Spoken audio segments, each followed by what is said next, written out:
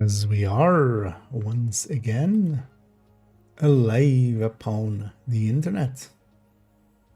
And yeah, we do appear to be alive upon it. Yeah.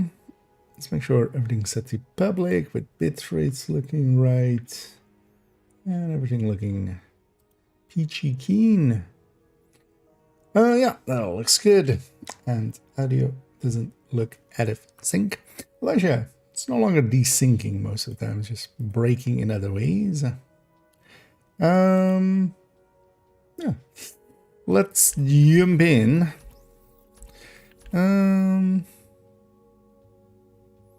Let's go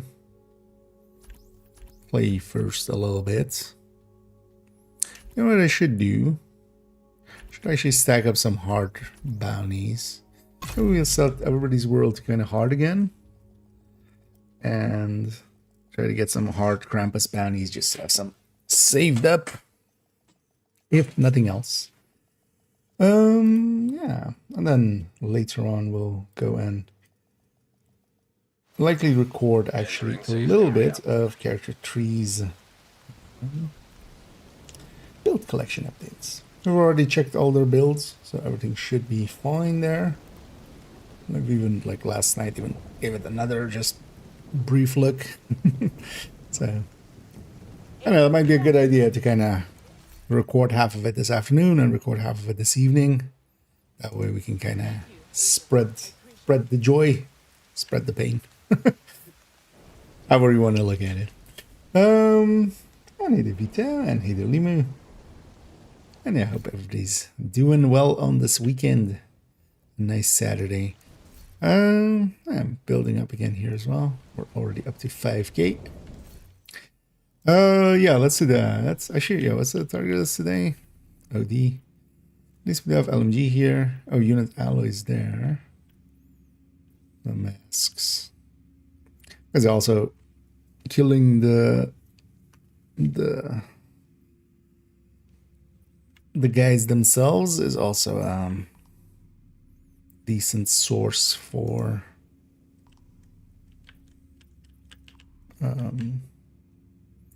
some maybe purple gear. So yeah, let's go through. Let's set everybody to hard, and then we can here and there sometimes just go through every character and just quickly get some hardens. That, or we don't call it that. Yeah, let's go do in the unit alloy zone. I wouldn't mind getting 2 piece unit alloys for that build. That would be nice. For future builds. The OD is, yeah. Got those covered. It could be good for blue resources, but yeah. We'll wait for better things. Also, in my case, unless there is a good target, I've gotten what I even wanted from the caches and stuff. More than even. Although as well, I didn't need, and that's also already, you know, totally understand others still wanting a lot out of the caches. But in my case, I'm mostly done with the caches. I just wouldn't mind having some, because I was planning to do that anyway, having a few hard bounties available, especially for some of these characters, and then mostly not even to, because if we need to, we can always just choose them and keep the bounty, not even use it up. I can always character swap to have it not cost the actual bounty. But I should just grab a few while it is available. Like that.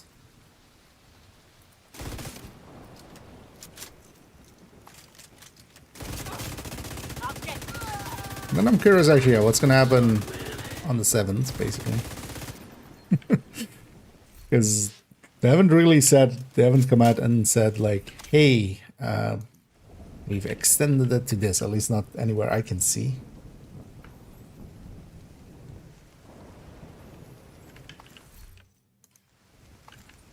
So, yeah, let's keep them at White House. Seems to also be if you kind of leave them at the safe house here, you have to jump across. It seems to be like the area around it sometimes doesn't want to spawn. If you of where you kind of spawn in. Yeah, let's go through all 4 characters and set them all to hard and get them down there.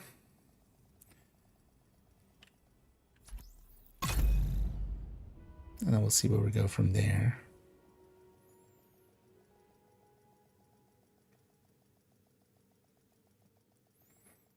We'll likely go and play around a little bit with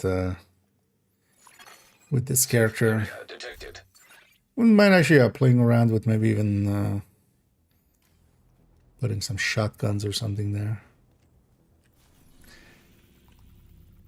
So I also wanted to see actually how much, although we could calculate that out, that could also be a calculation. Figuring out actually at full stacks how well Coco can do with headhunting. Best gear. I've got it right here. Especially also with Dodge City. Dodge City might be actually a tool we could use there.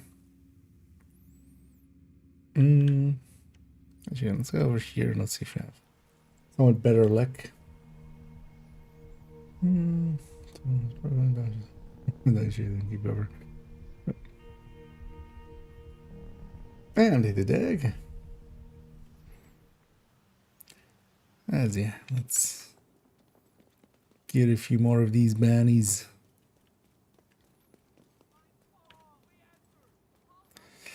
And I've already edited together what we recorded yesterday, the Coco in-depth look.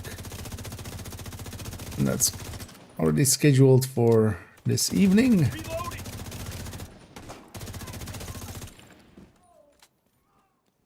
Oh, basically unlock at 6.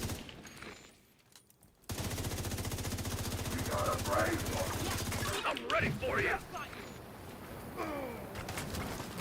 Let's get away from that for a sec. Oh. I was expecting that everything to be following me, but actually... Oh. Vital signs critical. You're forgetting when it's that means there's Hit them while they're stationary. someone with shock rounds about.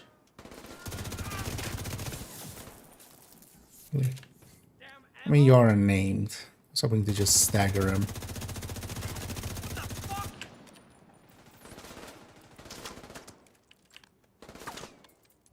Are we just gonna eat it? Oh, I missed. Or did I? No, I didn't.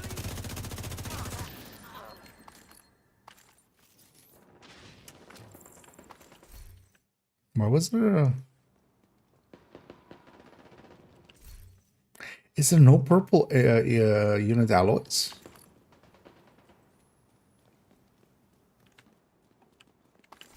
Because that other pile was a normal source, but no targeted source. And that cannot be for a named. Is there just no purple instances of unit alloys? Huh. Remember some other gear sets also, or brand sets have, well, gear sets never have it. Gear sets are always gear sets. But let's, Let's actually see, let's do it with the other 2 characters too. Let's see if we see any purple units. There was something else that also had that, but it was something like useless.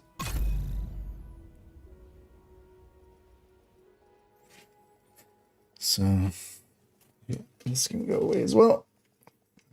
Concentrated company.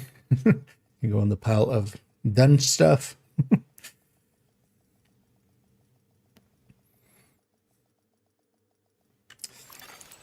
Priority objective available. Have a good afternoon there. And 8:37. Yeah, good afternoon there as well. Or morning or evening, depending on location of planet. Well, location on. Although, well, if you're from a different planet, I mean, it could be anything. Yeah, I get the feeling. Scroll past everything. How many hours do we guess? 11K. But yeah, that's kind of beyond gettable numbers. Well, at least they have at least some playtime. It's not like 400 hours. I saw recently on somebody being 100K.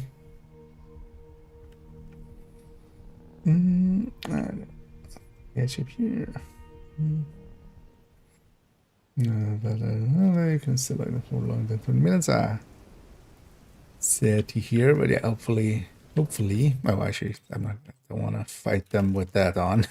I would say. Although they're on hard, they would have died to that. But hopefully they got it fixed up. It's always annoying to have some of those kind of issues.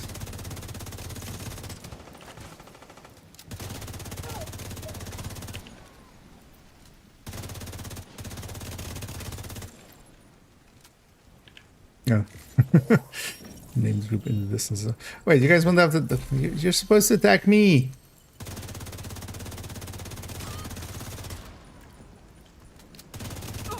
I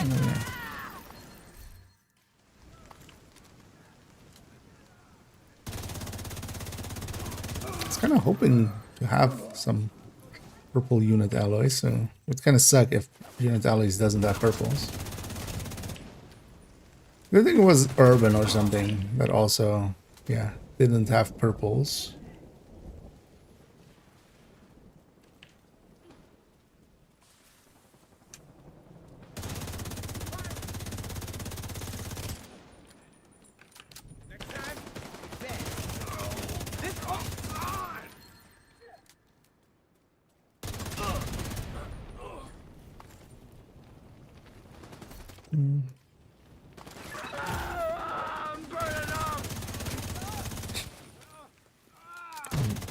Some of those guys have flame rounds then.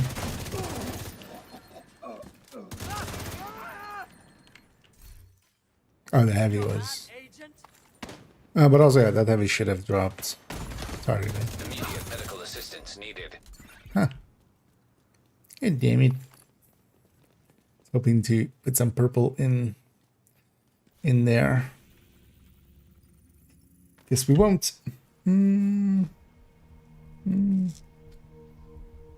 6 hours played. The orders in game. Yeah. Also your own, you can inspect yourself. But yeah, in game, yeah, out of like at the start menu or you know the menu there, it shows it as days and stuff, which yeah. My brain works better than hours. But you can also / inspect yourself to get the same menu up. But yeah, when you go into that tab where the clan tag and stuff is also, you can just well, does this work on controller or on consoles? Because you can just do like that / inspect your own name and then you can come here and then have your own hours played as well. So yeah. Nice. And yeah, nice indeed.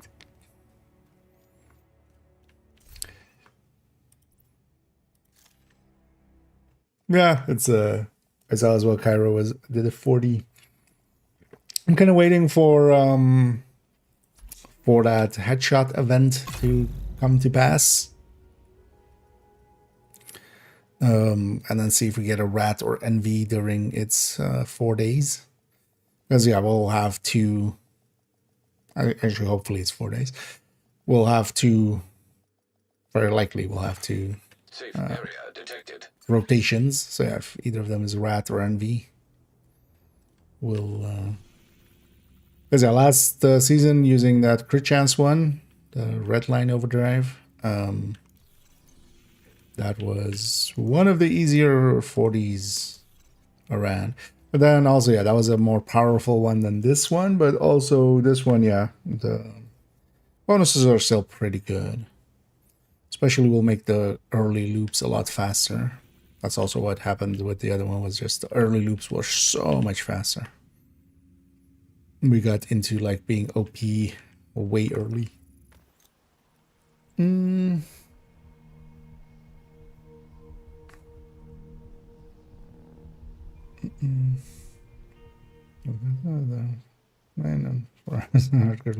Yeah, it shows basically all 4 character slots there. That's also, so the point of it is actually of that is that you can use this. So this is like the character I was on when it kind of thinks this.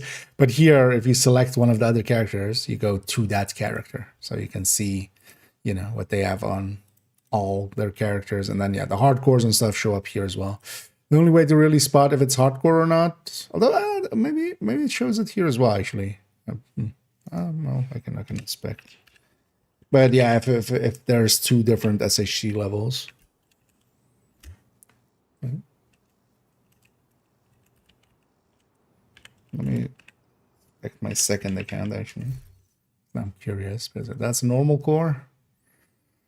That's a normal core. And then this is a hardcore. Okay, no, it doesn't show the... Because yeah, when you normally have it, it shows the hardcore icon here, right?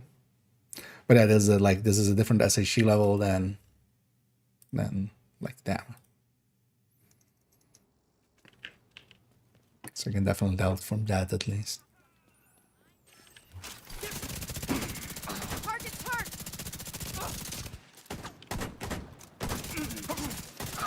Oh, I'm running this thing. Oh yeah, later on we definitely also need to add this thing to the build collection. Because I'm kind of fine with it, the way it is now. It's just regen PFE, effectively, but not as regen-y as the other PFE, nor as tanky as that other PFE. Still gonna shoot you because... Yeah, don't shoot you like that one.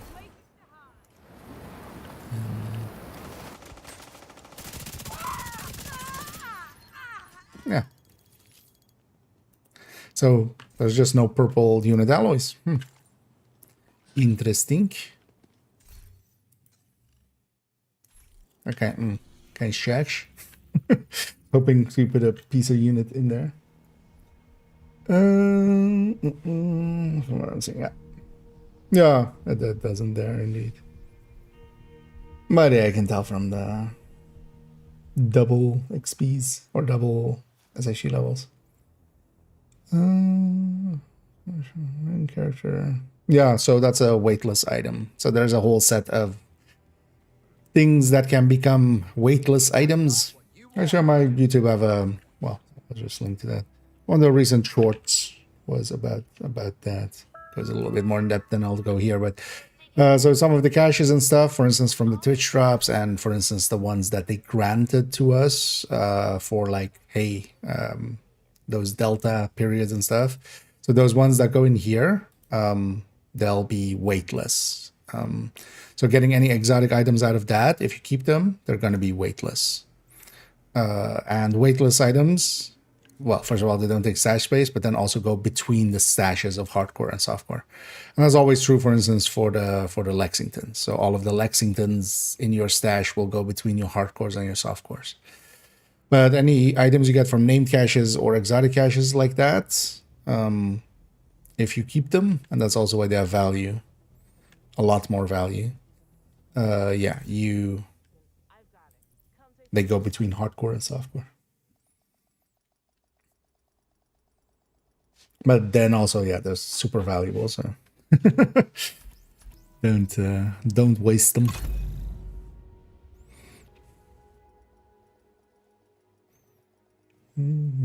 Yeah. Yeah, it catches a lot of people out. Items coming from clan caches as well are in that same way. So some people have a bunch of, you know, if they've been in clans for a while. But that also means that, yeah, any exotics and stuff you get from, for instance, in my case, I think on this character, The Dutch City is one that you get from the Twitch drops, or whenever they grant some of those exotics caches and stuff. For instance, this one is a 0 weight item, so my inventory is 133, my stash is 387. When I move this over, neither of those numbers changed, and then when I pull it back again, neither of those numbers changes.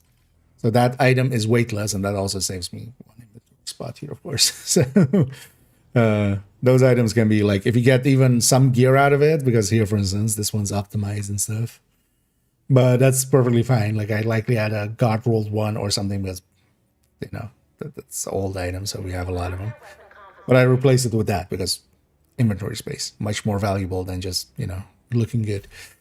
The thing though is, yeah, you can't reconfigure them. You can recalibrate and optimize, but you can't reconfigure them. Reconfiguring basically makes it a new item, and that wouldn't have that same trait. So that's just the thing to watch out for. But yeah, from the Twitch drops and stuff, if you whatever, like especially gear items you get, it's well worth keeping and optimizing just for that.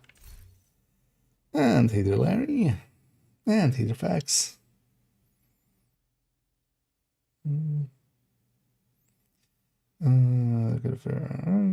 To get it, well, if you lose it on the hardcore, you also lose it. It is actually that item. It's not a duplicate or stuff like that. It's that actual item. So if you take it out and you lose it, you lose it. But nowadays, of course, because blue screen is part of this, for instance, right? It's just one of the general exotics. So you would be better off just making that one. If you lose that doesn't feel as bad. Because those items can be actually very valuable. Weapons are a little bit harder because you need to get them with like the right third stat. But gear, whatever gear you get out of, for instance, the Twitch drops, the clan caches and stuff, if it's usable. Also the named caches. Oh yeah, let's try to get a purple LMG then. Although, has it been 10 minutes from this character? I feel with me waffling on likely it has been. And I will jump to character tree and actually maybe start recording already.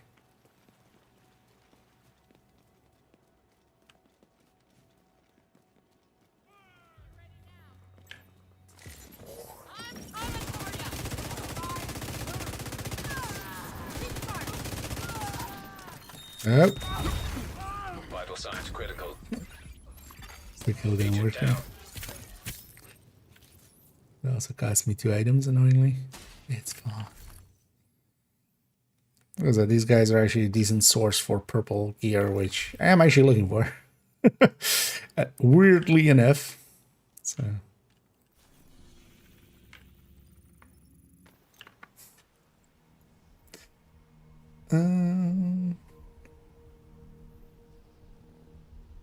Yeah, let's do maybe character 2 as well, and then we'll get the character tree, do that as well, and then go and get set up. So what have I used already? So I used New York, and I used Brooklyn.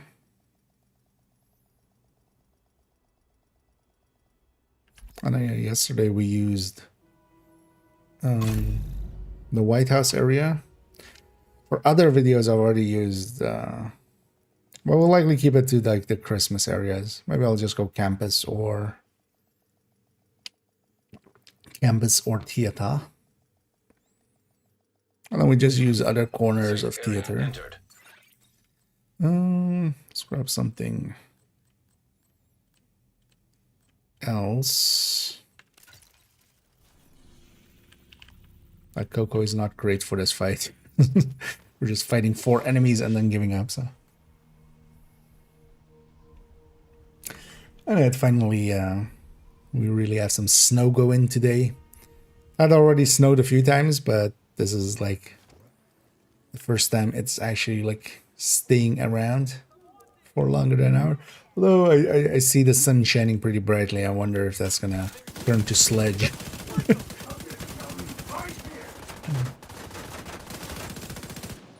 We likely will. In any case, but. Ow. Yeah, I was wondering where you had gone. Where are you even? You're not going anywhere. I want to mark you. I'm gonna need a medic soon. What the? Where did you... What? You want to see what I can do? Fuck this. Let's just get rid of these. Oh, that's where he went now. Asshole. Did I not spot you on the... That's one down.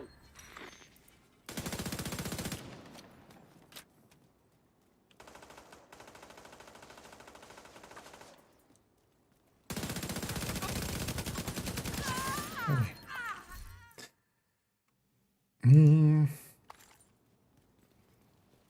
And the dream would be like an MG5 with high weapon damage or DTAC with killer already on it. Would be kind of like the dream, but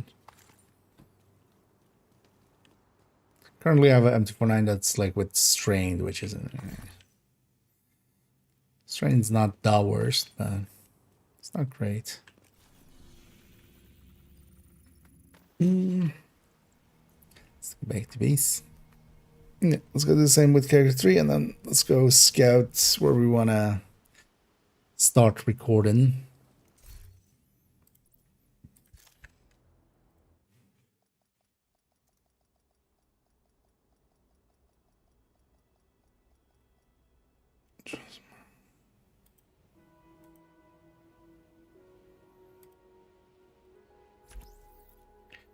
Oh, yeah.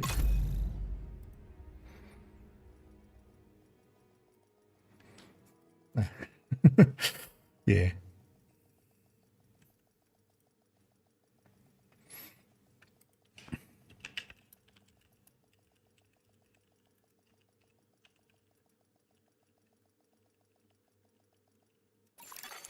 Priority objective available, Agent. Safe area detected.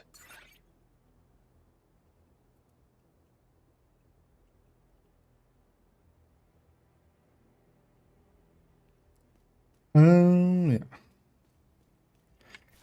Let's go and first do these. Any recommendations for hardcore? Don't I? The level of fast without heroic and builds. I mean, it's basically the thing is with heroic, especially if you already are doing it on not a fresh account, it's not as a fresh account effectively, because you have access to, for instance, account shared resources and account shared blueprints. You can actually just you'll need some credits, because the credits of course are not shared through that system between characters. But yeah, you have resources, you have the blueprints. So for instance, especially for somebody that already has as well the reconstructed caches done and has nowadays as well retaliation done, for instance, it's pretty easy because you can just load in, you can craft the equalizer, you can craft some striker, you can craft the memento from blueprints. And the resources you can get on your main account except for credits, and then you just do a few bounties for credits, for instance. So that kind of stuff can help a lot if you're, and that's how most people will do it. Like there's no shame in that. There's no like, oh, you cheated because because you used those kind of items. And then yeah, leveling up. So if you get carried, if you have people, because just in hardcore, the only rule set in at least like 4-player stuff is only hardcores get to play with hardcore. So if you matchmake, or if you try to join, if I just try to join somebody that's maybe like, is anybody on hardcore on my list? No. If I try to join them, like it just errors at. You can mix in countdown and in raids, like in the 8-man UI, you can just invade hardcores. This is maybe not per se intended, but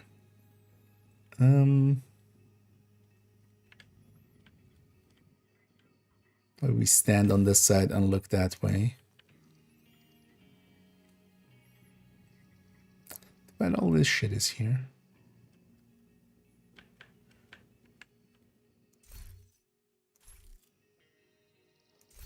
What is that light supposed to be? Just a light? It's randomly a bright ass light. Okay. 4. So I would think it would be maybe like a projector or something, but Nah.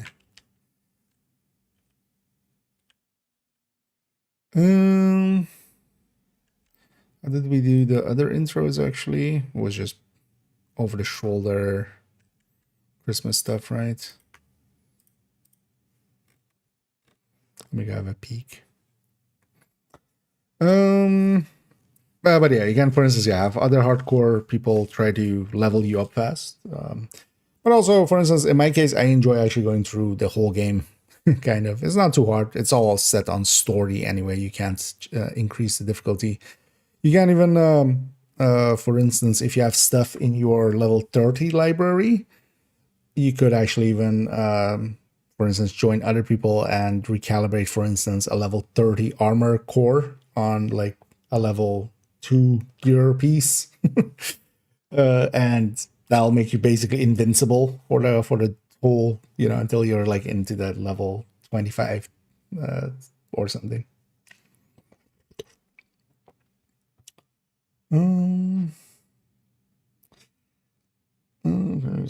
With overdrives. Oh, in heroic, you mean, or in hardcore? Thing would be that build has a high likelihood of dying. I end up mostly running in hardcore. Memento is, as with, especially, well, depends on if you're running solo, but that ends up being the play for most people. Just solo in Kantan, in heroic or hardcore. Oh no, they're doing a pose. Oh yeah, I remember.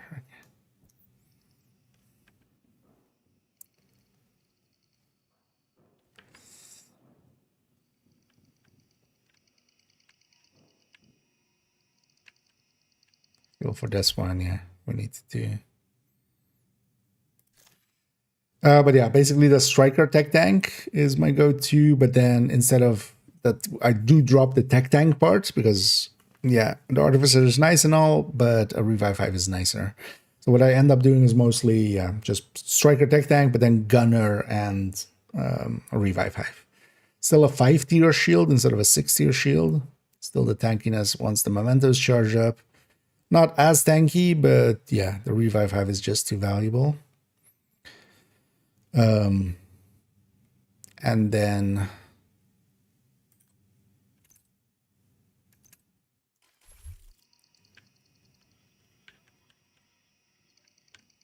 yeah, AR and a Scorpio. That's kind of my go-to for it. Obliterate style as well. Yeah.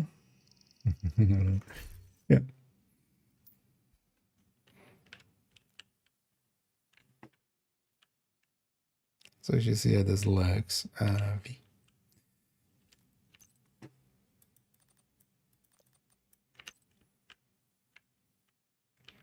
Can we go come a little bit forward? There we go. No. To do a little bit of compositing. I don't hate that. Just as a make it a little.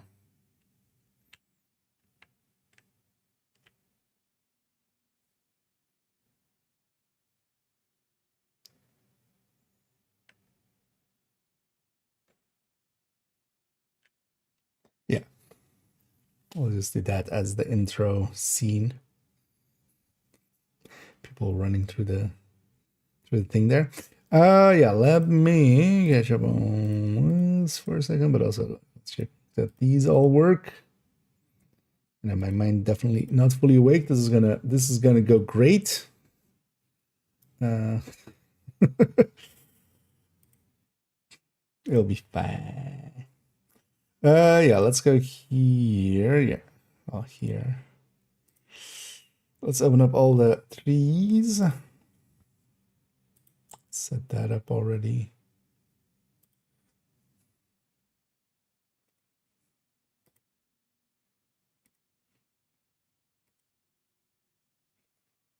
Yeah, let's put them in order. 11, 10, 9,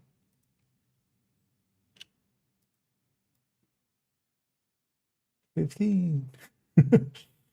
Yeah, let's put these all in front here, and then shuffle this around too.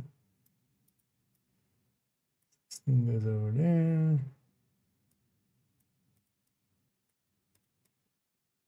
4, 5, 6, and 7. Okay, 1, 2, 3, 4, 5, 6, 7, 8, 9, 10, 11, 12, 13, 14, 15. Oh, this is 4.15. 3.15. 4.15. I know, we've checked them all already. I checked them again as well, kind of this morning, at least the 3s and the 4s. So we'll have that be our worst case. We spot something while we go through it, and then I just become pissed and we fix it, and then we redo. Yeah, let me catch up here for a second then. Back in my day, indeed. Yeah, back in the day. Although back in the day there was also, you know, you could get mailbox, of course. Nowadays you have the stash. That's also the thing, since you have the stash nowadays, it's a lot easier as well to kind of go from hardcore to hardcore. And also, yeah, ever since SHT levels, like SHT is continuous, which is kind of cool. That makes it a cool mechanic. You basically kind of, you know, it went from being a roguelike to a roguelite. Although it was always a roguelite, but now it's a roguelike light. Because you can continue kind of where you left off. And hey, the teammates. And yeah, indeed. Hope you're enjoying your Saturday too, and everybody else as well. For me, yeah, still this weekend is kind of nice and relaxed. Heavy will shoot chat. Yeah, I mean, yes. Disruption will happen here and there. Sometimes it will get destroyed. But yeah, it's better to have one than none. It's worth more than in normal play. I'm fine dying when it is through an you know, just rushing too hard with a tech tank, but and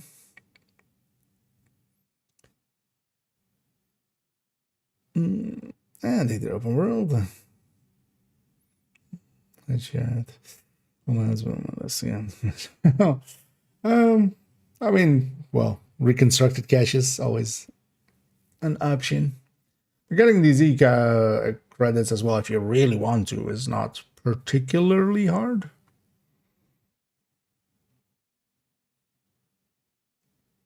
Because you'll just get some. Well, I mean, even in the normal way, but yeah, you can look up, for instance, where the boxes are. Just rush in and just grab as many boxes and then hit it. At least as long as nobody else has been doing that. I'll try to extract some items here and there. You'll fail a bunch of times, but every time that you succeed, you'll get a bunch of credits and stuff like that. And it is. Oh, yeah. I just had heard that thing a little bit too much, so I just noped out of that one. And Happy New Year's indeed as well, man. As yeah, it is indeed, of course, the new year. Even though, yeah, already on the second day, we're starting great on the second day already. Just all out, just world stage horrendousness. But it's fine. It isn't fine, but it's fine. When crashing unexpectedly, yeah. Well, the real hardcore is doing hardcore on a fresh new account, so you don't have all the benefits. But yeah, that's also not worth it. Half the fun is actually, yeah, with hardcore, you can kind of have a somewhat of a fresh start, but it's not like fully a fresh start. So it's actually pretty, you know, especially if you have the resources and the blueprints and stuff like that, it makes it not too hard to get going there. But it's still also not like completely easy. You don't have access to most of your gear and stuff. So. No, no. Yeah. I mean, yeah, definitely. If I like whenever it's unstable or something, I would just not play hardcore per se because there is a lot of danger to that. But nowadays, I'm happy that at least because yeah, in the past as well, like season 9 and 10, when it was crashing a shit ton, yeah, it was basically not worth even considering hardcore back then because you would just get frustrated. But the thing with hardcore is like also, as long as it's my mistake, I don't mind. As long as it's a mistake I made and I lose a hardcore, that I'm fine with. It's when it's the game that's frustrating. But most of the time as well, like I don't think I've never lost on hardcore to crashing or deltaing. I have sometimes lost it to just it being like getting super laggy on something and that costing me. But I still should have just disengaged and ran away. But most of it has been my own fault in losing some hardcores.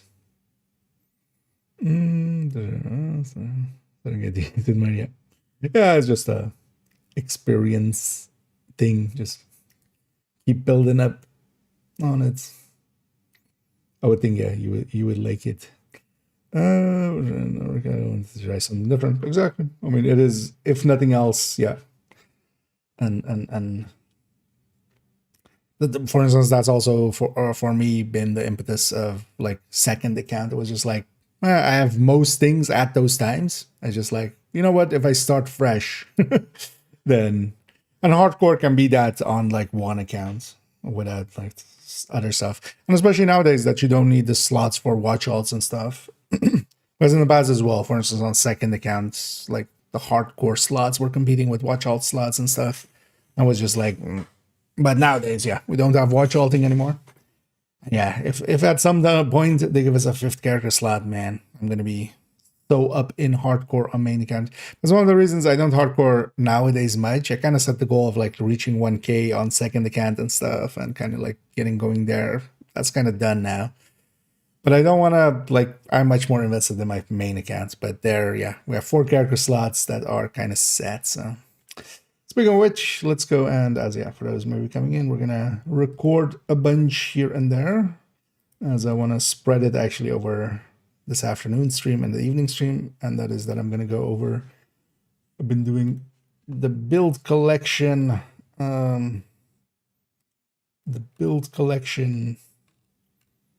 updates, or well, actually, this time through we're calling it run through. Going build by build through the build collection and explaining what it's for, what it does. So yeah, let's go and record an intro. Let me actually make a I haven't actually made a folder yet because I is well prepared.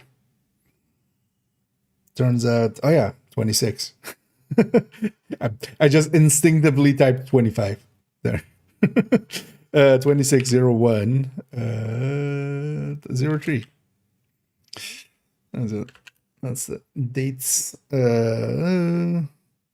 Actually, I can just copy this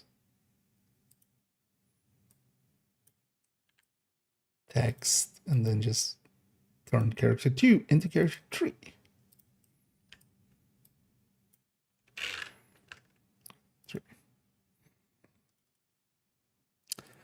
Let's take a description file and an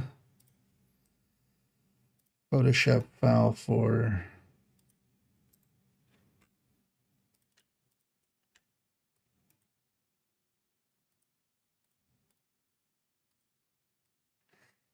later. Let's already change this to 3.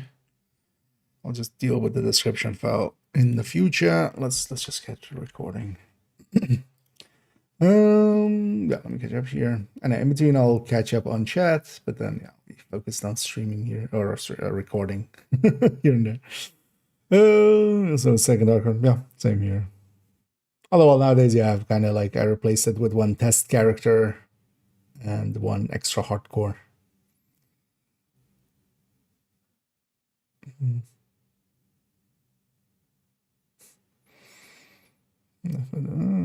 Watch out. Oh yeah. Well, floor 10 was also not too healthy, I feel. Being honest, I do miss the runs, yeah. But the thing is also, you can just do those runs without that. But yeah, once in a while, just leveling up a fresh character. But that's also with hardcore. Like if you, at least, well, if you don't take outside help, but here and there, I'm actually planning on maybe losing a hardcore pretty soon, just to actually re-level them. We'll go through the base game and stuff. We'll see how that goes. Please no. What am I telling?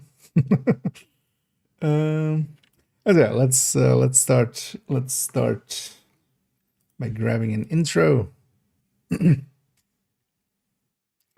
Yeah. Timestamps. Yeah, that's good. I know, likely I'll need a few takes, especially with the intro.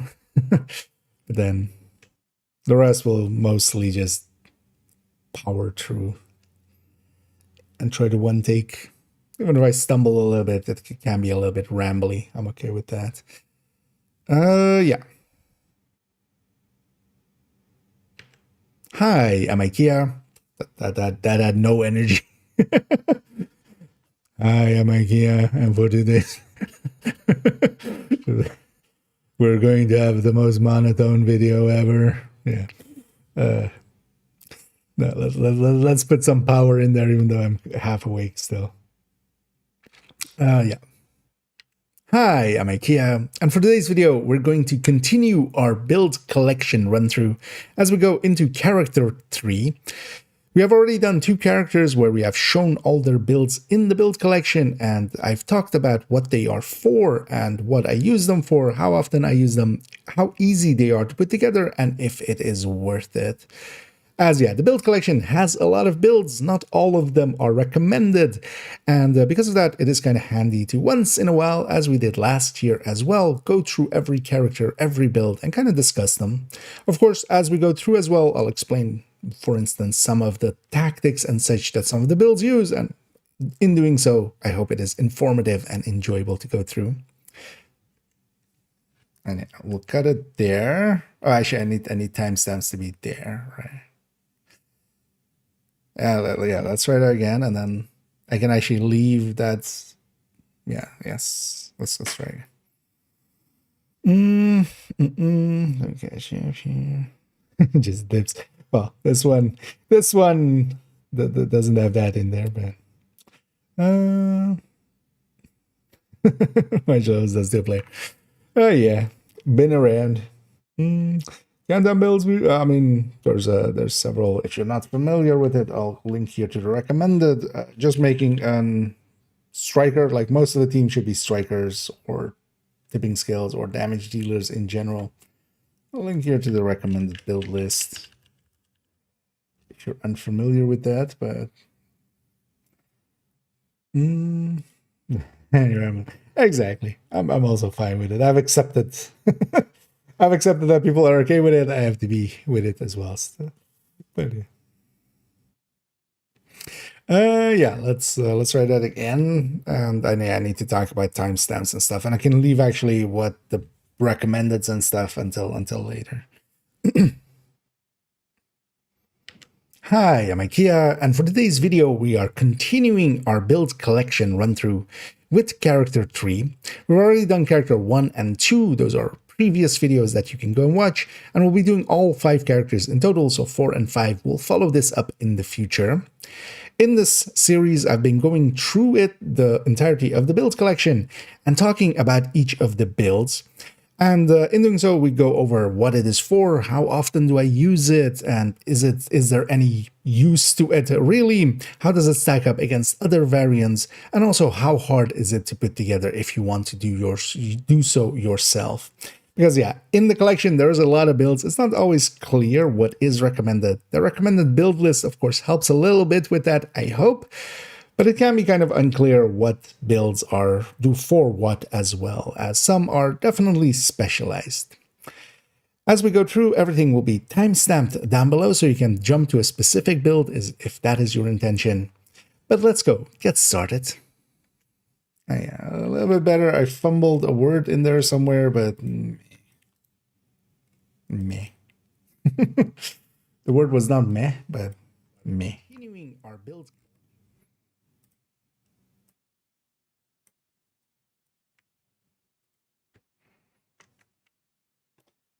And yeah, neat. Here we continue, actually. We've been going for a while. Although, well, no, this is the next one.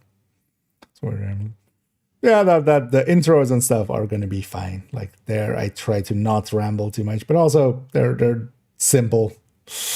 Later on, don't worry, it'll get rambling. Seeing as the last two characters have basically been 2 hours or something to record or as video length, so even longer to record. But also, I'm not planning on doing everything this afternoon. We'll be streaming this evening as well. So I want to kind of do 8 builds now and then 8 builds this evening. I think that's fine. Also, yeah, I can't do anything about that, right? Well, we'll just have to deal with side lights that'll disappear this evening. The other builds won't have that. Continuity errors. Yeah, let's select that. Let's do the intro to the build collection. Okay. So somebody running behind me there. Yeah, let's go. And starting off, of course, let's explain what the build collection is and what it is for. The build collection is a Google folder, which will be linked down below as well. Familiar to a lot of people, and yeah, carrying my name. So that's usually as well where most people know me from, or they'll know of the build collection pretty quickly if they find my content through other means. It is a bunch of Google drawings. I was about to say Google Pictures, but yeah, they're not Google. Yeah. But also, I don't need to say it's Google Drawings. It's a bunch of build pictures. Yeah, let's try that again. And let's, of course, start by explaining what the build collection is and what it is for. It is a Google Drive folder that is openly available if you have the link. And the link is, of course, in the description down below if you want to go here yourself. Here we're looking at it in the grid view, so you can toggle that in the top. And what it is a bunch of build pictures that lay out effectively an entirety of a build so we can copy it from there. All of the stats and everything I think you need to get that build going. Now, the layout of this is that every character of mine is represented in here. The number before the dot is actually the character number. The number after the dot is the loadout. Today we'll be looking at character 3, so we'll be going from 3.01 all the way to 3.16 and going build by build. And this is also, again, then how they are saved in the game, and that's my kind of structure for it. Overall, we'll be going mostly starting with some red builds, and their first build is kind of their signature build, which I kind of consider their personality a little bit. Then we'll see some yellow builds, then we see some yellow-red hybrids, some blue-red hybrids, and then ending on some tanky builds. That's kind of the structure that I lay out. I don't always follow it to that degree because sometimes we just shuffle stuff around. And yeah, it is still trying to follow a little bit of a structure. And at the top as well, there's a recommended build list and a recommended weapons and talents list. That's the place I would recommend, as the name implies, where to start, as they lay out the builds that are definitely recommended to try out. Because not everything in this collection is that great. Some stuff is just there for testing or just playing around with certain gear sets or builds. So yeah, let's go get started here with 3.01.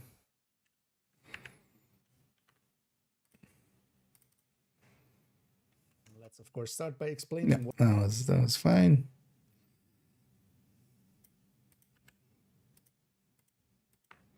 Just to give it a separate intro, just in case.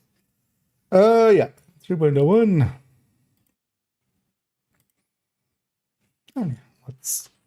Let's go fully into build talk spiel.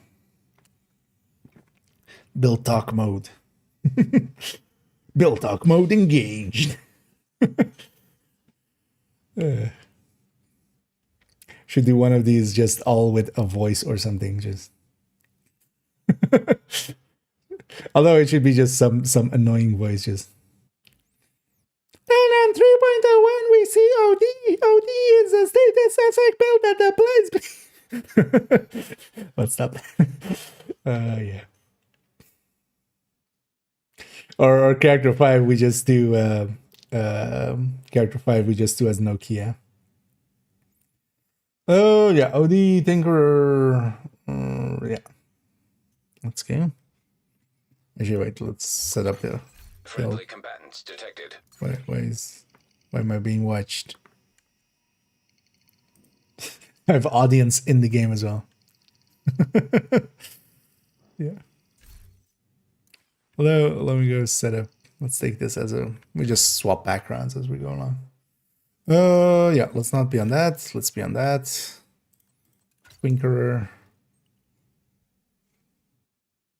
Yeah. Some helium, yeah.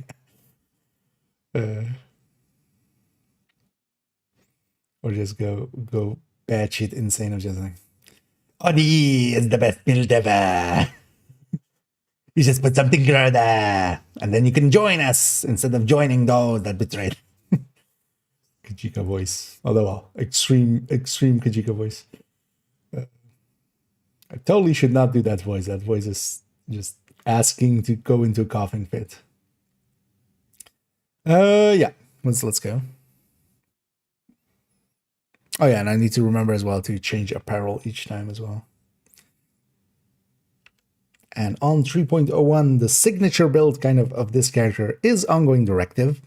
Ongoing Directive is a really great build, as especially as a group support, it can provide its hollow point ammo that it has as its talent to the entirety of the team. We quite often use these as well to bypass the directives tied to ammo. So if you have ammo hoarders or pistolero, one Ongoing Directive in the team can actually basically bypass it. With pistolero, we still need to get a pistol kill, get that initial ammo going. But once we have that, we can just get going with ongoing.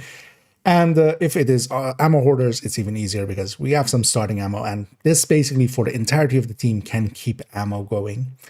So we use it a lot for that, but just by itself, it is actually a very powerful build because ever since it got its chest buffed to be 50% for itself, yeah, it has opened up a lot of possibilities for it. We definitely don't want to use the backpack. That's why generally we'll go at least on the red style builds with a different backpack. Here I'm going with a Cheska backpack with Vigilance. The other option that really works well here is Wicked, because Wicked will be applied consistently. If you're losing Vigilance quite often, Wicked is going to be the better choice, because just applying a status effect to the enemy will make it that it is up, and then it will continuously refresh because you're continuously applying status effects with this. As that is what Ongoing Directive does, it applies Bleed, which isn't a strong status effect, but then it uses that Bleed to trigger its mark, and then its mark applies, gives everybody the hollow point rounds and itself as well. And that is the big bonus of it. As we have it laid out here, it is in a full red state, and then together with the Tinkerer. I really like the Tinkerer here, especially with Ongoing Directive. We'll later on see as well an OD with an OD, so an Overdogs in an Ongoing Directive, because sometimes you just gotta put some OD into your OD just to be the OG. And yeah, both of those work really well, of course, and we'll see both variants. But Tinkerer, this is one of the best places for it. Sadist is the go-to weapon talent choice for it. But there's a lot of talents that work well here, because, for instance, putting Frenzy alongside of it here, as we have with LMGs, of course, Frenzy, a really big talent once it comes in. And when it's down before it, that's kind of fine. And then when if the fight goes on long enough, we'll go into that Frenzy and just melt everything. That's kind of one of my go-tos. Together with that, yeah, we have other good talents that trigger off of status effect or apply to status affected enemies. Because of that, Tinkerer is actually really strong. This layout, yeah, I've been using quite a lot and often. It comes up in play a lot. If we take it into the game, we'll see that actually that, yeah, the loadout as we have it here, I have it saved for the time being with Pressure Point as the secondary weapon here, but I have other LMGs that have Frenzy, so I can bring those in as and if when we need them. I don't have that actually. Oh, that LMG got moved then. Fuck. You know what, that got kind of rambly. I wouldn't mind actually restarting there because I kind of started on, like, I need to explain what the set is for. I went into like a completely different spiel. That's fine though. For the first one, gotta get into the groove of things. And we start on 3.01 with Ongoing Directive.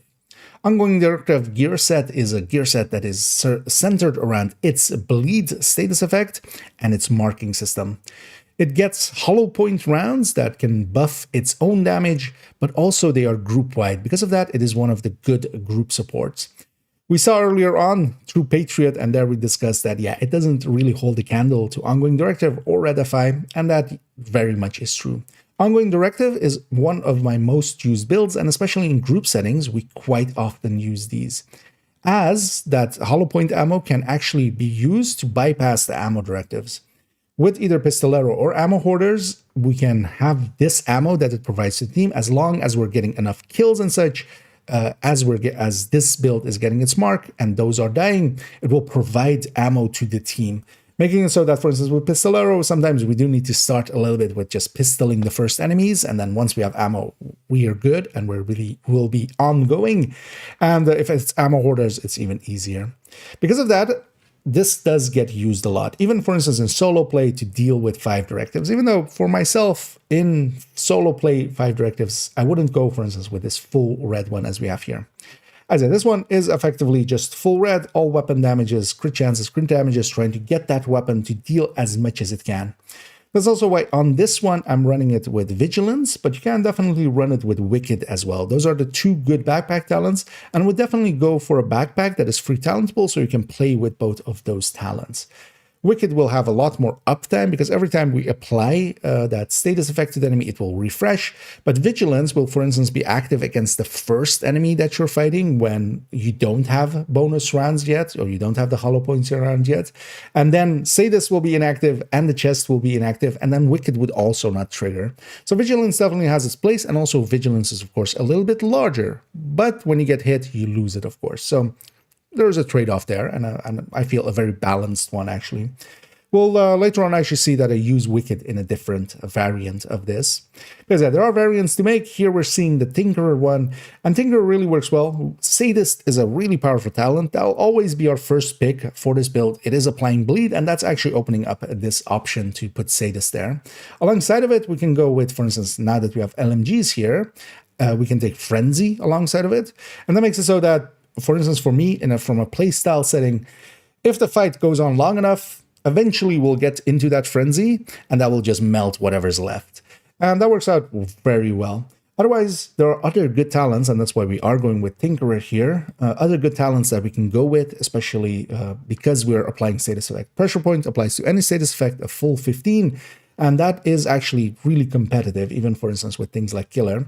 But we can also even make it more group supporty by putting Vindictive in there. Overall, this is, yeah, one of the top builds I would recommend having, especially if you play in groups.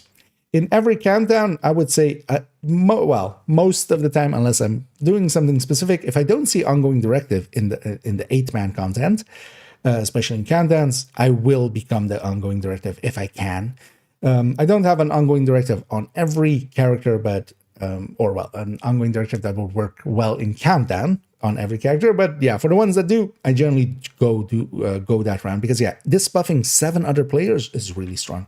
If we take it into the game, we'll see that it is saved as shown there. Here though, I have a on my secondary LMG, I have it with Pressure Point, but this is a free talentable one, and that would be my recommendation. Make sure that generally your LMGs are free talentable. For LMGs as well, the stat that for this build definitely we want to go for is crit chance as that 3rd stat, as that is the biggest gain overall, just because it's also a little bit larger than, for instance, DTA or DTH by number, and more uptime overall.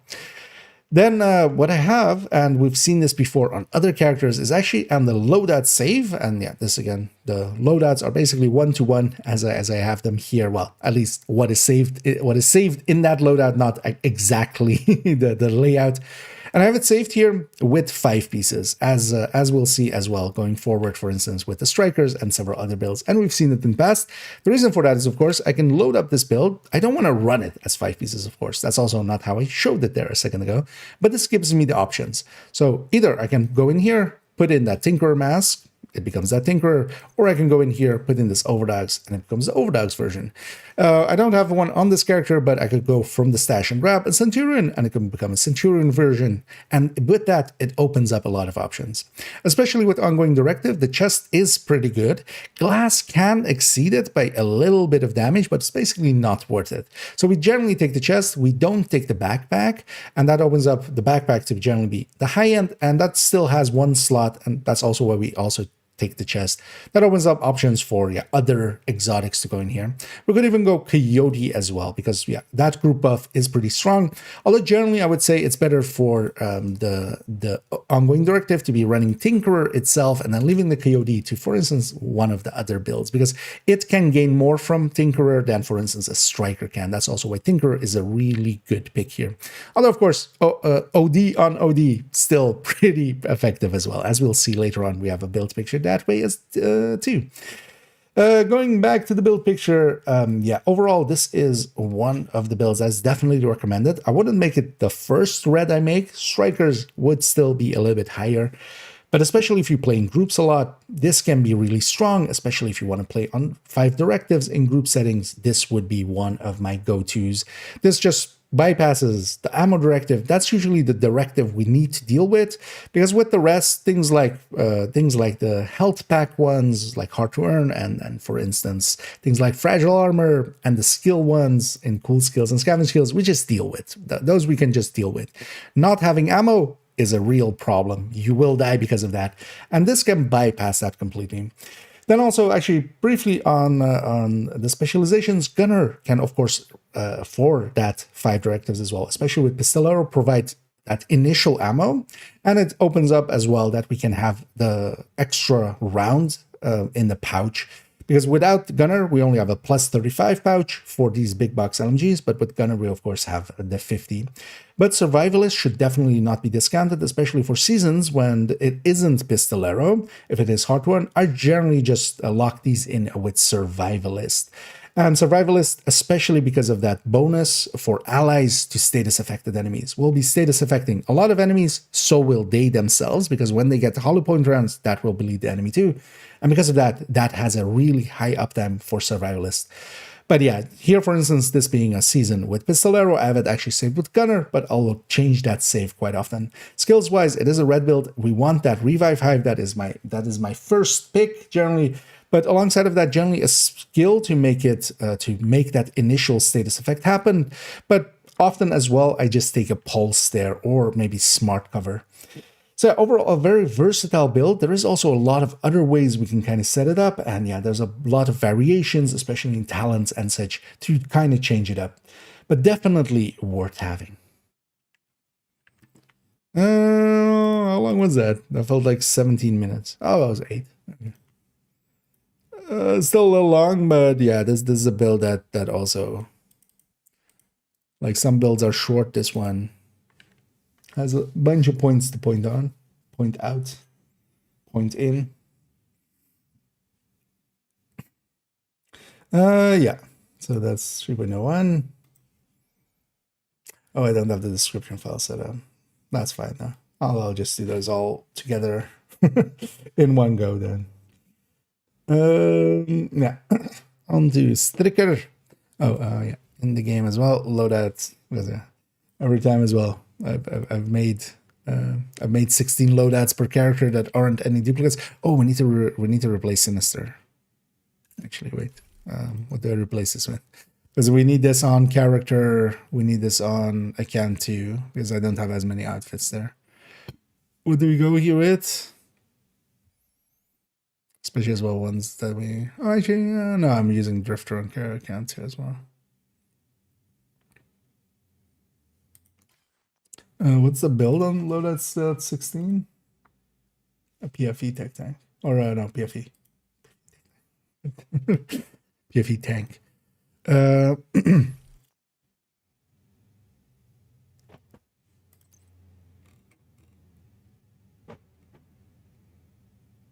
Outfit would be just nice and easy. Maybe just go Plague Doctor.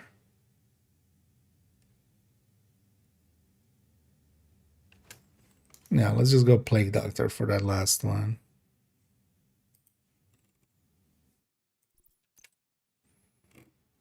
That's a coolish outfit. But yeah, gotta play dress up, of course. That's half the fun.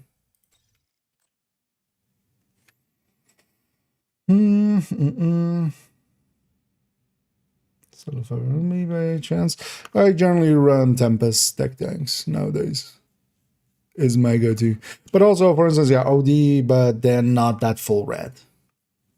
No, but the full red will do fine enough. But otherwise, as well, determined headhunters, of course, are the go-tos kind of for for that as well. It's a big thing, so, yeah. But yeah, my go-tos have kind of become, and we've kind of had that in previous videos already for solo, talking about the Tempest deck tanks, especially the Striker one as one, or also the triple tick. For instance, I would take the triple tick OD over that for solo play, just because it will overall be easier to use. Has more tools, effectively.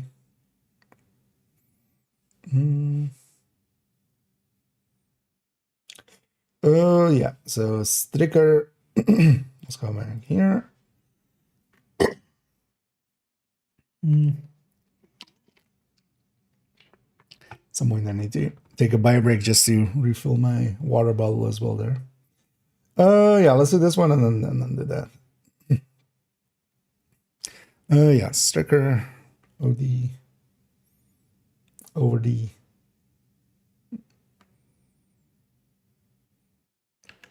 And then moving on to 3.02. I was about to say 2.02.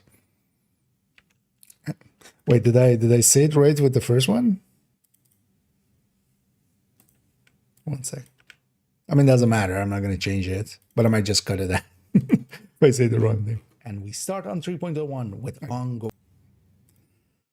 I had the same issue with character 2. I was just still stuck on 1. Yeah, let's go. You know, my voice doesn't want to go, but it'll be fine. We'll power through. Yeah. And then moving on to 3.02, as with most of my characters so far, and also we'll see in the future, the 0.02 is generally their striker.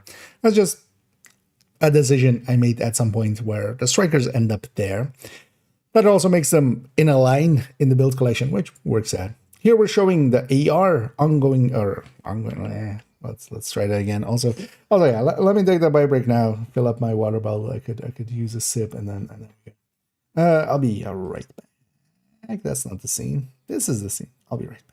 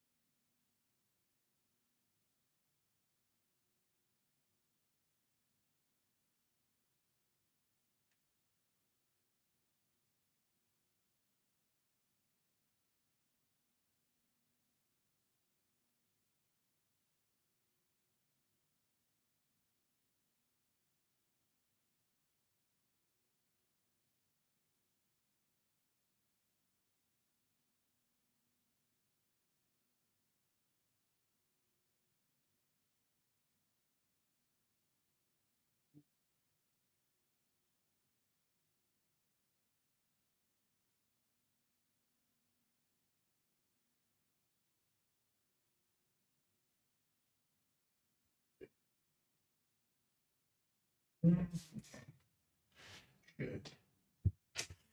Yeah. Back we are. Hind Regulus. Yeah. Oh yeah, that's one of the go-tos for a lot of people. Well, especially Reguluses in general.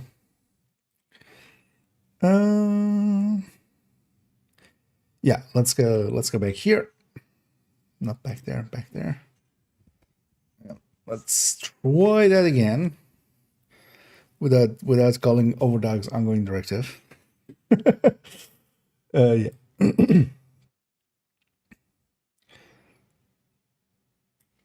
Let's click into the game. That also doesn't disconnect us yet. And then moving on to 3.02. The 0.02s in most of my characters, all my characters effectively, are their striker setups. Here we are showing it with an AR setup with the overdogs alongside of it. And all of my characters effectively are kind of set up in the same way. Let's actually start there before we go talk about what strikers is, because it is one of the top builds, definitely worth having, one of the highest recommendeds in the recommended build list. But first, let's discuss here that actually this save, as with all of my other characters, is actually all the same. We're saving it with the equalizer chest and then 5 pieces of striker. And the reason for that is that, again, I can load up the build and then come into here and have it as it is, for instance, shown there with the overdogs, which is generally one of my go-tos, especially for just general play. Overdogs is kind of hard to beat by most other things. But by saving it this way, I can also, for instance, bring in either Coyote or Tinkerer. Of course, if we're going Tinkerer, I need a different weapon. This character does have that in ARs. I generally have at least 4 ARs in their inventory, basically 2 ARs that I can slap into here. Here, a FAMAS with Killer and then unmeasured fall. That secondary we don't per se use anyway, so it doesn't matter what it is as long as it isn't a named like this mechanical animal. But yeah, we can, for instance, do that and then go in and grab those two ARs. And then, for instance, I'm set up now for Tinkerer. Could go Centurion. I could go basically even Memento if I wanted to. By laying it out like that, you're opening up for some options. But then actually even more than that, especially with Striker, because there is definitely a case to be made for chest Striker in certain situations.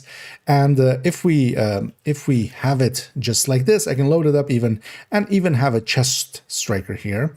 As we have the chest for it, I can bring that in. Now, of course, here we would need to, for instance, swap in some of the other pieces. But generally, on most of my characters, I would have, for instance, here, I could put in this unit alloys mask and then with the overdogs. Or I could, for instance, have this Cheska piece or this unit alloys piece or this Gruba piece and the Tinkerer or Centurion or other things like that. And that opens up a lot of options. You want to have those options because with strikers, it is a really powerful build.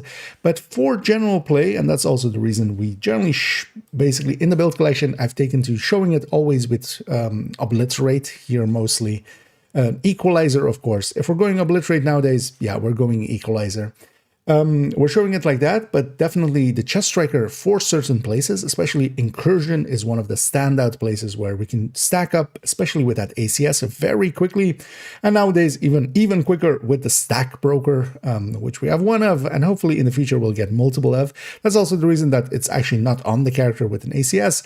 Because, of course, I only have one of them, as most people do, and 4 characters. So until I have 4, I don't want to pick a favorite, so it's staying in the stash. And I'll grab it if I'm doing something important, like an incursion run or something, and we need that power. But yeah, chest striker, when we can stack to 200, is a really powerful option. The thing is, though, and you can basically analyze your own gameplay for this and look at, you know, when you're running a mission, legendary or whatever's, and basically you need to be most of the time above 150 stacks. That is the crossover point overall between obliterate striker and a chest striker. Once the chest striker reaches above 150, now it's doing more damage. But you generally need to be above it because also getting up to there, you are doing less damage than the obliterate striker, which was stacking faster. That's why an obliterate striker is kind of the general meta, and then the chest striker is actually, you know, the powerhouse for certain places. The thing is, though, that chest striker can do a ton more damage. There's basically a 20% gap between those two. And when we're talking about especially strikers being kind of OP, it is especially that chest striker variant in the places where we can stack it to 200 consistently that really shines and is much brighter than any other build around. Because nowadays, there's definitely some competition for strikers in the form of tipping skills and also concentrated company. Both are actually pretty close with obliterate variants to this obliterate striker as well. So nowadays we have a little bit more options than we used to have, but yeah, strikers is still the go-to. This is the quintessential red build that we pull out when we need to get shit done. Quite often the text that we use for this is when the going gets tough, the tough grab their strikers. And that holds true even to this day. The way we're setting it up here, yeah, with the equalizer has taken over. Basically, if we're going obliterate with some exceptions, and they're very minor. So for instance, the NH chest that we'll see in a little bit on this character, or that we can put on this character for an for a Tempest tech tank, that can beat out an equalizer. Later on also we'll see I'll have one Cheska obliterate chest, and that's for instance for the case of a backfire. But yeah, in almost all cases, the equalizer is the way to go if we're going for obliterate. Overdogs, very powerful, of course. ACS as well, just to point out, the stacking on shotguns is per pellet, not for obliterate, but it is for strikers. So using an ACS like this that hits 8 pellets per shot means that its RPM of 300 base, although of course here with striker and equalizer it's plus 20%, but that 300 would already become a 2400 if all of our pellets hit. It's basically that 300 times 8. And yeah, 2400 is, well, double of a vector, and yeah, a lot more, triple almost of our main weapon here in the Lexington at 850. But the thing also with the obliterate variant is that, yeah, we don't per se need to stack up that high, and because of that, we can actually just stack with the AR and just be fine. We don't need to stack with that ACS. But it can be nice for certain situations, especially if there are just some enemies close by, because also that is a powerful tool for just ending them outright. But yeah, definitely also consider putting other weapons there. For instance, putting just an SMG or an LMG there just for a different ammo type. That can also be a really good option. And also likely a future toolbox that I want to go into. Quickstep has taken over most of the pistol slots here, of course. But yeah, as we discussed there, we can go with a lot of different options in exotics, but also we can go with glass, for instance. Glass, well, the gap has been kind of closed by equalizer, giving us 24% on the obliterate instead of the 20 that it used to be. Although in the long past, it was, of course, 25, although in the long past, it was also 15. But yeah, the normal has been 20 for a while, but now equalizer coming in with 24. That's a lot closer to that 30 of that glass, of course. But glass is still active from the first shot, and there is some value there as well. As you can, especially with a build like this needs to stack up to kind of get going in the way that, in the inverse way of basically, for instance, Umbra that has upfront damage, or Coco that can keep its stacks for long. Strikers can't, but it can stack up really quickly, especially with an ACS. But that can, for instance, be a little bit mitigated by taking a sacrifice. And even, for instance, one thing you could consider is going sacrifice and gift. But with some of the exotics now existing, yeah, I don't feel it's worth it to give up that backpack slot, because especially what that backpack slot opens up for us is the options of exotics. Yeah, overall, one of the highest recommended builds, mostly as well, because it's really easy to put together. It is a red core build, and we have red stats underneath it. Getting an equalizer isn't too hard. Just also to point out, the overdogs is actually available nowadays in targeted loot, and overall the best way that I would recommend of getting it, if you don't have one yet, is to actually go and do hyena retaliations. In there, you can set your target to gloves, you might get it to drop, but also the blueprint for it is for a completion as a completion reward for hyena retaliations. So if you do enough hyena retaliations, you'll eventually get the blueprint. You might even be on your first one if you get lucky. Or you might get it to drop through the target loot system. So basically you're double dipping into it there. And that is usually the best ways to go about getting some of those exotics. Overall, highly recommended. And basically I feel every person needs to have a striker. Even if you don't like running it, you should know at least what it can do. That might have gone over 10. No, 837, okay. But yeah, that's also like... That build has all the variants.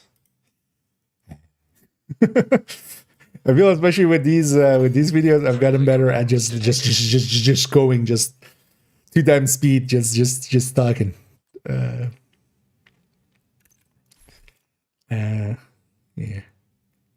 Anyway, we'll go to the Houndsman. I really like this layup with taking the Yeti mask in here. Instead of, just being the Houndsman, we're literally the Hound. Man. Woof woof. Next up. High-end. Actually, we'll have it on the loadout. Yeah, let me catch up here. It's gonna...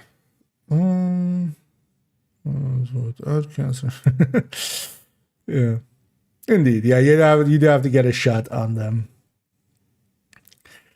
But yeah. Yeah. They definitely can be annoying. Also, if they actually get you, they're painful. They leave a mark. Indeed, we're roofing it. But I feel this is kind of like a Division furry cosplay. This is what it would look like, right? Like just truly the Houndsman. But yeah, the hoods and masks kind of working together nowadays is actually has become. I was like, who cares about that first? But yeah, it's become one of my favorite additions, just to play around with what masks we stick in, for instance, especially outfits like this. Because yeah, you have stuff like that as well. Although that works better with Krampus, but actually, yeah, there's that also is not too bad. Just Krampus tongue sticking out. Even though, yeah, it's kind of clipping thread or so. But I feel Nemesis is usually one of my favorites with any of these. Although actually with this one as well, you have this thing, just a red nose sticking. Where's Nemesis? I always love Nemesis with most of these. Just works so well with like the low hoods. And there, just smile. Yeah. Yeah, we'll go back to being combatants nearby. truly the Houndsman. Yeah, let's go back here. 1, 2, 3.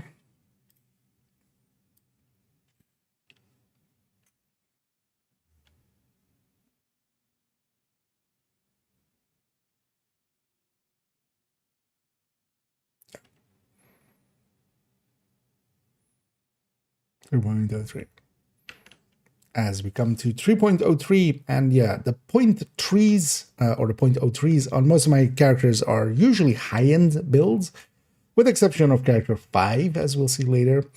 Most of the time, high-ends have kind of been exceeded, especially in the red section, by going some of the gear sets. Most of the gear sets can basically outdo what a high-end can do, especially for most fights that we care about. Strikers, for instance, still needs to sometimes stack up, but once it gets stacking up, even a glass high-end, effectively at 50 stacks, an Obliterate Striker has it beat. And of course, that's an Obliterate Striker, and then also it still has 50 stacks to go. Because of that, we don't use high-ends much anymore, but they do want to keep some around just to, for instance, yeah, mess around, or to go for unique things. On character 1, we saw, for instance, a Pestilence setup. That works out really well as a high-end. Even though now it has competition from a concentrated company. On character 2, we saw a rifle build that actually had a little bit more weapon handling than most builds would. And here, actually, I'm going with the 3-piece of unit alloys. Generally, we don't want to go with the 3-piece unit alloys. To get it into a gear set, we need to use the Ninja Bike. The Ninja Bike costs way too much, especially, for instance, if we're sticking it on strikers and such. You're just better off not going for that extra 50% on the mag. But here on the high end, we don't have those constraints as much. So here, what I've chosen to do is actually with this Obliterate high end specifically is, of course, yeah, there we're going with the Equalizer. We're taking the Salvo as well. We're taking a 3rd-piece unit alloys. Once we've invested 2 pieces into it, as long as it's, for instance, here with a high end, that 3rd piece doesn't cost too much because this is around like 3 or 4% of our damage. If, for instance, instead of this, we went with some other brand. Now, of course, actually the option, the layup for, or the layout for that would be actually to move either the Cheska or the Grupo to this slot and then have a Fox's Prayer coming. That still is one of the better options layout wise. But if we're going 3 pieces, actually we're putting our crit chance so low that the Cheska, especially with Killer, actually outcompetes the Fox's Prayer in this layout. So yeah, again, if we give up the unit alloy here on the mask, yeah, the Cheska Grupo should go there and you should bring in Fox's Prayer. But in this specific layout, as we have it here, where we want to go with the 3-piece unit alloys, then actually, yeah, Cheska Grupo makes the most sense. Here we're going again with the overdogs, as yeah, that is still, of course, yeah, one of the top picks and one of the ways to kind of at least bump this up a little bit.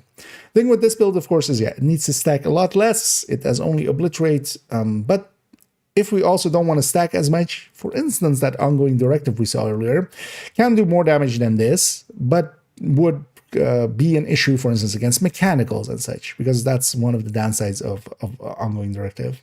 If we take it into the game, we actually see that my save is a little bit different than what we have exactly there, and that is that I have 4 pieces of unit alloys, and that should give away as well that, yeah, that's not intended to be a ran in this way, but when we load up this build, this again as well is to give me options.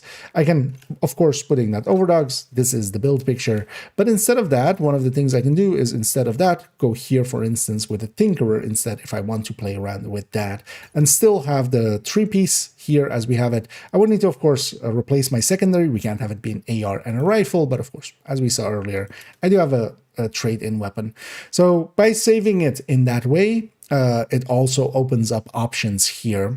I've been enjoying actually having 75 rounds on the FAMAS. It feels a little bit weird of being used to a FAMAS that has 50 rounds and then just it keeps going a little bit longer than you're expecting. And overall, it is gaining quite a bit in sustain. One of the options that this also has is actually that 75 round mag on a FAMAS, for instance.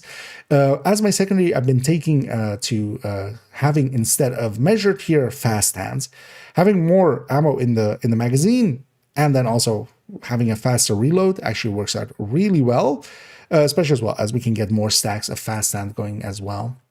But yeah, I've been actually enjoying running this, but it isn't powerful enough to outright recommend. It is definitely better, actually, than some of the older versions we used to have, so I would recommend taking at least the 2-piece unit alloy, especially for an AR setup. That does beat, even for instance, in what some people consider as raid setups and such, that does beat, of course, out a lot of other options, especially that 2nd-piece unit alloy bonus being that 20% assault rifle damage, when that 1st piece is also 5% rate of fire, which is a good bonus, but this is a great bonus.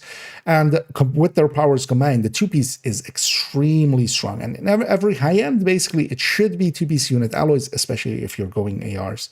And of course, that also brings up the options of salvo and equalizer. And salvo here definitely makes sense, where we are putting it up in a setup where it isn't with strikers or with Umbra or such, where it would feed into even more rate of fire than, for instance, those sets already have.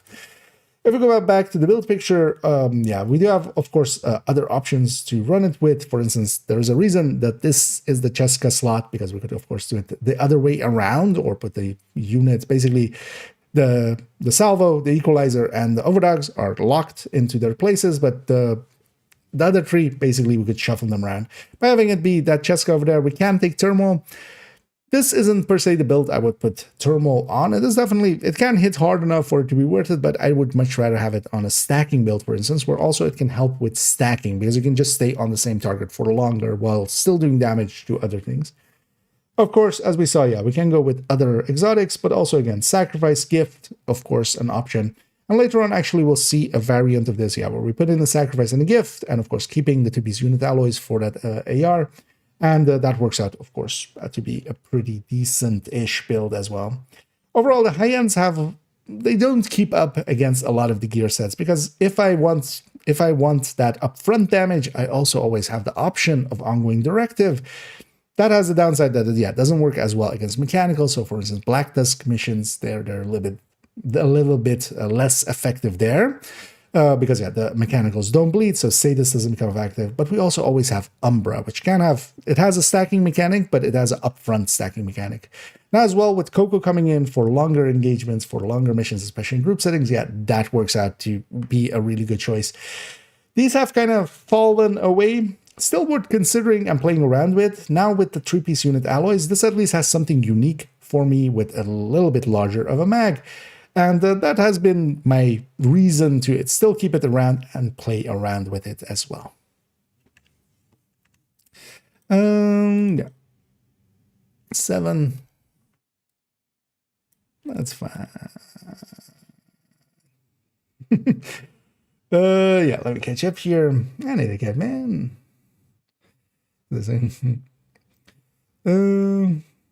Nice, and congrats on the Regulus. Well, thank you for the kind words there, Kat. As yeah, for those coming in, I'm recording for, as some may have already seen, the builds collection run through, basically a build collection update video. But we're going build by build, and I'm kind of explaining what the builds are for, how they work, how hard they are to put together. Actually, we forgot to, with the high end, talk about how hard it is to put together, but that worked out. No, that was fine. But yeah, I did forget actually, yeah, to talk about, for instance, yeah, how hard it is to put together and stuff. But that's fine, because also that, yeah, we kind of highlight it when it's like super easy or super hard. But I should definitely remember to do that again. Yeah, let's go to the next barrel slot. Because as we're going through, we're also basically showcasing a bunch of outfits.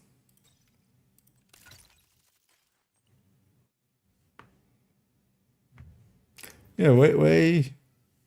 Is it raining outside? Is that why? No. Why is this so shiny?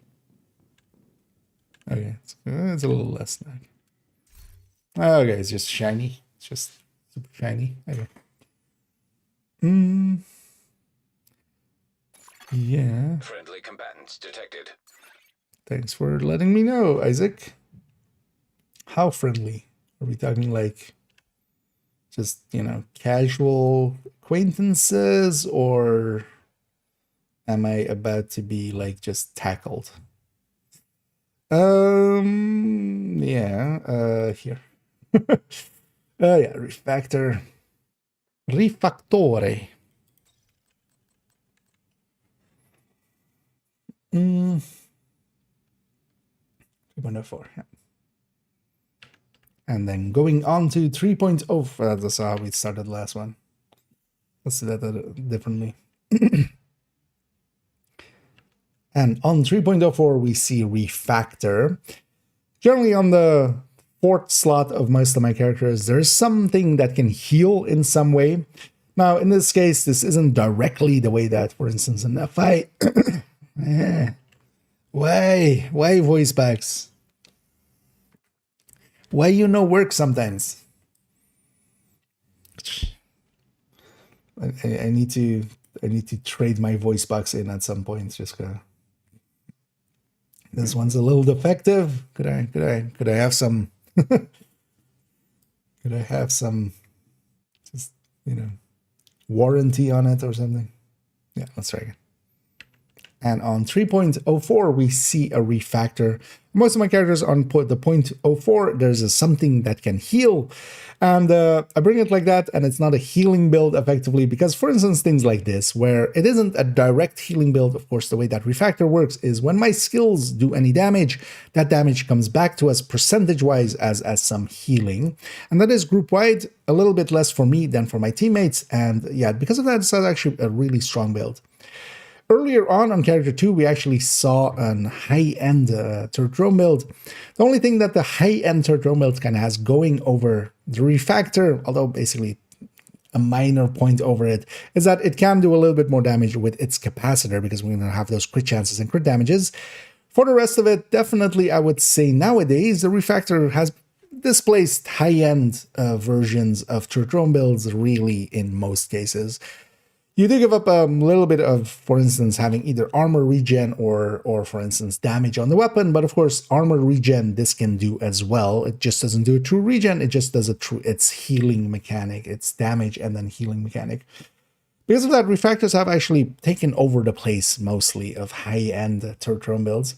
Here we have it with 4 pieces of Refactor without the chest and the backpack, those being high-ends 2-piece unit or 2-piece, as they're the same models as unit alloys, so my brain just there went like, it's unit alloys. No, it's Hannah U, of course, the original model for those pieces.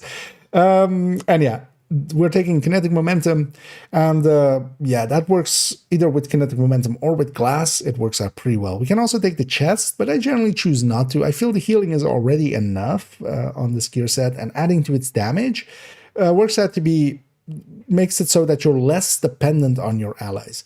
What taking the chest could open up, though, is to take some other skills or some other exotics, and then we would generally as well maybe take some other skills. So with BTSU Glove coming in, for instance, we could go with the Stinger Hive or such to deal some damage, and then have the BTSU and have a Supercharge or such, kind of in the style of that we saw already, though, with the Refactor that was set up for status effect on character 2.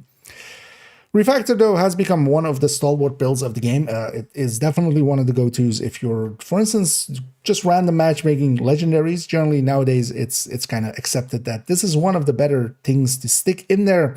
Even though an experienced player on Foam Eclipse is going to do much better, an inexperienced player will still do fine on a Refactor build. So if we take it into the game, it is actually saved up in that way. I do have the chest actually in the stash. Now, of course, the chest of this isn't too hard to get going anyway. It would come with a yellow core, so we just, need to put skill damage alongside of it and stick in a mod, and it can go. So we could even craft it as needed. Of note, actually, Refactor is a little bit weird. It is one of 2 gear sets, the other being System Corruption, that actually has different cores depending on the side of it. On the left side, we have it all being skill tier, so any of the 3 pieces on the left, the mask, the chest, and the holster, they will always come with skill tiers. The right side always comes with blue cores. So because of that, these do need to be re-cored, so the right side pieces do need to be re-cored. And here, of course, because we have Technician, we're getting a skill tier from there. I've changed this to be a weapon damage. The Technician is definitely one of the top picks to go for this because, you can get some extra skill damage out of it, but also, for instance, for its Faraday effect for the turret, even when there is disruption going on, which, for instance, in some legendaries, especially in Capital, there is, of course, the main entryway where we have a jammer going. This can still perform because then we can at least get our turret out and get some damage out and some healing. And that's the strength of this. This can do decent amounts of damage, but then from its damage, we're basically at 20% going to our allies, 10% going to ourselves. And because of that, it has a lot of utility, doing damage and then also healing pretty effectively. I'm taking kinetic momentum, and then here perfect combined arms. Other choices you can make as well is go to tech support, and also with tech support, or even as well Hermano actually. You can go Brazos, which is the brand of Hermano. And if you're going Brazos, you can actually go 2-piece Brazos, and that is, of course, for skill haste and then skill tier. That's actually worth more than, for instance, the skill damage, because, you can trade in that skill tier for instance, having 2 extra blue cores or having an extra red there. So that can also be definitely a pick. Overall, though, I just go the easy way where we are taking the force multiplier, one of the better bonuses, especially as well as this is a little bit more in its perfect combined arms on the damage end than the normal combined arms would be with 25%. And the 2-piece gives us skill haste and skill damage. And we do actually want a little bit of skill haste here because, actually not having that second stat available, of course, eats into that a little bit. Capacitor then is the tool of choice to pair with this. It does decent damage on itself, and then also that skill tier gain going to weapons helps with that, and of course it adds to our skill damage. Overall, this is definitely a pretty easy build to put together. As well, the capacitor is actually gettable if you don't have one yet. It is from the challenges in the summit. You have to only complete 5 challenges. They are in the map. You basically go in there, you have to set challenges and then do them. None of them are per se too hard. You could likely, get it done in 10 minutes if you know what you're doing, maybe half an hour if you don't. That'll get you your first capacitor. That is account wide. That isn't per character or such. That is once per account. But once you have that one, make sure it's favorited and don't lose it. The rest of the gear set is pretty easy to get. We do, as we discussed, though, we need to record 2 pieces over here, which can cost a little bit in optimization. But overall, that's still pretty cheap in comparison. One of these in a legendary is pretty fine. You wouldn't want multiple, but for instance, it's actually one of the step-in points for people going into legendary.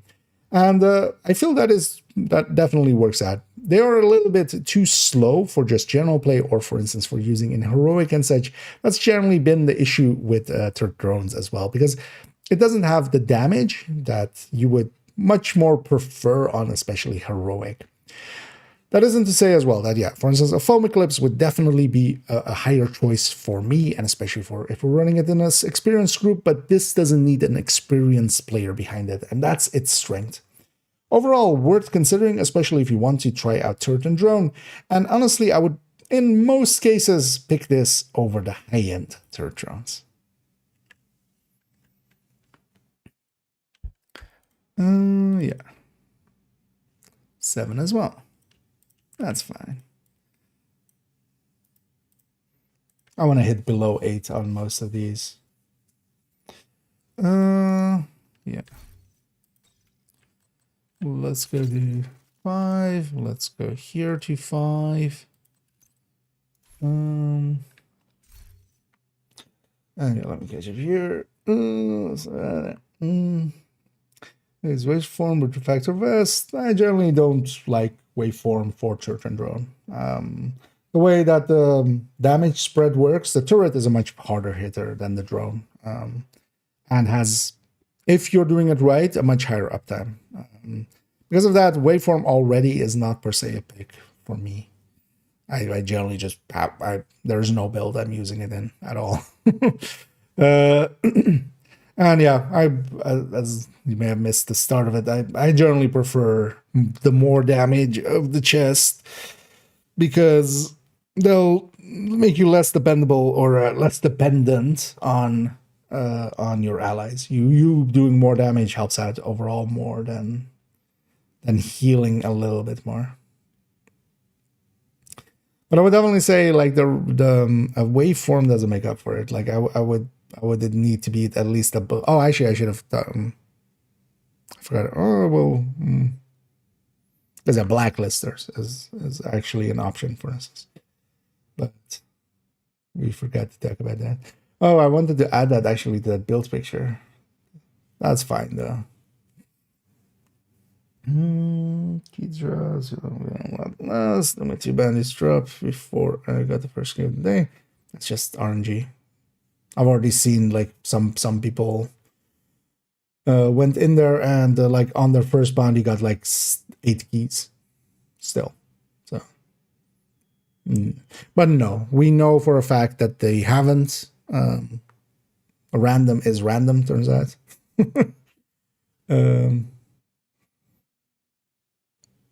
And yeah, the drops are set from a file in the game. We have access to it. They can't stealth nerf stuff without us noticing. Turns out. And yeah, lurk away.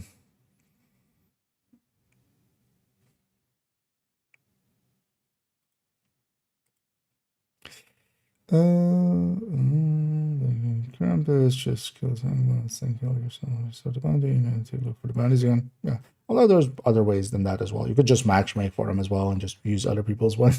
Yeah. Yeah. Although, well, it's just also like 2 is a small sample size, because actually, like with the other ones, because people are saying like, yeah, you get like 8 or 9 or something. Like, no, that was just sometimes. With most bounties I was doing like before as well, because I actually went back and looked at how many bounties we did when we like did a bunch of them just for farming it up. It was mostly like 3 keys on average, including the Krampus one. So it was basically 2 drops and then 1 key most from Krampus for most of them. And then we had like some that like didn't have any at all, and then some that were like 7 keys in a row or stuff like that. And that's the downside of random. I wish actually they would use a much more consistent system for that. Just have the last enemy of each wave kind of drop a key or something, and then Krampus too. Yeah.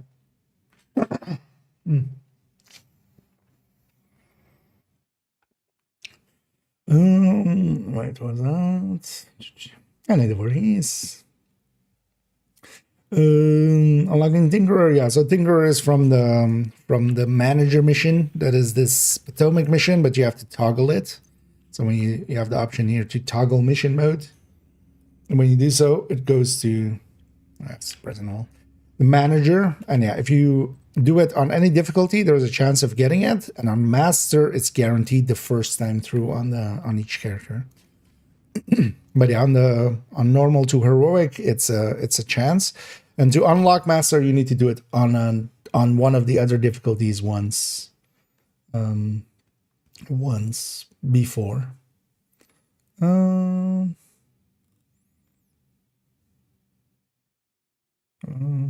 Well, yeah, master, because it doesn't have legendary, even though it's kind of it's the same. Like behind the scenes, it's the same way.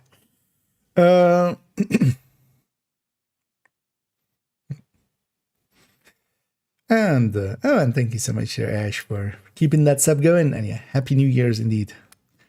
And I hope you're enjoying 2026 so far.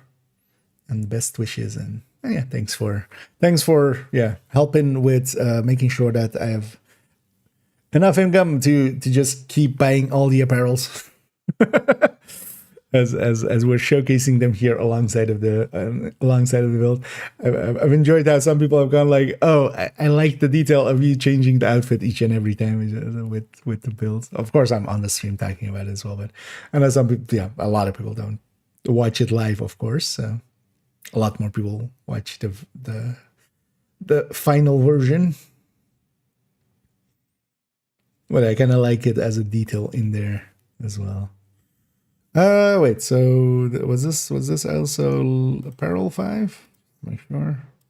It is, right? Yeah, so Eclipse. Oh yeah, actually, so yeah, here I put the Eclipse and then here the Exuro, because that'll be also the builds that'll be there. The outfits will match. And Diego, and thanks for the kind words, and yeah, welcome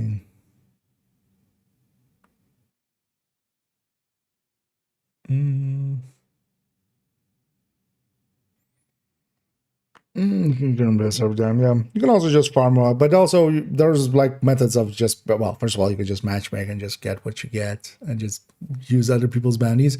But of course, as well, if you have a group, for instance, the person starting it, they could be character swapping, for instance, preventing the use of it. And also, yeah, the bounties are like easy enough to farm, especially once you're in a group as well. They have all the apparel, not all, because for instance, yeah, the recent like friend referral thing, I don't have that. I don't have the very first completion reward for apparel events, because I wasn't playing in those first few months much when the game came out. So that very first apparel had like a Black Tusk outfit. We do have a Black Tusk outfit in like the store as well, but it's a different one. It's an outfit one. I don't have that. And, some minor stuff here and there, but overall, I have most of it. Especially nowadays, yeah. I've taken to basically buying everything that comes in the store, which, do as I say, not as I do. That's a dumb idea. Don't do that. But I was like, I have a crippling apparel addiction, so. Yo, devs, you got some more of that apparel? Just a hit. Just some shoes. Just some shoes will be enough. Just a little bit, man. Just a little bit. Yeah. I'll take a backpack trophy. Just grind it up and just give it to me.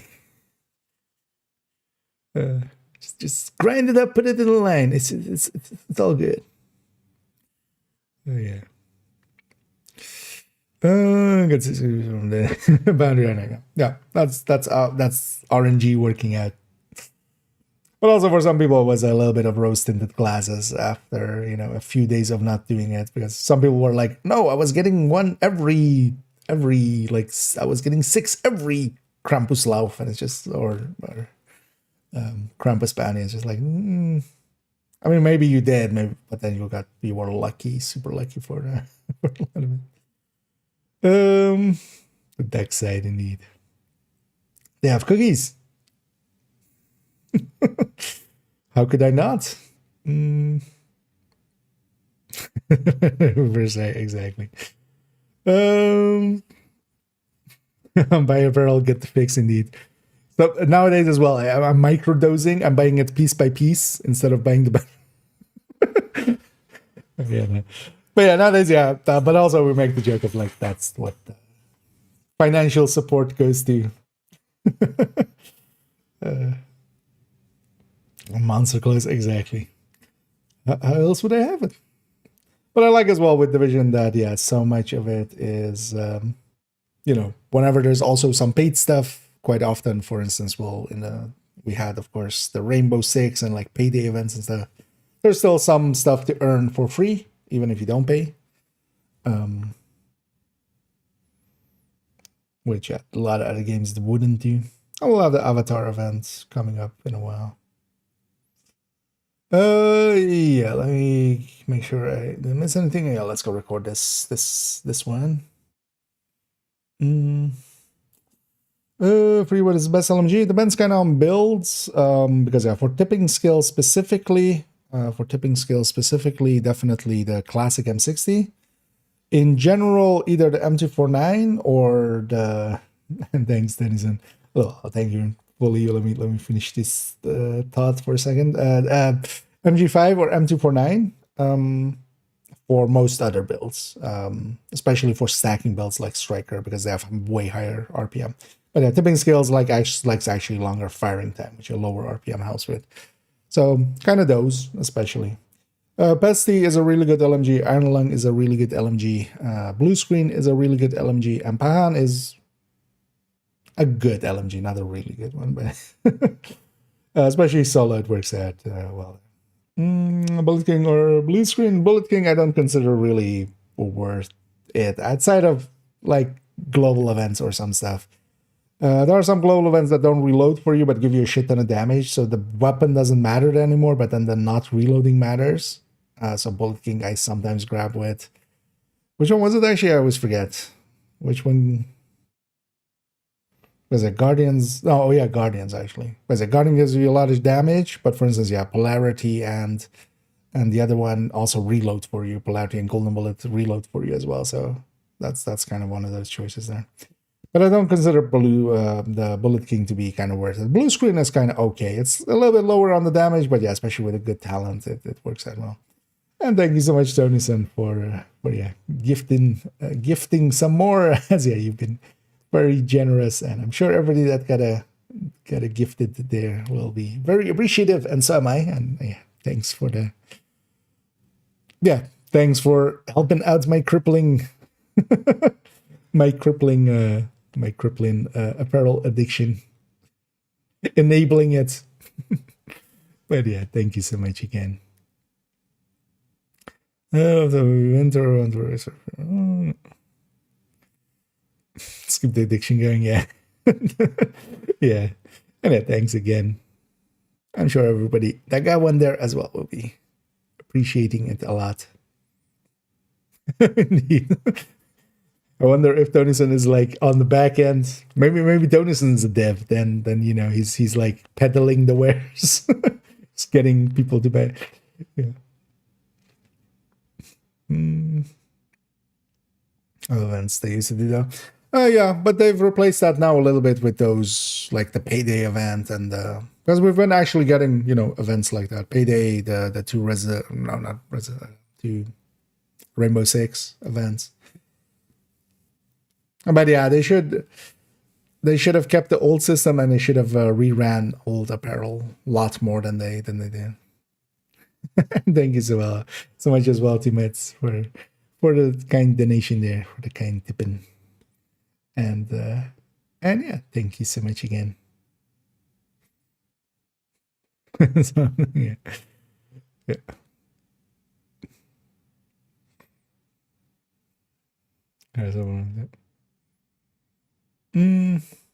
which is good as well because yeah, for several seasons we didn't have anything, but they're doing those now. I kind of like actually those better as well than just the plain, at least mechanically, than the old events with the season XP. The season XP is at least, you know, basically most things have a decent amount of season XP going. So, yeah, maybe in the futures. They should have totally done one for Shadow or something when it came out. Like, I don't understand why they didn't. They should have done one for Anno when it came out. Like, I feel likely, I mean, they don't have the support on the back end or like the power of like, you know, some of the other studios likely, but they totally should have. Like, just, you know, when Shadow came out, just have that event going. So it's over. Oh yeah, we're actually recording some stuff for an upcoming video. That's why I have the Eclipse equipped there. We're gonna go over its build picture and discuss it a little bit. Yeah, for those coming in, I'm actually we we got sidetracked just turning into just chatting, but yeah, let's go get back to that right after these questions. Does Bitcoin build need a headshot mountain build or can run it like any other AR? I mostly run it just like crit chance based build. You can make a dedicated headshot build, but honestly I like kind of splitting the difference without going headshot, because when you're going, you can make a headshot variant that can hit really hard as well, but then you really need to just hit headshots. And then you can put also Dutch City there and have a really big Dutch City hit with like a harvest. That's usually like the reason to go headshot actually. There are some places where that works out pretty well, but in general, I like having just crit chance. Then we're kind of splitting the difference a little bit with, you know, if we're not hitting as many heads. It's becoming very powerful using the tipping skill set. It's okay, but I wouldn't say like very powerful. Thing is, it lacks in damage. The gear set makes up a lot for that, but definitely in harder content, you notice that the Bullet King just doesn't have the power of.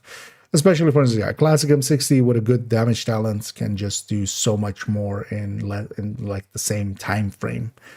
Even though that one needs to reload, but even with it reloading, losing the stacks and everything and such, in the meantime, it's still doing way more damage. With G.I. Well, maybe one day. They did with He-Man, just so we get Skeletor. Yeah, blue screen is indeed. That's also one of those things. Like even blue screen, I would consider pretty much higher than the Bullet King. It has more damage overall, and then also its utility. But yeah, especially just the classic M60 with a damage talent is my go-to for it. Long enough firing time, and then also damage talents add quite a lot nowadays. Like killer or measured, although well, in tipping scales measured because killer doesn't work out there. But measured by itself is already as well another like 10% on top of the build. Yeah, let's keep going. So not this build picture, this build picture. I changed outfit, yeah.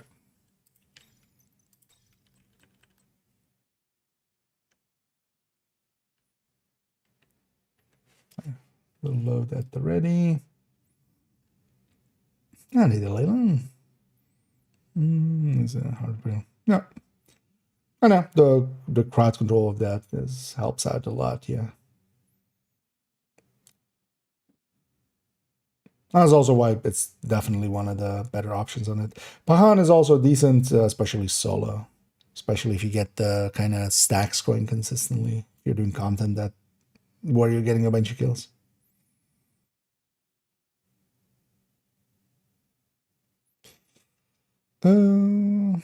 Yeah, let's get going here. So lefty, those things, yes, Star Machine, Survivalist. And moving on to the 0.5 or 3.05. As we come to 3.05, the Eclipse on this character. Generally as well, the 0.05s are eclipses or similar status effect kind of builds. As on character 2, we saw a refactor set up for status effect. Eclipses are one of the go-tos for especially heroic in fire form and on legendary in foam form. We'll see actually several ways that we can set it up. We've already seen a glass version that had a glass chest, and then instead of that, the glove was just the eclipse piece. Here we're seeing what I consider the baseline, as we showed as well with that character. I basically have the pieces there to make it like this, because this is the go-to for Eclipse.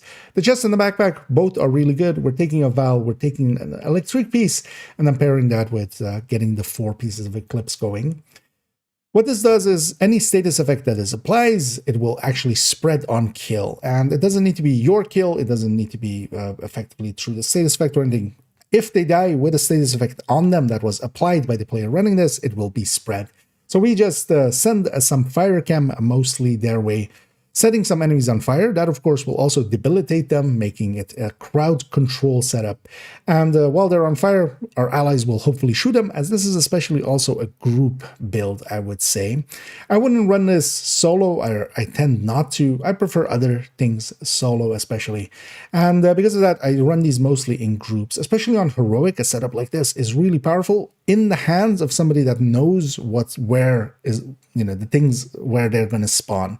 Having the game knowledge really helps out in Eclipse, because playing it proactively, setting basically in ambush, just setting the fire cam already in the place where the enemies are going to spawn, really is a difference from that than trying to go like, oh, they're spawning over there, I'm going to try and catch them, because that's usually a lot harder with this build. So it does help to have some game knowledge with this, but this can also be the thing to create that game knowledge. One of the reasons I know a lot of the spawns is because I've had to learn them, because I run Eclipses a lot. Overall, as I have also made an Eclipse Masterclass even, which is basically a build showcase, but then way extended, I would say that I'm pretty proficient with Eclipses, and also I would almost say nowadays a little bit less so, because especially a lot of the modifiers of the seasons aren't really aligning with skill builds in general, and Eclipse is a skill build. I would definitely call myself quite often an Eclipse main, almost, as I enjoy playing, as we often call it, a fire mage in a game full of warriors, effectively, where all the other builds are basically kind of like warriors or paladins and stuff like that. This is kind of something completely different. Because of that, I enjoy it a lot, and it is very effective, especially on heroic in this form for the fire. We'll see on character 4 a foam eclipse that'll be much more set up for the legendary, and there as well, it is my go-to, especially in 4-man teams, to have 1 foam eclipse and then 3 damage dealers, usually chest strikers. Here, we're setting up it up with that electric piece here, electric, of course, with status effect on it. And we're going just all status effects on all pieces, and then the secondary skill haste. Of note here, I'll just point out that some people, because I've seen that mistake propping up more recently, again, because we haven't been hammering on it, skill duration doesn't really help much here. Skill duration, for instance, for the fire cam is how long the gas cloud stays in the world. Not its fire duration, not anything of that. Same for the hive, it isn't for the stinger hive that I'm, for instance, using here. It would not be its bleed duration or such. It is just when I throw it out, how long will it stay on the ground out there before it completely, runs out of its timer. Basically meaningless. Because of that, we lean towards skill haste, definitely. If we take it into the game, it is actually exactly saved like that. And this is then also the baseline Eclipse, as I quite often call it. And this is my go-to version as well of it.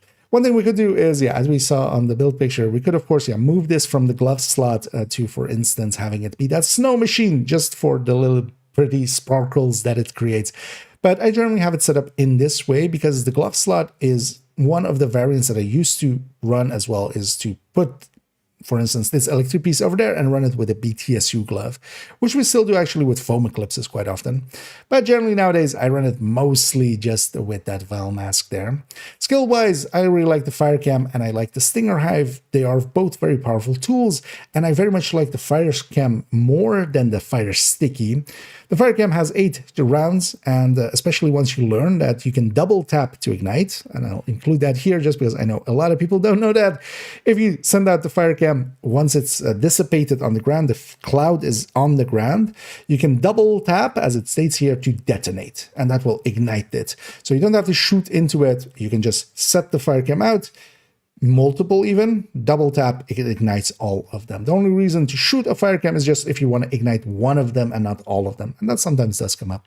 Scorpio is my go-to as an extra source for dealing some status effect, especially as well. Even reds and purples, when they get poisoned, so just shooting them twice, they will hunch over, they will just basically get staggered. That is a great opening, of course, as I can do 2 shots of this and then bring out my fire cam and land that underneath them in that moment that they're kind of stuck. We're going with the lefty, of course, and then survivalist. The lefty here for perfect sledgehammer, and then the survivalist bringing in its fire grenades, which even the lingering fire of it will trigger sledge on enemies that do get set on fire. Of course, yeah, quick step here as one of the go-tos, just to zoom around faster. Specialization-wise, if we go back to the build picture as we have it there, survivalist is my go-to always for this. Well, not always, mostly for this. That bonus to allies, and as I said, I mostly run it in group settings. Survivalist, the flame grenades is really good. The bonus to my allies, to status affected enemies, that I'm, that's the thing I'm doing anyway. If I'm doing it right, every enemy will be status affected, and that helps out quite a lot. 10% is quite a bit.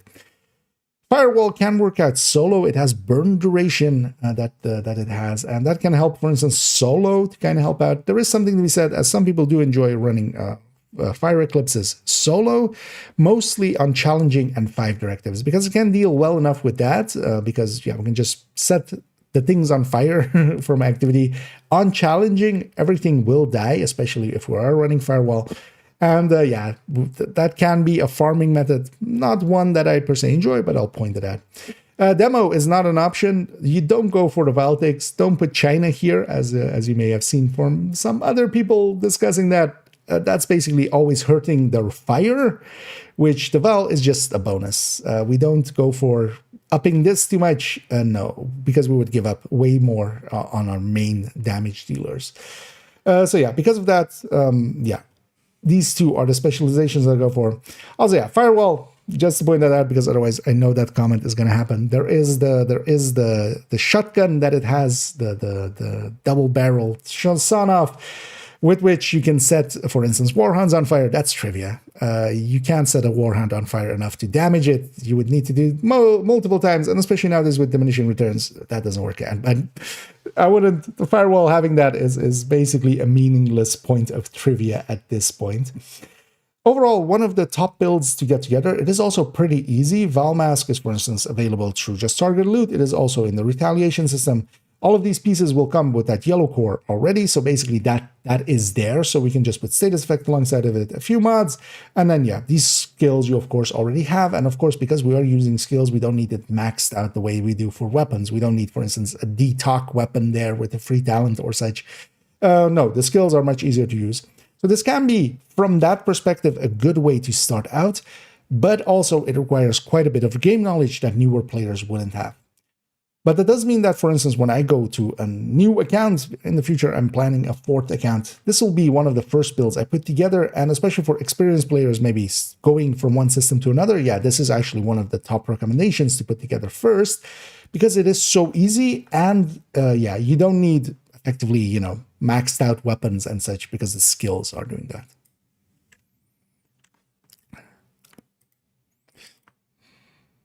$8:55, it's fine. I was like, that's 17 minutes. 75 minutes. Thanks for telling me, Isaac. I really cared. Cared so hard and I got so far. Let's catch up on chat a little bit. As for us going in, I'm recording, so that's why we're kind of in a spiel, and then in between I'll check chat. Oh, let me catch up now. Backfire is a monster. It's decent in certain situations. This season doesn't really make a difference for Backfire. Not the way that the season with Crit Chance made a difference for it. Now, that's a protection. In most cases where if you really want to make the Backfire powerful, you would run it without any hazard protection at all. But Backfire in general is decent, but I wouldn't, like, I as I don't as well run it always. I consider just the consistency of other guns to be worth quite a lot. Now again, yeah. I mean, I've talked already a bunch. We're gonna do a 4th account at some point. I want to see nowadays as well how it is for new players coming in with like retaliation and stuff, and getting exotics through there, and kind of. Most as well, I've kind of abandoned 3rd account, so.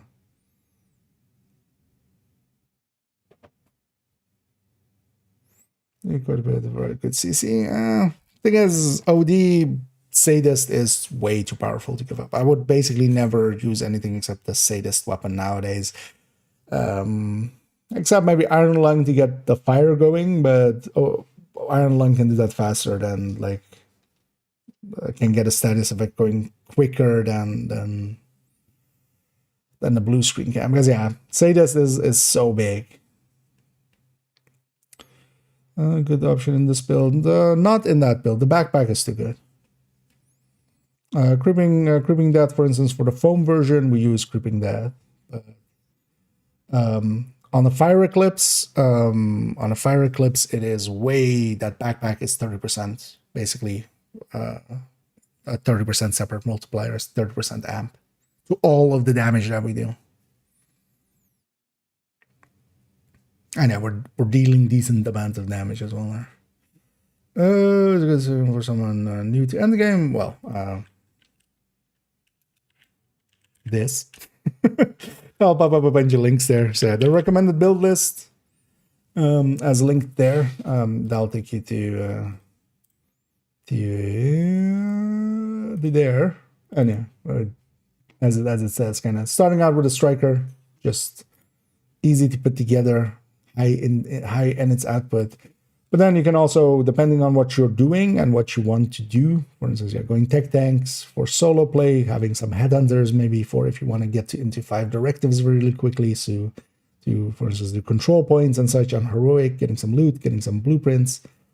But also, yeah, it depends on if you want to go into groups and stuff, and it does even recommendations for some of the specific content and such. So.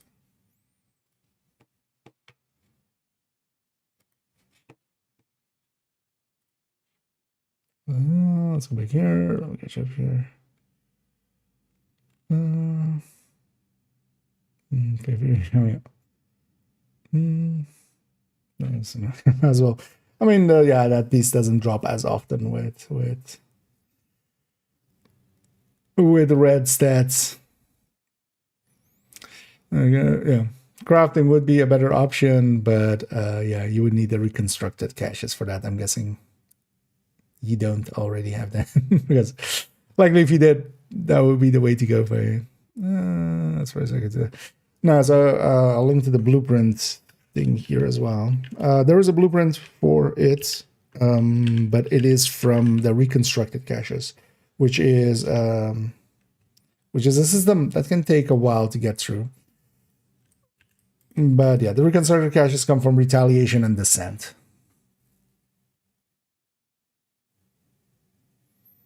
But yeah, that blueprint thingy guide will has that information in there as well. But yeah, that's not going to solve your issue now at this moment, because if you're starting to farm on that one, that's going to take a while until you have most of the blueprints. And yeah, you would need to get a ton of them to get likely lucky enough. It's a non-duplicate system, but there's like 111, I think, right? Is the count now. I know that guide by Doug, not by me. Just to be clear, as I don't want to take credit for other people's work accidentally. For very easy. Yeah, yes. If you're comfortable with that, because that's the thing. It's not the build. The build does nothing. It's the player as well alongside of it. The build is just a car. A car just sitting there is just parked. You need a good driver to make it work. Sometimes the car can make it easier to get somewhere. You know, you need to go over hills and stuff, and then a Jeep might be better than just a station wagon, but I mean, don't trust Reddit. I mean, actually, don't trust anybody, actually, is the thing. Don't even trust me. My name isn't even really IKEA. Yeah. Even though I say hi, I'm IKEA.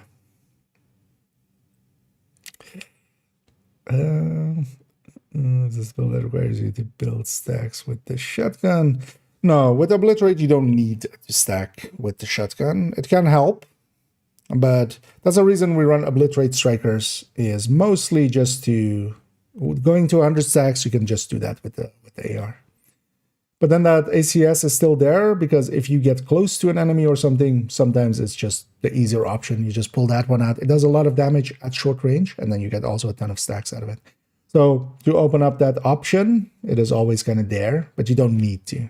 It's really only if you have the chest for Striker, if you're making a chest Striker effectively, then ACSing kind of becomes kind of needed. It's still not always needed, because in a bunch of fights you can kind of just slowpoke your way up, but they just last long enough that you'll get there. But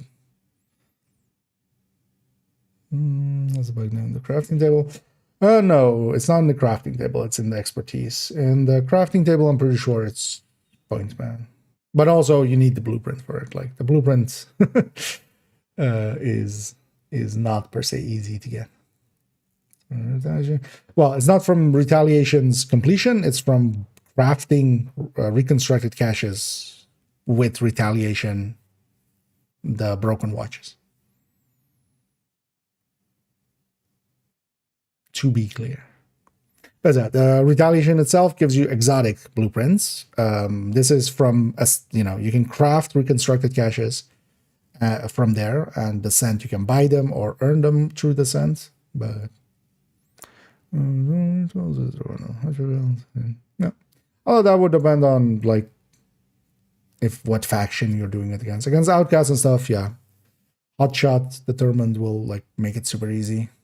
But even that, of course, yeah, kind of depends on how good your aim is, kind of.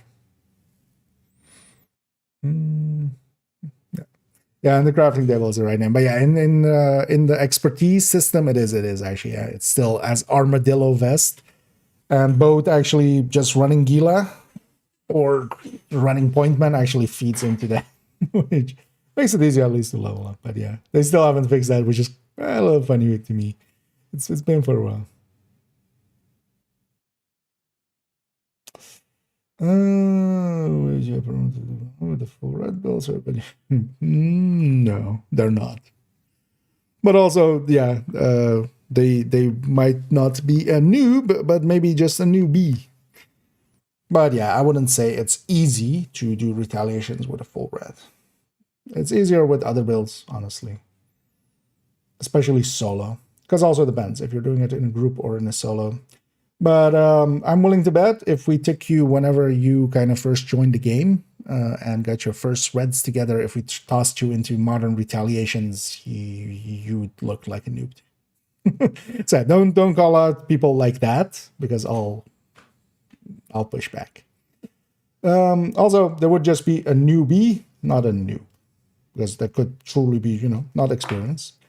Running reds requires a bunch of understanding of the game that you're not born with. Right? Like, you need to learn positioning, you need to learn how to use your weapons, you need to learn what works and what doesn't. Because yeah, heroic retaliations are no joke, especially if you get, for instance, the defense plus a kill squad. Like, those are actual fights. Like, those can, even with a experienced team, sometimes go sideways. And even more so if you're solo.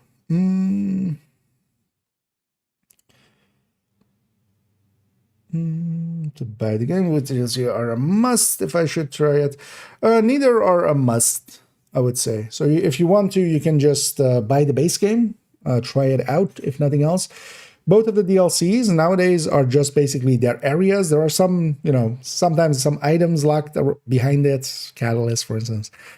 Minor stuff, but you could just buy the base game, and that allows you to get to completely the end game and get access to most things except the 2 maps that are there. So you could buy the base game for now, unless it's not a big difference in price. And it also depends, of course, how much money you have and stuff. If it's barely anything to you, then it's But yeah, you don't need the DLCs per se, and you could always buy them later. So you could get to endgame, see if you like the game, and then like, hey, I like the game. I would like more of the game, and then you buy them.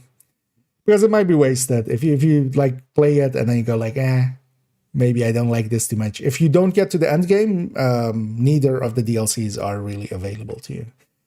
Woni doesn't unlock until level 30. The Brooklyn doesn't unlock until level 40. But yeah, you can just get to end game basically without them nowadays. They're now just extra areas to kind of go around, extra missions and stuff. It's worth it, especially if you are invested in the game, but first check if you are invested in the game.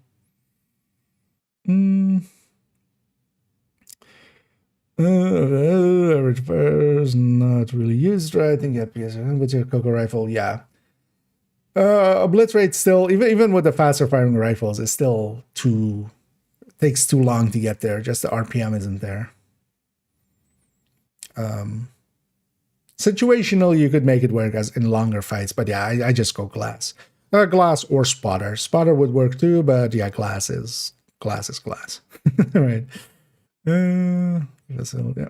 No, best works as well for. I like that as well for retaliations. But yeah, you can't put a new player there and with that build and expect them to complete it first try. I still lose some retaliations here now. Even with good builds, and that's with maxed out builds and maxed out watch and all that.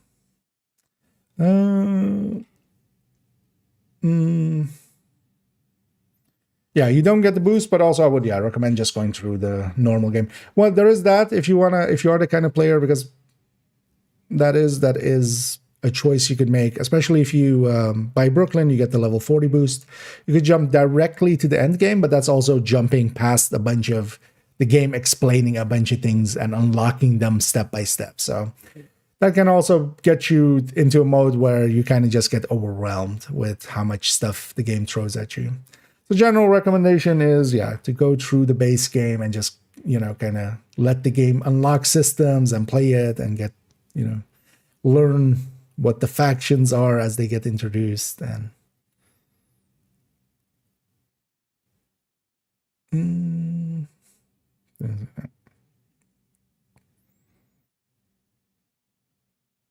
but also, if you are the kind of person that just wants to go like to the end game, you can. There's a boost included with Brooklyn to level 40 right away. But be prepared to then maybe spend some time kind of catching up to the systems of the game. But some people do enjoy that. Some people just want the end game. So, but you'll likely know what fits you, likely. Yep. But I have an ultimate. You can buy ultimate later as well. But yeah, you could buy the ultimate version. More so, I would say, actually, for unlocking some of the specialization. That's actually quite the benefit as well there on a newer account. If the price difference between normal and ultimate isn't too high, that could be a choice. But yeah, the DLCs you could always buy later. At least level 30, yeah. Well, I mean, I've had players as well that kind of just want to get to the end game, but they're more experienced already in like the game style. And I've sometimes recommended, hey, just jump to 40 with me, I'll explain it. But then that's the thing, like, I'll explain it, right? Like, if you don't have somebody like that, or you're not into like going and watching a bunch of like new level 40 videos or something, you're going to get yourself into just being overwhelmed.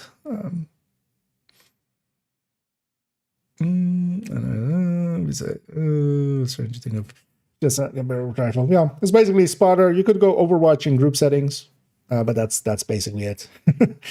Not much else works well. But spotter definitely works well with rifles as well. But yeah, it is 15%, so it's even it's quite a bit less, but you don't have the downsides. And then spotter as well. You go technician for the link laser pointer. That opens up flatline as a choice as well. Just a pretty reliable talent, weapon talent. Um, so starting the beginning. Yeah.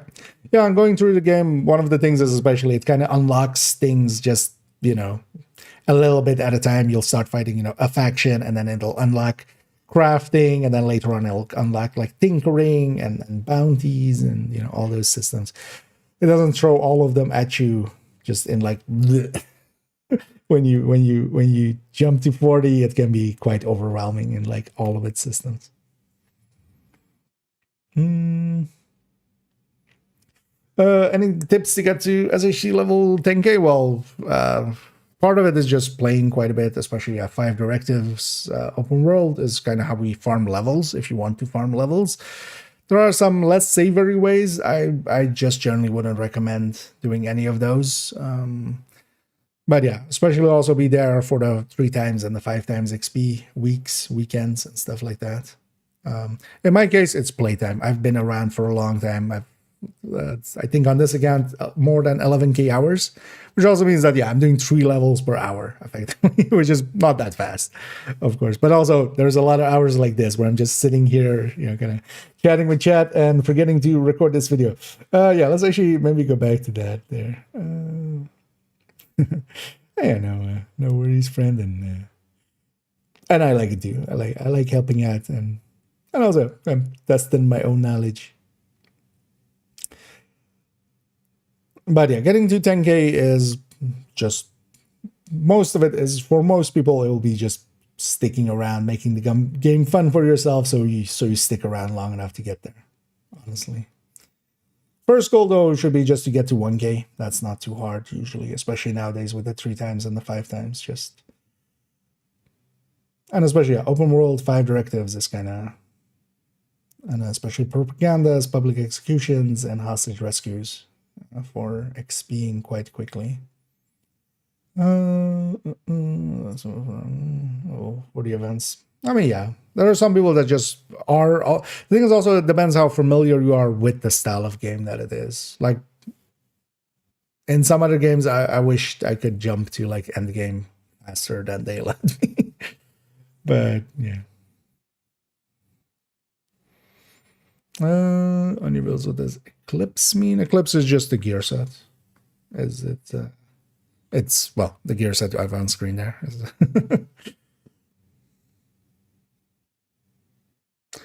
So.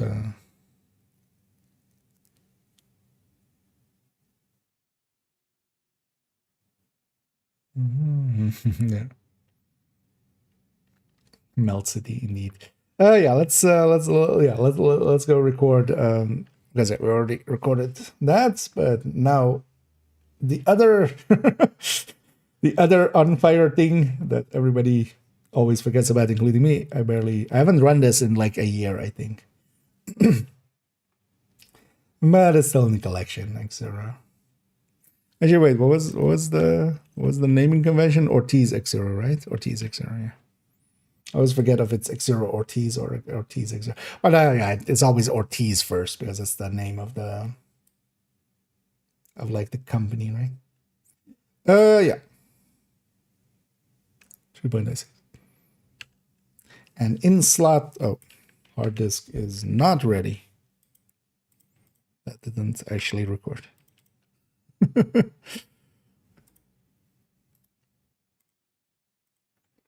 Because we've been chatting so much. And on slot 3.06, we see a different way of setting things on fire. And that is Exuro. Now, overall, I'll just start by prefacing. Overall, that was also the conclusion when we build Showcase this, is that why go with this when you can be Eclipse? This is just Eclipse, but worse. Overall, especially with an experienced player, there are some situations where this could make a little bit more sense, but we don't have those situations much in the division. Exuro, it is that it takes the Ortiz Exuro gear set. It takes the flame turret, and instead of it being in a cone, it makes it in a circle, adds some bonuses to it. This was an interesting gear set that they introduced, mostly because it was designed specifically to work with a certain skill and then change that skill as well. We have other gear sets nowadays as well, with, for instance, measured assembly, which is definitely designed to be used with a hive and the smart cover. but it doesn't change them. This completely changes the flame turret. Effectively, what it does in the background is turn it into a hive, actually, but a flame hive. And that is pretty potent, except that, yeah, we have already Fire Eclipse, and Fire Eclipse can set a wave on fire. It spreads out, and then everybody's on fire as well. This, if we had, for instance, a sort of like King of the Hill or hold this position kind of game mode, this could be actually very strong. If we had resistance in Division 2, for instance, Division 1 game mode, this could actually be decently strong because it doesn't lack in damage per se, or its availability to do crowd control in similar ways as Eclipse. It's just that the Eclipse is partially a little bit more damage, and then on top of that, it is much more usable, especially with Firecam. Because of that, Exuro just gets kind of forgotten about, to the degree that I don't think in the last year, I might have pulled this out maybe twice, but I don't even remember pulling it out. So maybe we didn't pull it out at all. In the layout that I have it here, we're taking 4 pieces of Exuro with a sacrifice chest here, and then the BTSU data gloves. As we saw with a lot of builds, BTSU data gloves can be really powerful just for that overcharge mechanic that it has. This would, again, be a build I would mostly run in a group, kind of to do the role of an Eclipse, but then just play something different. That's usually as well why I still have it around, just to have that playstyle of it. And yeah, we are taking a Stinger Hive with it, and then with the BTSU data glove, I can overcharge myself, also reset at that point this turret. So if the turret runs out, I can always use this BTSU data glove once every 2 minutes to just bring back another one. That's actually the main use of it, because the fire turret actually has a really long cooldown before it comes back. So mitigating that helps quite a lot. We can also go with other choices, for instance, as well nowadays, Exuro, or with Exuro to take it with Hermano, because that can also have a lot of cooldown reduction. But overall, though, I like this version still the best. And on, of course, in the group setting, that overcharge, and the reason I call it a supercharge with the BTSU data gloves, is that it is group-wide. As long as you're skill tier 6, which we are here, of course, so we apply it to the entire team, resetting their hives, giving them very powerful skills as well. In a coordinated team, this is a really strong tool. If we take it into the game, we see actually that this one is also one of those that is saved as 5 pieces just to give me the options. So we can put several different things in here. Now, of course, a vial just can make sense. We could even go, for instance, with a catalyst that we have nowadays, especially when we're taking the backpack. This backpack is uniquely as well. It isn't plus 25% weapon damage. This is a separate multiplier that can even apply, for instance, to ballistic skills. Now, we're using the turret already, so we can't have the sniper turret or the normal turret, of course, but it does apply to the drone as well. And this 25% is actually pretty strong. So actually, this with the catalyst is a decent option for this, just to buff up our damage, because that increases our weapon damage, or our weapons damage, to any enemy set on fire by this.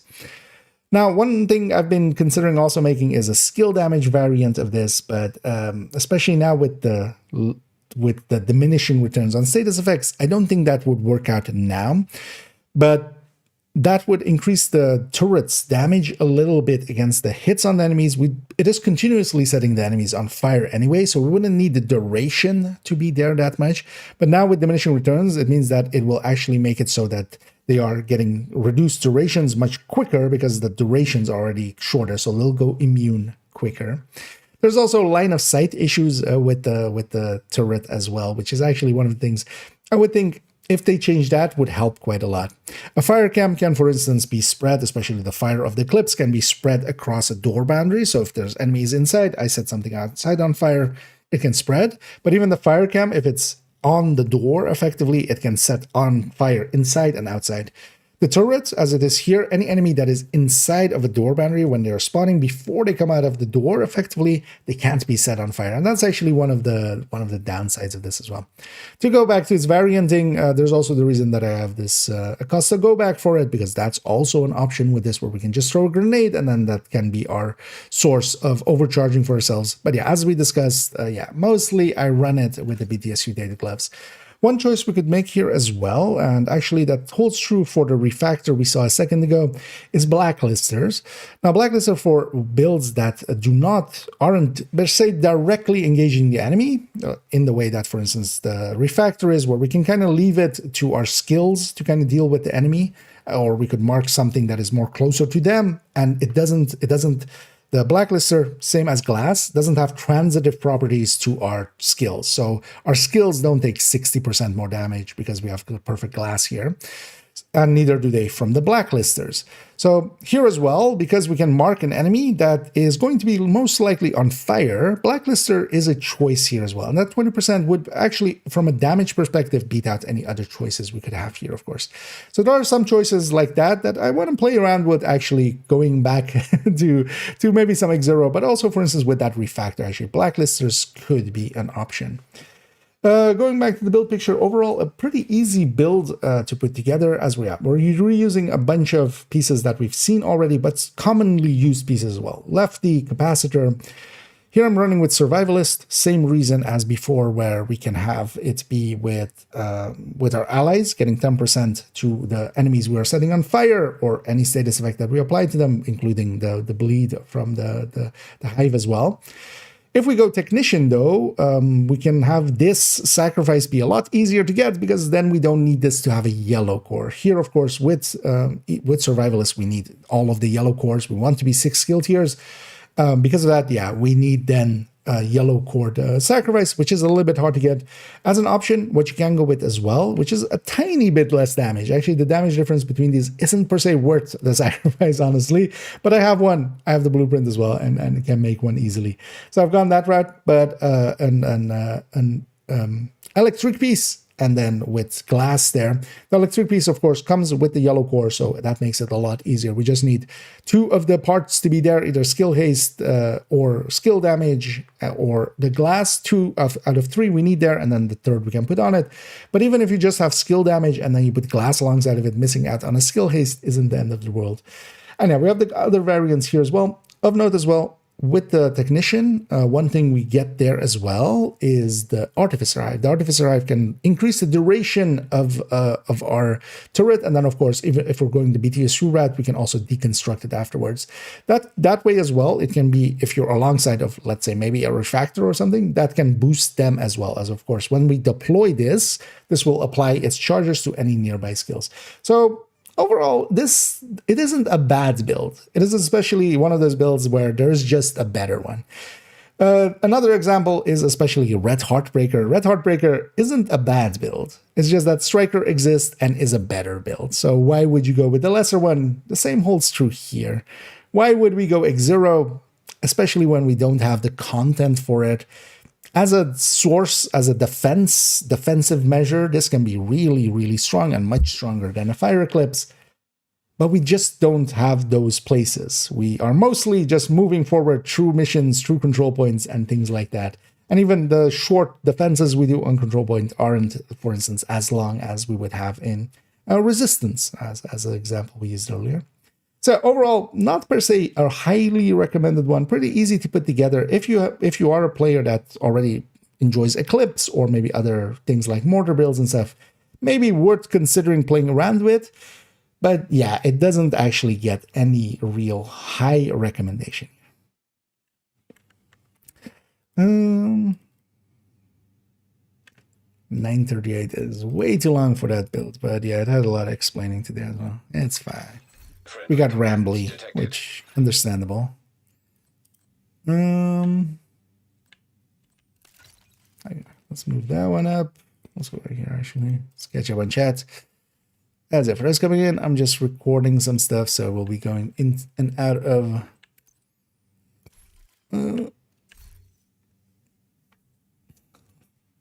being focused on recording, and in the middle I'll jump out and catch up on chat. So in the sound, even though I chatter first, and bullet hell, I started to lose chatter stacks. Any idea why? Did you unbind the reload, or did you reload at some point accidentally? Because bullet hell is supposed to prevent a reload, but especially when you swap out weapons, it sometimes allows you still to reload. So you might have hit reload, but then it's still not too hard to get it back because you would just need to, get that reload in again, and then just you would be okay again. But yeah, it can be annoying. But then the thing we generally do is I unbind the reload key. But that's a PC thing, of course. I'm not sure you can do that on controller. I need a theory. I think you might have caught the end of it there, right? Yeah, nah, that one's not worth it. Over Refactor, definitely not.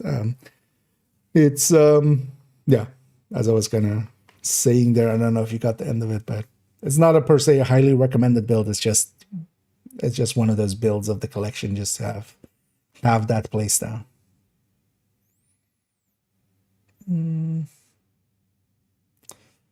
This is spinning fighter. Well, yeah, should have actually talked about how annoying it is to shoot through its fire. But, yeah. I think just AR. The stats you roll in the FAMAS and the mag attachment. I'm not sure where to pick. I can see that. Is that in the recommended folder thingy? I'm guessing.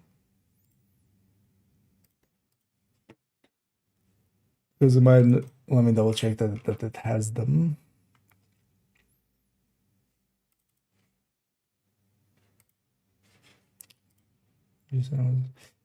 Think just they are. So is this one? Yeah, so mod wise, so generally for the mag, I don't put that here. But yeah, it's basically always at plus 20 mag. You can go to plus 15, but I generally just only go to plus 20, which has a reload decrease, which is fine. What was the version? Yeah, that's this one indeed. And then yeah, for anything except LMGs, it's all DTOC. All DTOC all the time, always. And yeah, we don't include that just to not like add too much shit. But yeah, as you can see, every weapon here, everything is DTOC. There's that damage to targets out of cover. So except for LMGs, and the LMGs already have DTOC there. So that's the reason they don't have that. And then that depends on the build, but yeah, crit chance mostly, tipping skill, rate of fire, DTA or DTH. So, but yeah, most other LMGs crit chance. So that's kind of a given almost, just to not clutter up too much. It doesn't say it. Well, maybe I should at some point just. Well, I've been meaning to make a best practices kind of file, just like, hey, this is the basics, which we don't include like that. Because yeah, it catches some people out sometimes. Oh yeah, so not this one. I'm like, that's not the build for it. Yeah. Striker to turn hybrid. Yeah, let's just get going. 3.07. So the same save. And on 3.07, we have the first. Why am I saying the first of the turn hybrids? We've seen already plenty of them. As we come to 3.07, and there we have a striker turret drone hybrid. I shorten these quite often to turdro, and that's also trying to imply they aren't full turret drone builds. They're kind of halfway on the turret, halfway on the drone. So turdro. And these are turret drone hybrids, as stated, kind of. And they are builds where we take especially skill tiers to kind of get the skills to skill tier 6, but the rest of the build is mostly going towards the capacitor here. And I like this playstyle a lot. We've already seen a negotiator version of this style of build. In the future as well, on character 4, we'll see a strike, or alongside the striker one, also a Coco one. So yeah, there are multiple ways of setting these up, and what we especially take is gear sets for it, as yeah, some of the gear sets, as we discussed with the high ends when we were going over those, a lot of the gear sets outperform, especially on the weapon damage and most of the high ends. In the past, you could also make this out of high-end setups. They were sometimes a little bit, competitive, but especially ever since strikers came in, and nowadays as well. Coco, for instance, coming in really aligns well with it. Here we're taking sacrifice specifically because the glass will apply both to our skills and then also to our weapon. And what we're set up for is, those 6 skill tiers as we have here. And you have 5 on the gear, or well, 4 on the gear, 1 on this memento exotic, and then we have 1 from technician, getting us just to 6 skill tiers here on our skills. That helps them especially to kind of get leveled up through their weapon damages or through their damages, and especially as well their health and armor goes up. The way that this gets played is mostly that these skills go out and they're basically very effective decoys. And while they're doing their thing and also dealing a little bit of damage, not a lot, in comparison to a full turret drone, definitely not a lot on those skills, we do deal a decent amount, especially once we get the striker stacks going. Now here, of course, we could actually, that's why it has an ACS secondary. We could stack a little bit with that, with InSync here. But especially just with this, I mostly just run the capacitor as we have it here. Just get the stacks going there. That gets us a little bit of skill damage as well, just to get this a little beefed up, and we hit decently hard at full stacks. Now, of course, getting the capacitor, the striker, to the 100 stacks with the capacitor does take a little bit. It isn't the fastest firing gun, but we can get there pretty consistently. If we take it into the game, it is exactly saved as shown there. In the past, I used to actually have it where we had the option to, for instance, take Coyote, or even, for instance, trying around with Tinkerer and such. But I've taken actually to saving it nowadays with just the Memento there. The Memento is way too good of a piece to not include into most turret drone hybrids, as unlike, well, with the Negotiator, we didn't on Character 1. But there, we had a really good backpack in the Negotiator backpack. Here, the Striker backpack, well, good. Doesn't give us and weapon damage and skill efficiency. We're basically eating in both sides of that, and then the regen is actually pretty nice as well. What we're focusing on, I'm not going around and picking up the short timers pickups at all. I'm just going to charge up the Memento over time, doing several activities or just doing several rooms of a mission. I'll charge up the Memento, especially on its long buff, and that's the part I'll rely on. That skill efficiency and that weapon damage is pretty nice in here. And then we can make the capacitor hit decently hard. And by also saving it this way, in the past, this used to be with then if we, for instance, are taking things like the overdogs, for instance, but then that doesn't apply to the turret and drone. That does apply to some other skills, but not to the turret and drone. Or if we are taking things like the Coyote, we would need this chest to be yellow cored. Now I have that option here, as we can see, the core has been recorded, but just to present it in that way and make it easier for people to kind of understand that you don't need this chest to be recorded. We're just going this way. And also, honestly, I just run it in the Memento way only. Overall, these are decently powerful builds, and I enjoy them quite a lot, especially for solo play. This can be a decent way of having, for instance, some coverage by your turret and drone, and then you basically sit a little bit more behind them and just do your damage out that way. But especially what they are nice for is that they can do decent amounts of damage in that way. And honestly, I quite often find myself preferring going this than just a full red just by itself, because it gives me a few more tools available to deal with enemies. Just because, that turret and drone, they can actually really drag some enemies away from you. Of making it is a little bit harder because, we are going with record pieces. That means we need to find, for instance, for the striker pieces here, we need to find them with the right stat, and then we put the core alongside of it. The sacrifice as a full red that we're keeping it here isn't too hard to get. And then, a memento that can be gotten through the backpack target loot or through retaliation, where you can get the blueprints. Capacitor again can be gotten from Summit through its challenges. Especially builds like this, though, do require you to be, or well, they don't require you to be, but they prefer to be at SHG level 1000 or above, where you already have some of those bonuses. Because even there, we are, of course, making use of the skill damage, the skill haste and such. And also, the weapon side of things. And even, the Memento, once it's charged up, gives us a little bit of regen that will take a little bit care of our healing. Overall, these are recommended, but they're a specific playstyle. You have to kind of like that playstyle to go this route. But if you do, definitely give these a try, especially if you're someone that is into playing, for instance, a full turret drone. I would say, especially the Coco one, though, would be a little bit higher recommended than Striker, but both of these can perform a lot better, especially in the hands of somebody that is decent at getting that gun singing. Yeah, let me, as I saw, I got kind of distracted by this all. There's us, a raid coming in for those coming in. Yeah, sorry, as I'm recording something, so I was focused on that. Let's go back here. Let's get you a shout out there. And I thank you so much, Jacobian, for raiding there. Hope you had a great stream and hope you had some fun and some loot and some shoot. Let me. I mistyped that 7 times. Sorry. But yeah, we had a great stream, and yeah, welcome in raiders. And it is well. Yeah, thanks, Denison, for for explaining. And yeah, welcome in.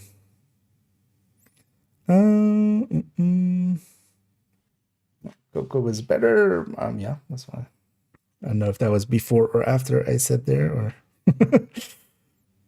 I would say the Coco one is the better one, but that didn't exist in the past.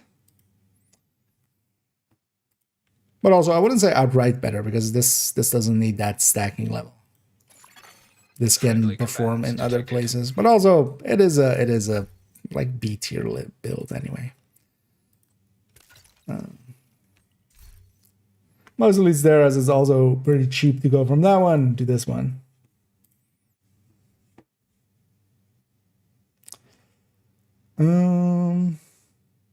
Because it turns out better must mean always better, and that's not always the case. Yeah, let's do 3.8. This is likely as well the last one we'll do for this afternoon, and then we'll go back to playing a little bit. And then we'll record the other 8 in the evening. That's number 9 though. Oh yeah, that's fine as well, because yeah, then we can have the headhunters and stuff there. Yeah. Let's take here. I know, let's have the save of it. Oh, and the apparel change 8. Did they change it over, right? Friendly combatants nearby. Okay, let's move background.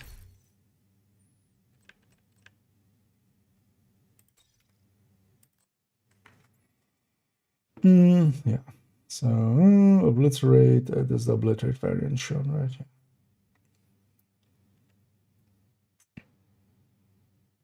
Yeah, that's given. And he'll what the fuck was that?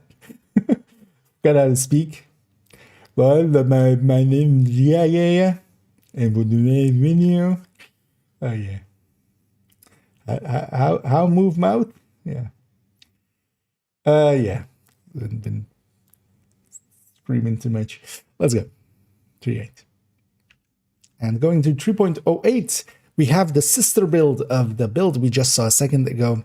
And this will actually happen with the Coco one on character 4 as well, where we're here reusing some of the pieces as we saw from that Turtle hybrid next door in here. And that can actually be really nice, because honestly, going from a Turtle hybrid or Turtle hybrid to a combat medic, if the gear set at least kind of applies and can do both functions like Striker can and like Coco can, having them side by side works out, as we can reuse some of the pieces. But first, let's explain a combat medic. Combat medic is kind of going in that same idea that we had with the Turtle hybrids. We're taking the skill tiers, and those are going mostly towards our skills, and then we are taking the rest of the build, with the exception of here as well, the stats on the BTSU data glove. We can't change those, of course, but the rest of the build, the crit chances and the crit damages, they're all going towards the weapon. Here we're reusing the capacitor. We're wasting effectively that skill damage that it has. But here still the capacitor is the better pick, even best pick overall. No weapon, basically, even a Lexington with Killer actually doesn't, well, the Lexington with Killer would be ahead by just about 5% on this build when Killer is active. And when Killer isn't active, it would be about 20% behind. So it is very much a build that, yeah, because of consistency, we go with the capacitor, because I'd rather just have that consistency, and yeah, not having killer up would not be an ender, especially as well on a build like this that isn't, while it can kill, it is not going to, you know, I'm not going to outkill, for instance, a full striker alongside of me. As this is especially as well a group build again, because with most healers, yeah, you want to have that just to heal others, especially. If you want to heal yourself, there are other ways, especially, for instance, memento and regen and such, that can take care of that, or just medpacks. This is mostly then, yeah, to support a team, and especially combat medics and healers in general are really useful, especially when seasons of no regen is around, because, yeah, if we don't have that out of combat regen healing us, it's nice to have some healing there.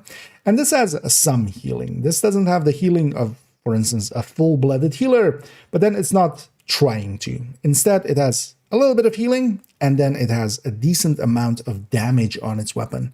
It can hit decently hard, even, you know, while it does look with all of those yellow cores to be more towards being a skill build, actually its weapon side, because of the crit that we're keeping and the capacitor working really well to recoup some weapon damage, and then also its crit mods and stuff are pretty strong. It does decently well.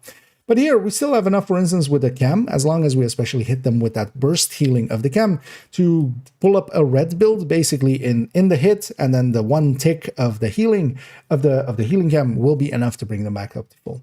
We also have enough charges on our hive to, for instance, heal several reds up to full without running out. And of course, if we run out, we can always overcharge as well. Again, we're going with that BTSU data glove for that same reasoning. We can use that to overcharge a team, and that is one of the strong things that this build can do. It can overcharge a team, reset all their hives, if nothing else.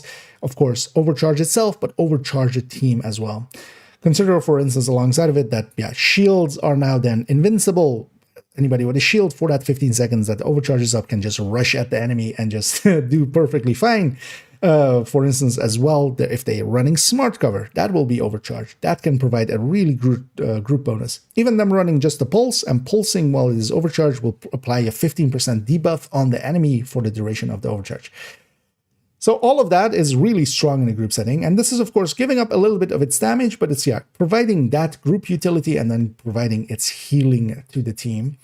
And because of those, I like these builds quite a lot, because in the end, also from a gameplay perspective, what I end up playing them as is I'm still shooting basically, or trying to at least, shooting just as much as any red build would, but alongside of them, I'm also playing a healer alongside of it, which is, from a just gameplay perspective, much more engaging than just playing a full healer where you don't have that much to do. You're just basically applying opportunistic onto enemies, but you're not sitting there actually playing, you know, aggressively and such.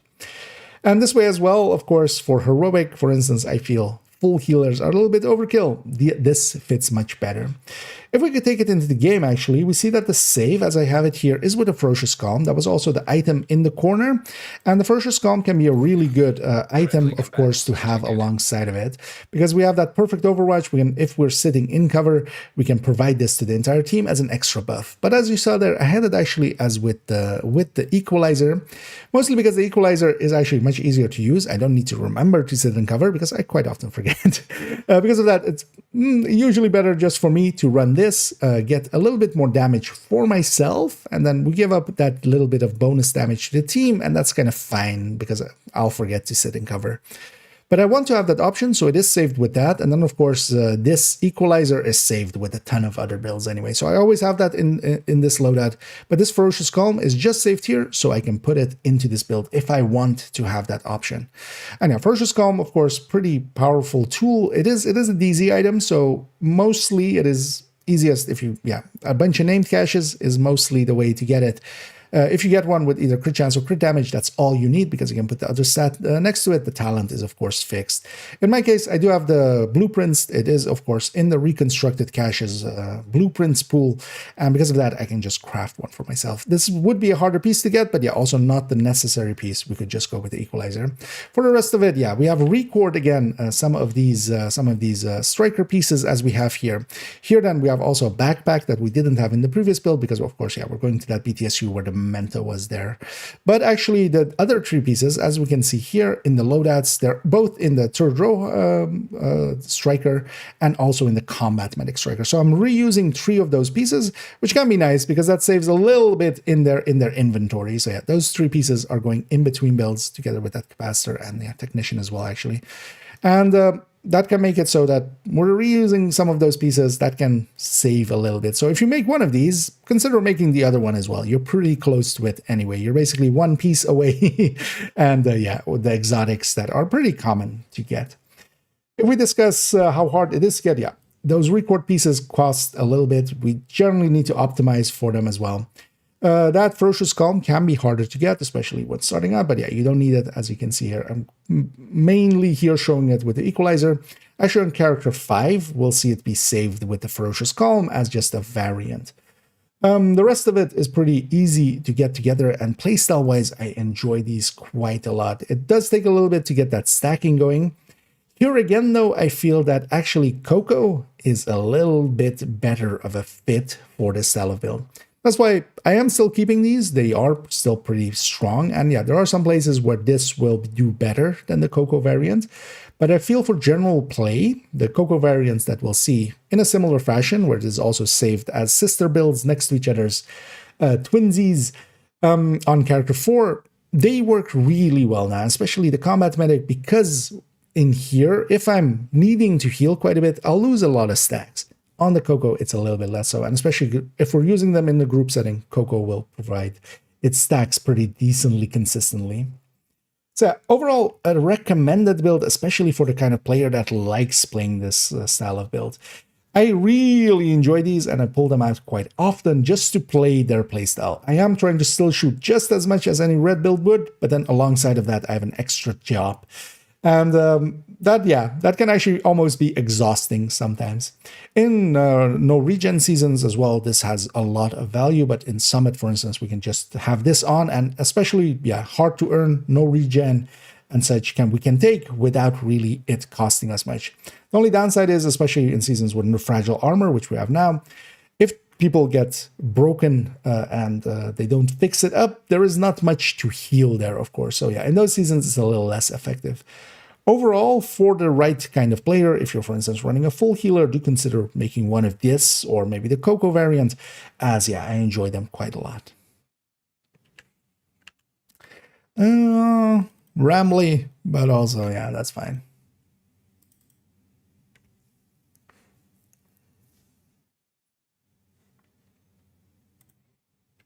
Oh, did I not put this?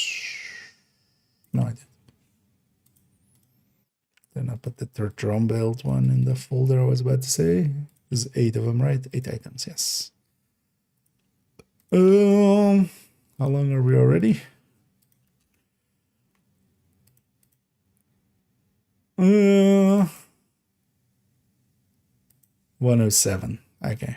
Yeah, some of the later builds will be a little easier and faster to go through. Need emotional damage. Oh, social build connections are to try out some of those builds. Any chance you'll experiment with a skill tier concentrated company? As I was kind of hinted at there, I might, and I might have already actually. Because actually on character 4, 4.06 and 4.07, similar builds to just what we saw there. Third drone hybrid and the combat medic. Especially this combat medic one, I already I'm in love with. This is overall a better choice than the striker one. The third row hybrids, I mean, the thing is, third row hybrids in general, they're okay. Like, this would be the thing to run Coco solo with, actually. Like, if you want to run Coco solo, but honestly, I don't want to run Coco solo. It just feels so much better in a group. So, but yeah, 4.06 and 4.07 already there. Because yeah, they replace the high ends. The high ends definitely. Friendly combatants nearby. Like, yeah, Striker and the Coco are just both better. So. But mostly I would do it like that. I would take kind of like, yeah, similar style to this, taking skill tiers, keeping the rest towards crit, basically, capacitor in there. Also because just if you put more skill damage into there or something, that doesn't buy you much. That doesn't buy you as much.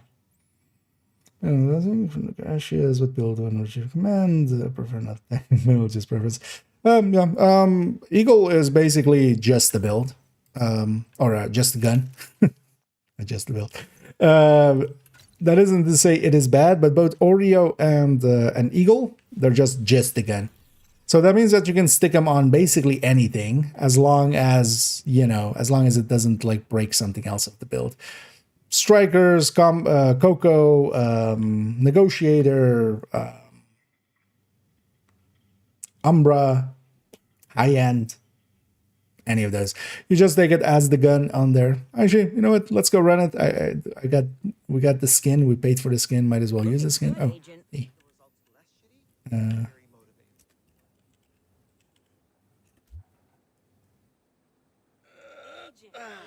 No, you guys are in animation. You guys aren't in animation. What are you doing? No. Does it have to be triggered through this? I think it needs to be triggered to this, right?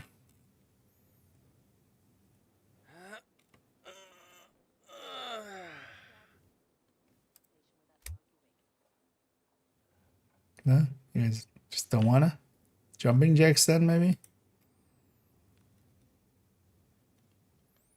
Maybe their animation just ended and broke, but they're kind of stuck. Because also normally they would be walking around already by now. Right back at you. No? Okay. Well, screw you, kids! In video games. Wait, did most of the kids' animations break? You want to do it? I just want to show the jumping jacks. Just have shown it. No? I guess all of their animations ran out because we've been here for an hour. Hostile broadcast picked up. Because, yeah, that's also why, yeah, she's in the wrong spot. Oh, that's funny, actually. Yeah, people are also... maybe she'll walk around in a second, but... We've been in proximity for too long. But yeah, usually if there's kids around and they're not doing animations... If you do jumping jacks, they'll do jumping jacks. If you salute them, they'll salute back. Kind of cute.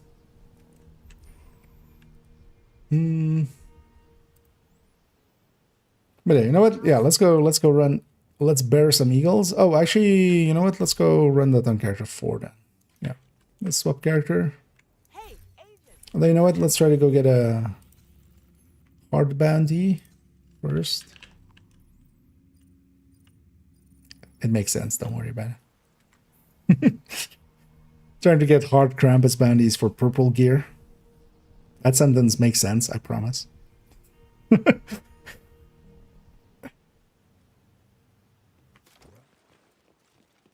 Makes sense to me, okay? But yeah. Now what do we do? Kill them. Kill them all. Everybody protecting that backpack on that heavy.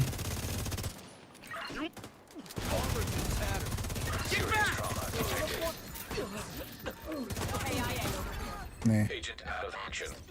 Dick. I haven't played for an hour. My aim isn't there yet. There you go. Because I'm actually looking for purple LMGs. So yeah, these guys drop purple LMGs in the zone when we're on hard. But also, yeah, purple or hard bounties. Oh yeah, let's go to character 4. Let's go to their open world part of their weekly. All of the other characters are done, if I'm right. Did they borrow anything? I don't think so, right? No.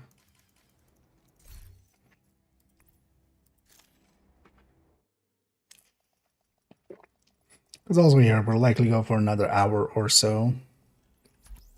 Then I'm gonna go take a break and just eat, chill, sleep, do a backflip, do a barrel roll. And then yeah, we'll come back and in the evening record the other 8 builds for that character. Area. I think I might do as well this evening. We'll see how that goes though. Might start like an hour early and do a photo set. Because I still need to do a bunch of photos. But yeah, overall, yeah, for the Eagle Bearer question, just like Overdog Striker, for instance, and then just Eagle Bearer, Negotiator, just Eagle Bearer, and Eagle Bearer is just a decent enough gun that it works out.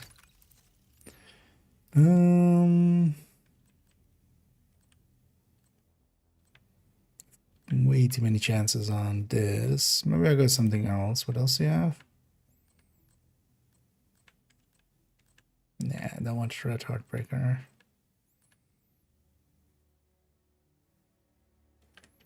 How's this set up?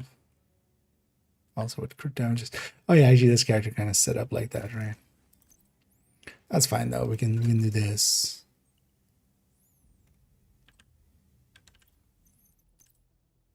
And then just make sure your crit chance, crit damage aligns well.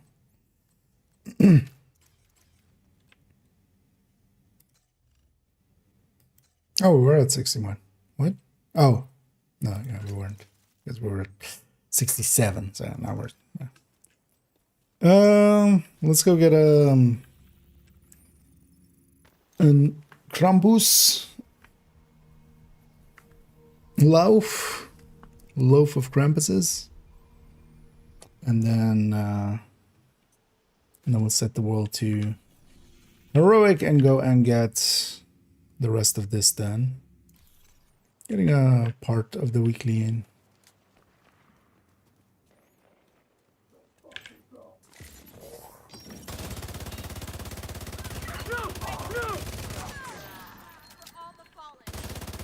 Okay, getting shock runs back there is kind of annoying.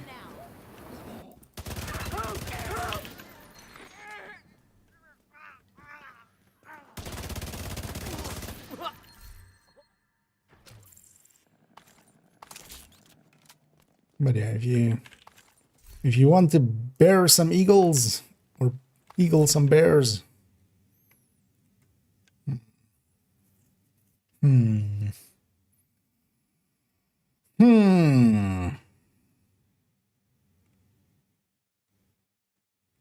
That's not bad. But do I want fast dance on this gun? No.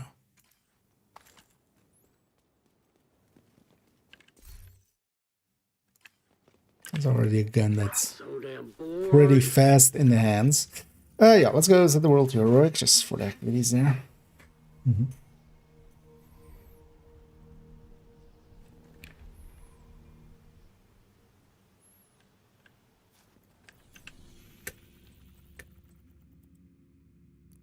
Let's keep it without directives, just lazy mode. I saw I'm full up on something. Can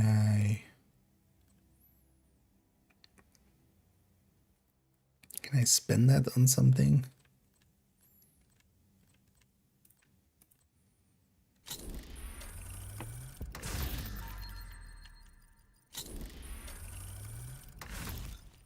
There we go.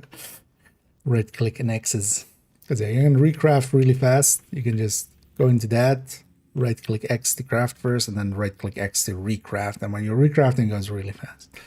So what did I need? I need 2 black disc bounties, some more activities on top, and then those missions. Black disc bounties, you say? Any of these black discs? No. Any of these black discs? Yes. And yes. I want to keep those though. We need some activities anyway, so let's go get fresh ones. Where do we do that though? Because yeah, this is this character's world. And it's kind of the bounty cheese character. Or maybe we just use it. Yeah, maybe we just do it there. Because I'll just go to the bounty cheese area. Let's just bounty cheese 2 of these. Even though Black Disc is not the easiest faction to bounty cheese, but We'll go over there.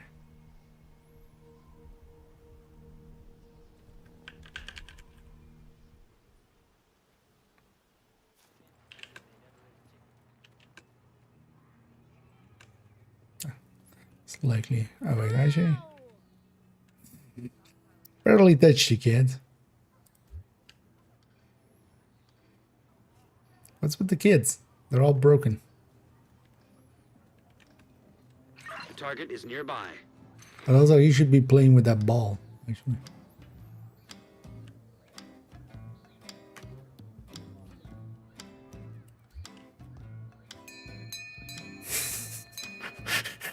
Just the extra band member. Accidentally.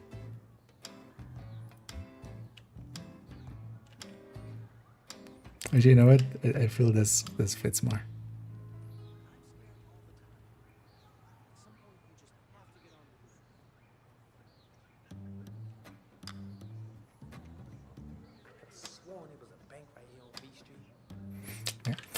Let's go actually do some stuff. Yeah, we always love the band. You want the best gear? I've got the best gear. No, no, I've got the best gear. It's already equipped. Next task be pink tusk. Would actually make sense. You could totally have pink tusk for like the like breast cancer awareness days and stuff. It's a pink tusk. I mean, you would just have, you know, RGB tusk.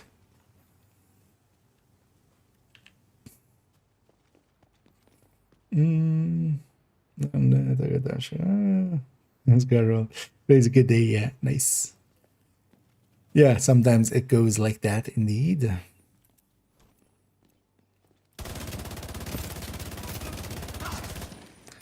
And let's deal with this Banny. Let's deal with Lanky and Peaches. I'm actually gonna make them spawn over there. Mostly this one, because I don't think I can change it either now anyway. I don't mind actually with Black Tusk not door camping them, because that doesn't work out against Black Tusk too much.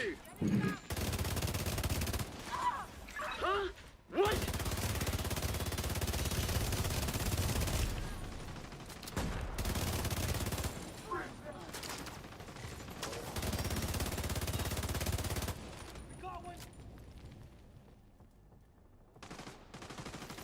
Oh. Yeah.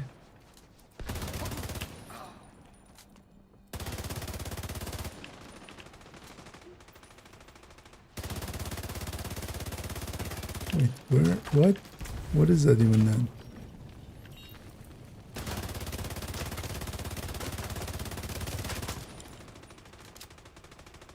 Let's close the distance.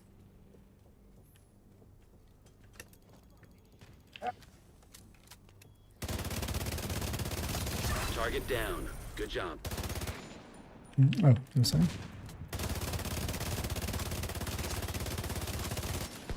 That's the target, agent.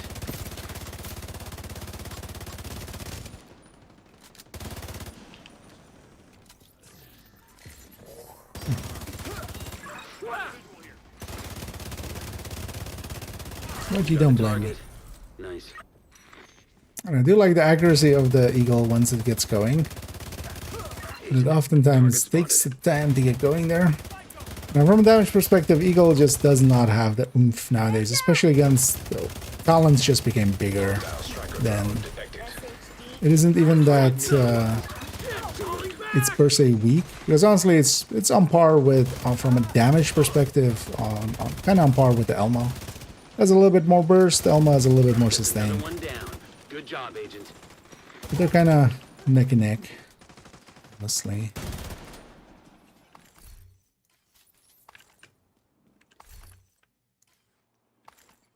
But yeah, a Lexington with Killer is just so much higher.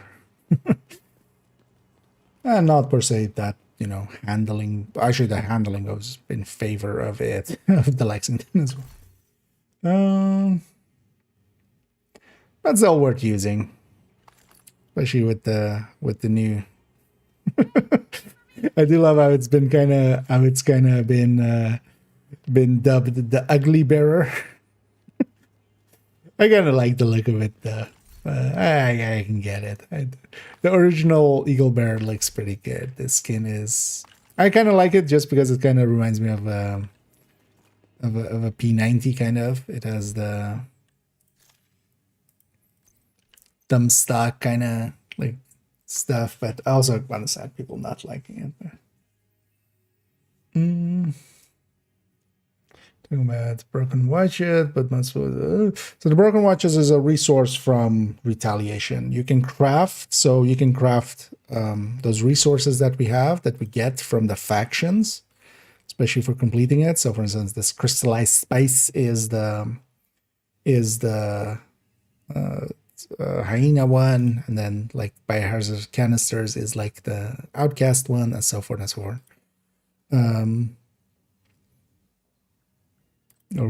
That was outcast, right? Yeah, and this cleanest.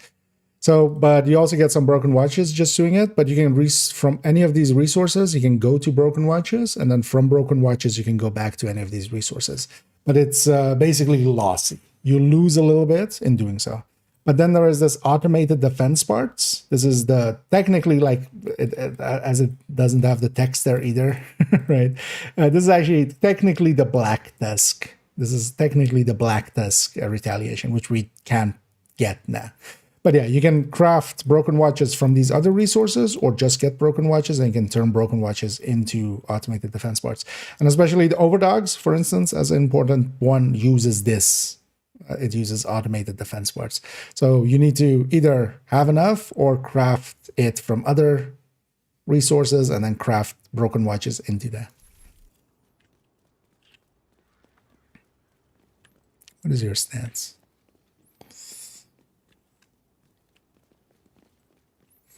Motivation, I have to get the overdog gloves. Yeah, so overall, the best way overall is to do retaliations, especially if you are, if you are proficient enough to do them on heroic consistently. So aggroing, especially hyenas, because yeah, the hyena faction has the blueprint. If you complete enough for the completion of a hyena one of the rewards is the overdog's gloves blueprint. But also while you're doing it, you can have it set. While you're doing them, you can have your targeted and retaliation set to gloves. So you might get it from just dropping. You might get it from, especially if you're doing it on heroic, you can also get exotic cash. You might get it from that fully randomly. Or if you do enough hyena ones, you'll get the blueprint eventually. So that's overall the best way. But it is in targeted loot. You could try farming for it in like other places as well if you prefer that. Because otherwise, countdown is an option, especially because, yeah, you can just have targeted loot there. You can buy some exotic caches, but yeah, you don't get the blueprint eventually. But that's easier solo, especially if you're jumping in. Because, well, you wouldn't go solo. You would matchmake for challenging countdowns. But you'll kind of get carried by the team. Soloing, for instance, the retaliation doesn't have matchmaking. Is not per se easy. And you do need to complete the hyena ones. Chatterbox or Boros is with Unspheric gear. For a tank style build, Chatterbox would not be able to keep going enough. So Ouroboros, but also not Ouroboros per se, because some of the high ends and stuff would likely be better. Just taking a high end with measured would likely be better. But yeah, Chatterbox will only work if you can get quite a lot of kills. The second you're going tanky, you're not getting those kills consistently. So, I know where he's at next. Prediction what Div 3 will be. It will be a card game. It'll be a card game. It's gonna be, we're gonna be it's a collectible card game. We'll be collecting Keener and Kelso, but then Kelso had to go, so that card goes away. But then, and then yeah, I'll play my Lexington versus somebody else's FAMAS, and then just Magic the Gathering. But then we, predictions. Hopefully it happens. That's my prediction. Like maybe one day we get it, but yeah. Let's cheese another one. Why am I cheesing it from in here? This is I'm gonna be super dead in a second. It's fine. I'm fine being super dead. Target near you. Die, motherfucker! Well, I have two decoys. What the hell? Warhound, why are you trying to get behind me?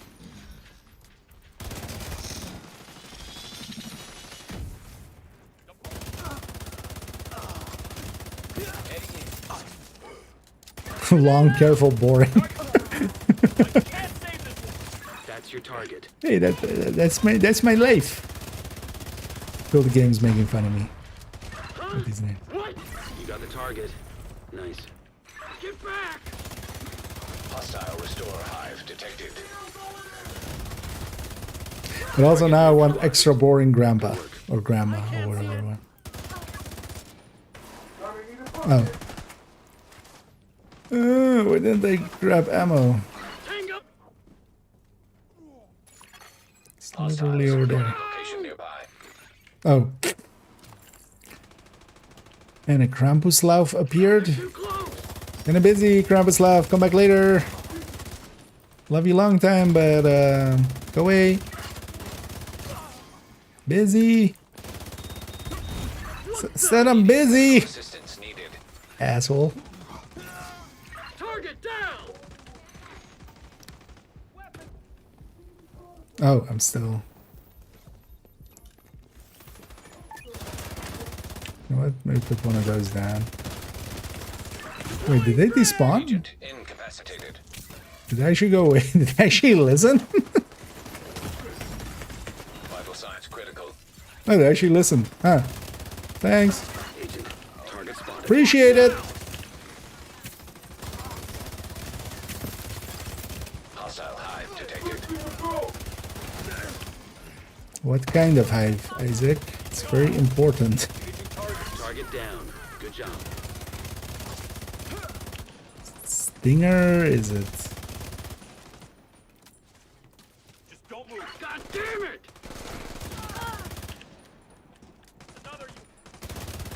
Thank you for keeping us safe, Agent. Krampuslauf just actually listened to me and left. How nice of them. They're like, okay, we'll come back later. Gas shield indeed. Yep. Haha, you've revealed my trap card.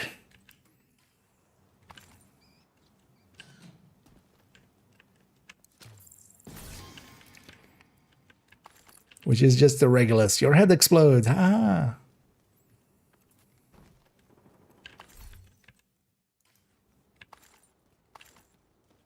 Funny thing is, Fireball is still in there, but it's just a fire cam. Just Fireball. Lightning Bolt is just the Elmo. Oh yeah, so we did enough bandies, right? Yeah. Just wanted to do enough bandies. We need 2 more activities. Let's go do 2 activities in Black Dust. They need to be but quick ones, preferably territories. Those are nice and quick. That's Hyena. Oh, that's Black Dusk. That's Black Dusk. Let's go to that one. Let's go to DC. That's one. Yeah.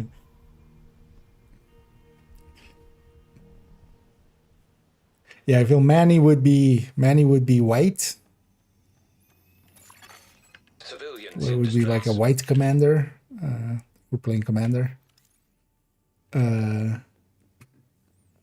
Kelso would be like red and blue, I feel. Keener would definitely be red and black. Indeed.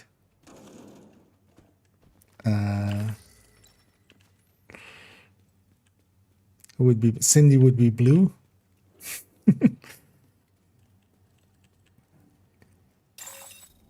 Rogue agent detected. Spinoza would be green. Guard duty. Figures. Let's go deal with... Oh, actually, you know what? Because those rogues are going to be over there. So actually, yeah, let's take this up Hostile against them. control point identified. Because they're going to be on the food resource over there. Hello, rogues. I have come to shoot you in face with PFE build. Please line up. Hostile restore hive detected. What? Why do you have a... Where's your hive?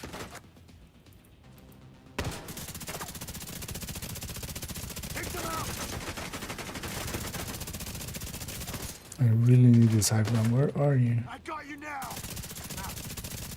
I need you out of the hive. That'll work soon. Trap deployed. System disrupted. Damn. Why you disrupt me? Hostile shock trap I'll detected. make it. System reactivated. I'll get this agent. Oh, oh. Rogue agent Didn't eliminated. even want to kill. How long have you been out here? Yeah, I don't mind this thing. It has enough damage. It takes a while to get going though, because of the chameleon on it. I was like, you assholes, you despawned the thing I came here for. But yeah, this PFE needs to still go into the build collection. We definitely should do that at some point. What were we doing?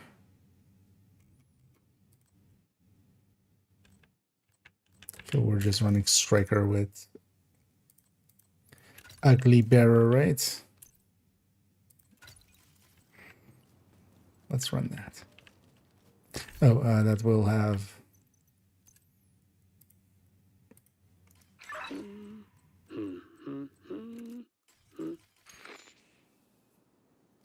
Thanks for sharing that over the radio.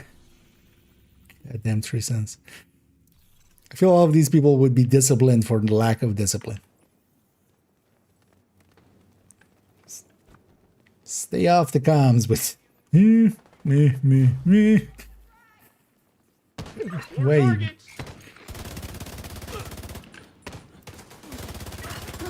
I'd rather be guarding than fighting.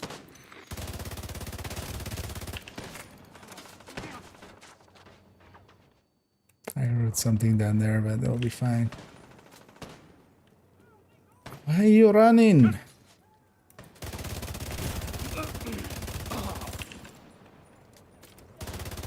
Time your shot. Good God.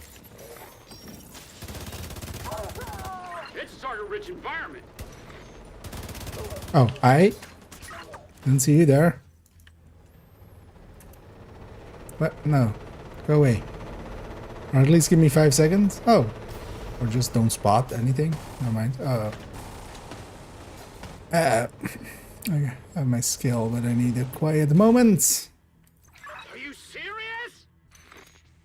I don't know. Am I serious? Yeah, I kind of need a quiet moment. Nice of this thing to not shoot me. But also, how about you stay there? PMB sticky makes these guys pretty easy.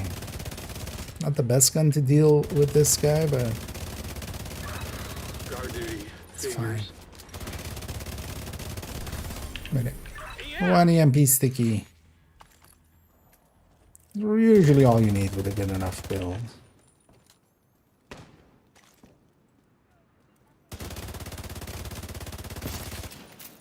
There you go.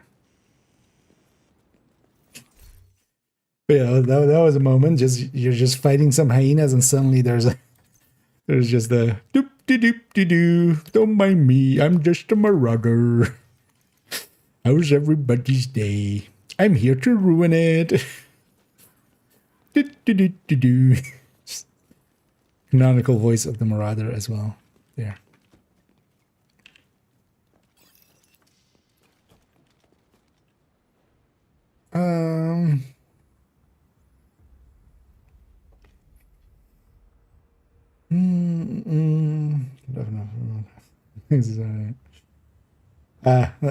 To buy the thing. Yeah, well, that's well. A lot of people don't like the special skin. I kind of like it, but also yeah, there's definitely like this is one of the best looking guns in general. Anyway, But I kind of like it for its P90 stylings, kind of. But and it's porcupining on the front when you get the when you have the talent up, it kind of porcupines up and just kind of goes spiky. Tango's moving on our flank. But definitely the other skin is. But yes, I'm not taking it to calling it the ugly bearer. This skin. But I feel that's a little bit too far, man. There's definitely like the blue Elmo skin is one that I just like don't like at all, really. I need new clips. Access key detected.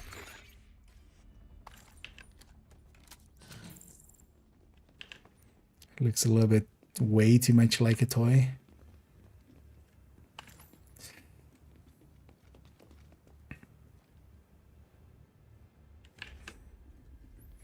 They want to get rid of some of those guys that have grenades, but I'd rather have tanky things for them instead of whatever that guy had. Oh, actually, the Marauder will have counted as an activity as well. Oh yeah, nice. So that worked out actually. That was a black desk activity as well. Now comes the question: do I want to just do one mission and title, or do I want to do the 3 missions and then DUA? None of these are part of the daily. Let's just take the quick way out. We'll just go for a mission and title.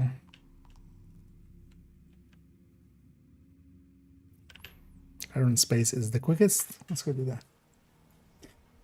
And actually for these, we can matchmake and stuff, but I'm just gonna quickly run them solo. Mostly I want to mess around with the Hostile control point nearby. new style Heartbreaker tech tank. Kind of get a little bit more of a feel for it. Because a salvo killer is kind of the way I have this one set up. The other one's also in the build collection still. The Chaska flatline. I mean,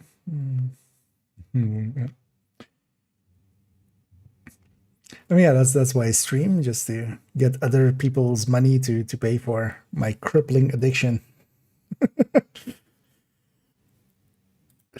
Kind of like a lot of junkies, just you know. You know what? I'm gonna not have you. We'll just take the passives. Actually, at least for this mission, let's wait. No, so let's have let's go back to that guy, but then let's not have the whole thing at all. It's just for this mission, just so I kind of get a feel for this thing. Black tusk is spread out throughout the building. Hello, heavy. This guy didn't hear Manny. He was not prepared.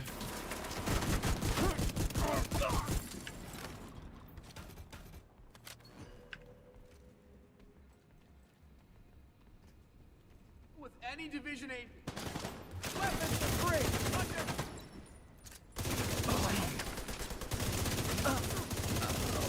I know, with Killer Up, this thing feels pretty good. But also, yeah, on a mission like this, we're not going to run into a lot of places where Killer isn't up with a big enemy. Because that's the downside. If we're fighting bigger enemies for some reason, and I don't have Killer Up, let's say we get Rogues or something, this mission... I mean, well, Rogues are on cooldown, first of all, because we took care of some, so they're on a half-hour cooldown. But this mission also doesn't have Rogues, actually, but... For those kind of fights, it could be a little bit more annoying.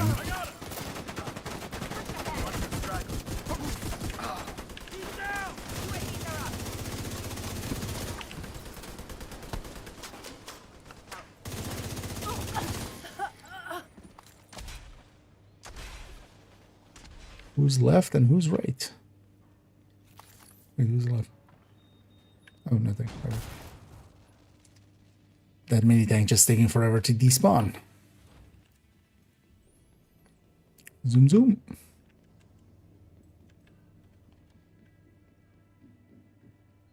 Should have maybe grabbed ammo.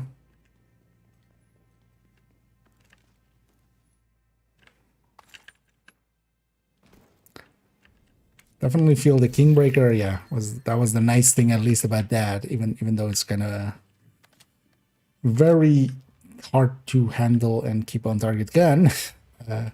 Ammo conservation on it was nice. Show me where. I got one right over there. But then the thing is, yeah, here we should use our ACS often. Enemy is right on the...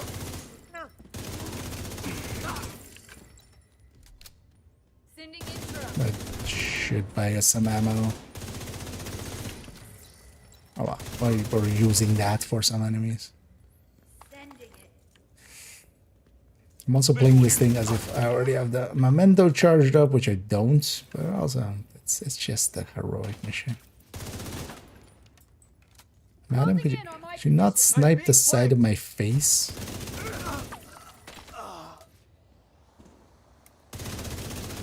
Just for that, I'm gonna destroy her. Actually, this will work out. Because now I'm super close to here.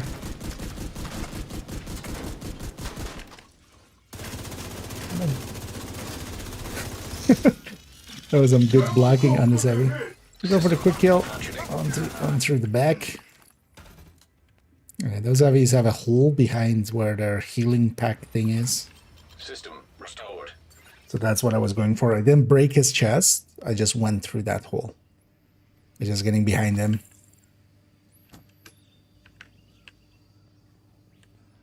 I already have the key. Summit flashbacks. I already have the key. Why am I looking in the corners? I feel that's 90% of summits for me. Just like, did I pick up the key? What was that? Was that this floor? Was the last 3 floors? Fuck you, by the way. Mini hand. Or war hand. Mini gun, war hand. Yeah. Come back. Oh wow, it didn't trigger killer off of like 3 kills there. The killer activation rate is pretty low here actually because of the crit being so low. The crit damage as well. System Well, disrupted. crit chance is pretty high, but the crit damage being lower actually changes your activation rate for killer. System reactivated.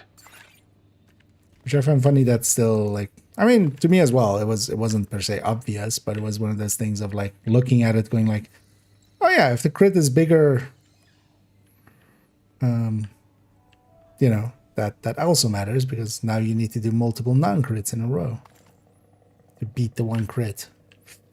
But I find it still funny that once in a while it comes up in discussion, but then some people are very adamant of like, no, it's just 60%, just like, or whatever your crit chance is, just like, no, just think about it for 2 seconds.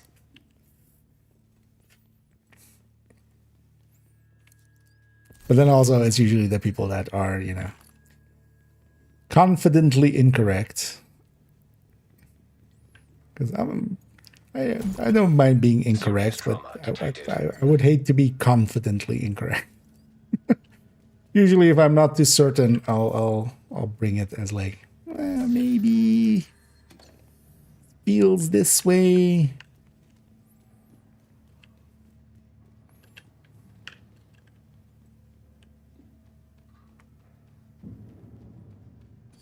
Here we go. Hello.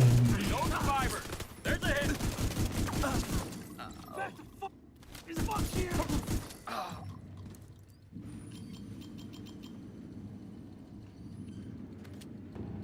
And just because we can shoot doesn't mean we need to shoot. I'm just going to get the loot first. And then we'll go close the distance and then we shoot.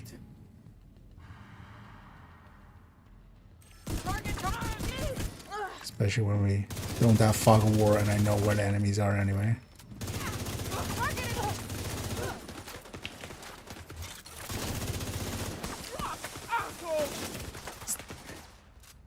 Did you guys stop like staggering me and disorienting me?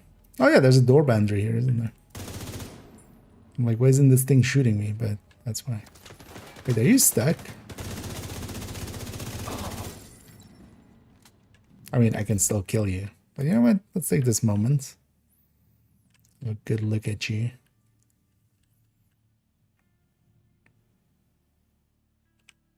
Just chilling.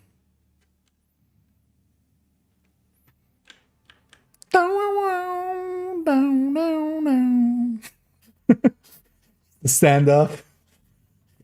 I feel the minigun would win against. I know maybe I get Rookaba Regulus, then it's kind of more fair game. But oh, yeah, the second he steps over. Oh no! Wait, are you my new companion? Oh no, there it goes. We could have been friends, Dougie. We could have been friends. You're making good progress. Take it steady. Sometimes you gotta play with your food. Laptop detected.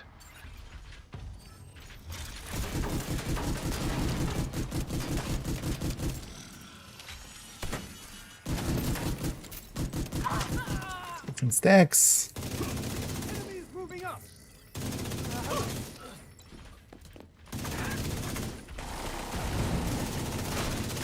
We're gonna go for some leg shots on this one. Going faster. Hey, give me 1 second here. Nope, I won't. I'll just kill you.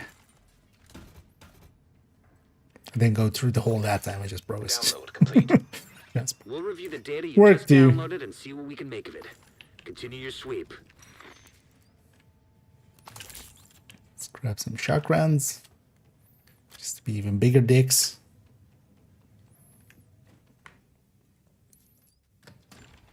I'm getting a flurry of movement right outside the north entrance. A McFlurry? I feel I'm a little mellow apparently. All the bad puns and This jokes. must be the last of them. Stay in your Take them lane. down, Agent. Trying to poke. He got hit. Spawns the boss. You're gonna bleed out right here. Right here? Right here. They're right up against it. Look out!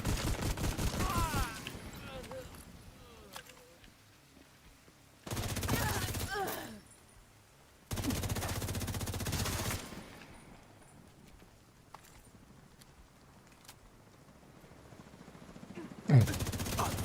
Forgot about that, by the way. You jump over, of course, first. Yeah. Boy!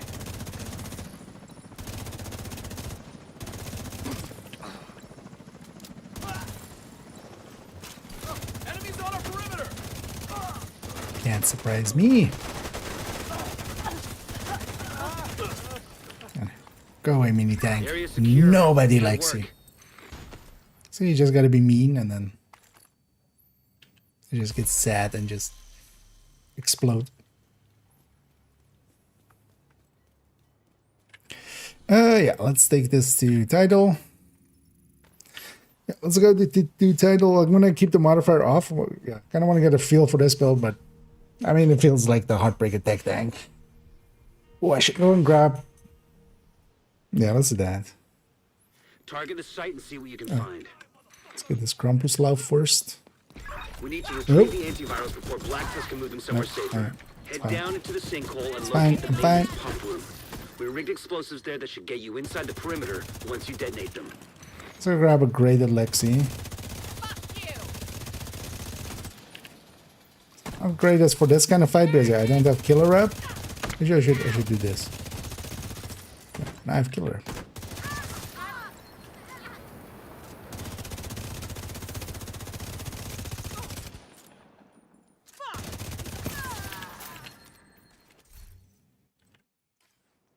Now let's go grab a graded Lexi just to have that.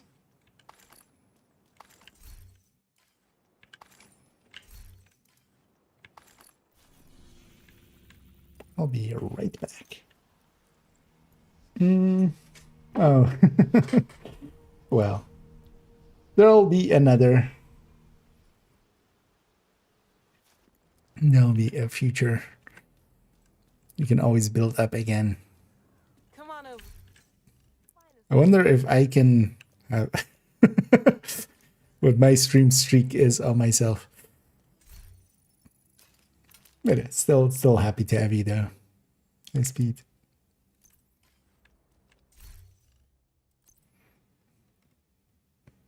Yeah, let's put that eagle we borrowed away. Yeah, let's grab a Lexi. Graded. Could also make this measure. No, measured would be less than flatline, right? Yeah. Let's make it killer.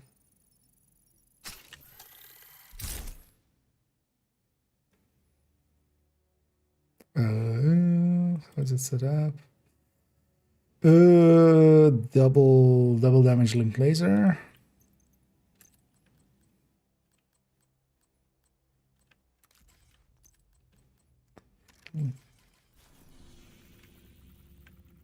Now let's go do Tidal. I hope everybody's enjoying their Saturday so far. I mean, it's nice and relaxed. Today and tomorrow is, yeah, still kind of not much to do. The last few days, though, for me, that's kind of not much to do. Well, it's not going to get, like, super busy right away, but definitely coming Monday will be a little busy. Tuesday as well, likely, and then I'll be, like, okay-ish. Okay. Now Still not working next weekend, I think. Or I'm working and I'm working like a Saturday afternoon or something. I won't be missing any evenings. And I think the week after I'm away for 2 evenings. I was actually still pretty far away. Okay. You're supposed to die. You're not supposed to be out of combat, especially. You're supposed to be in combat with me, so you die.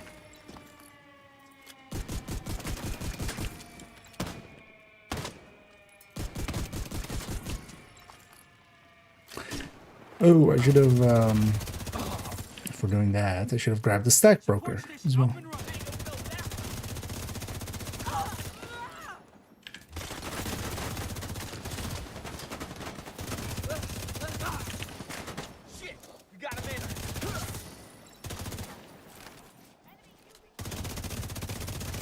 ACS stack. Copy that. We're moving up. Forward ahead.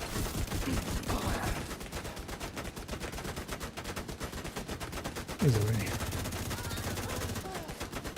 And as long as not other things are shooting at me, I can tank those things infinitely. You guys stop tickling me. I'm ticklish. Actually, yeah, let's do that. Got a checkpoint there. Let's grab the stack broker as well. Let's go all in. See what peak Heartbreaker tech tank looks like.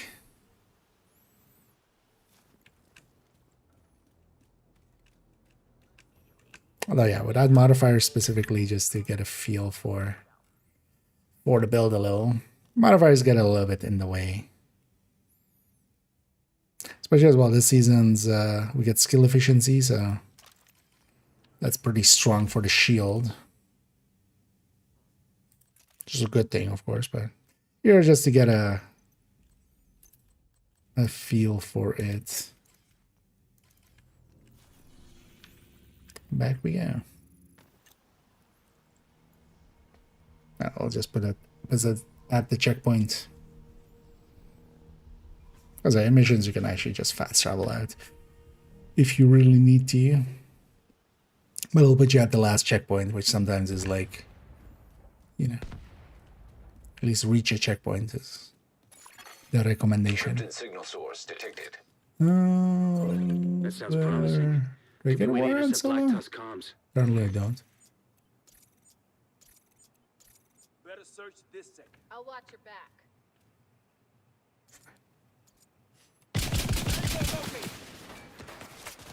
Catch. Pull close. Just lost a guy. Mostly pulled it out for warhounds, Got but him.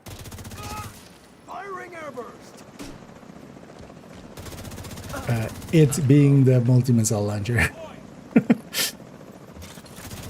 Not anything else.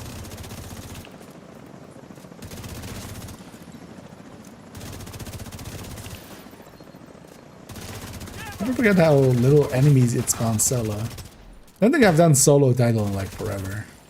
He's gone.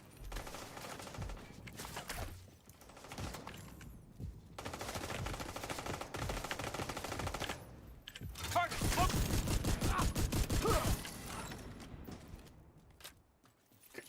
RPM. It's kind of nice.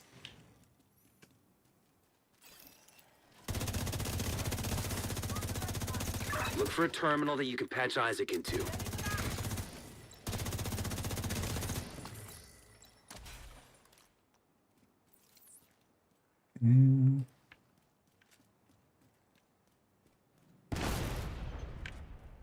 That worked, right? Yeah. Just grenade the thing in the back. And just go and shoot it.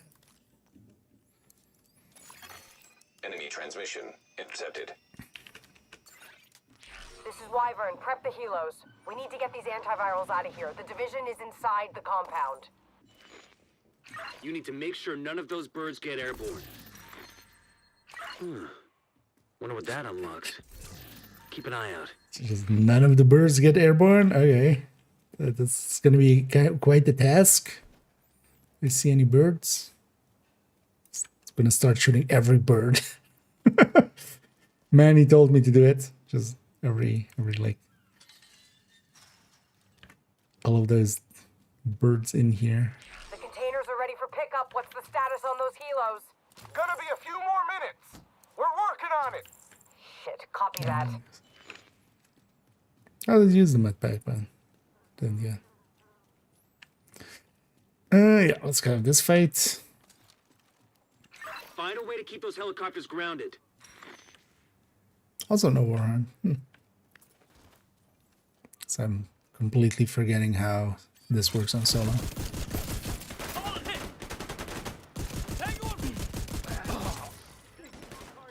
Make sure they're dead. Okay. Oh, you weren't talking to me. I'm on the other team.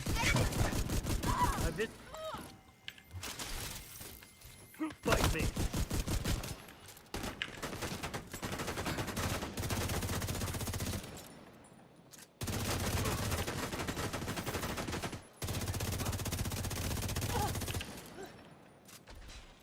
And then re-trigger killer there.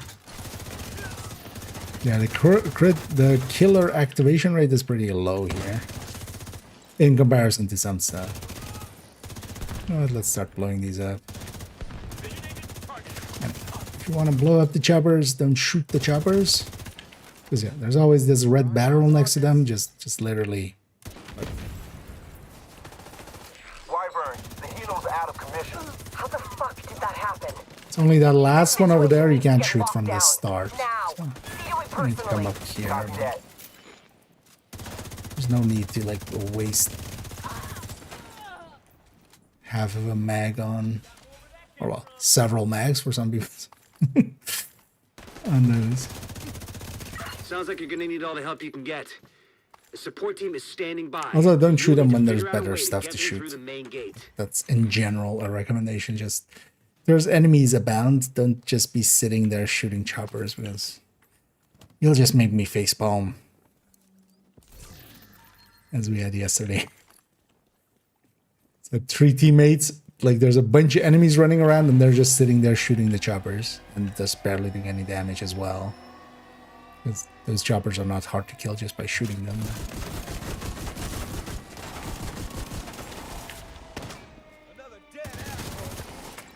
But yeah, when there's enemies around, and also yeah, those choppers you don't even need to destroy till like there's no timer or anything.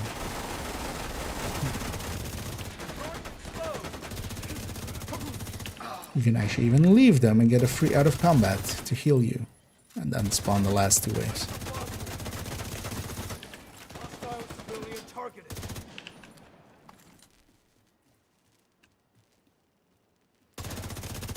Come on.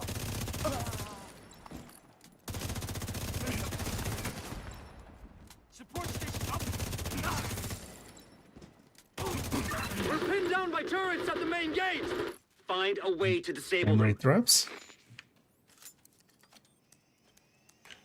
Yeah, but actually that they get whatever, because there's definitely a little bit of We've been compromised. Reinforce the main performance gate loss. There's a bug as well that just sometimes you just start losing frame rate and just kind of collapses in on itself. But even for instance, when you go to apparel, like it, for me, it drops to like 40 frames. Like, I have no idea why. It doesn't seem to be locked at 20 or 40 or something. It just seems to be like struggling to get high. Deploying UAVs.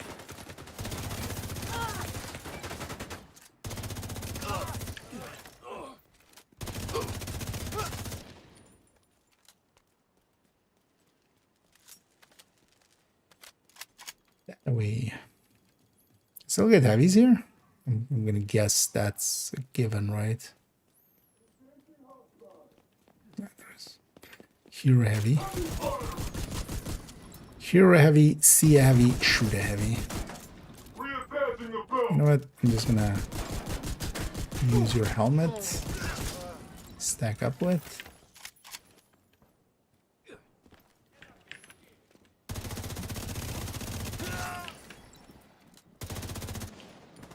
What are you doing all the way in there? Oh, right there, you're friendly. Give up now. Did you stop shooting my guy? It's my guy. Only I get to shoot him.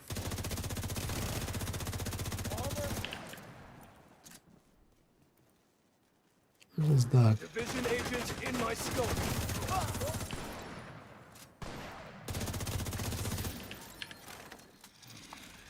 Where's this dog? Oh! Wasn't looking up enough. Just scanning the normal heights. Little did I know he had taken the high ground. It was over for me.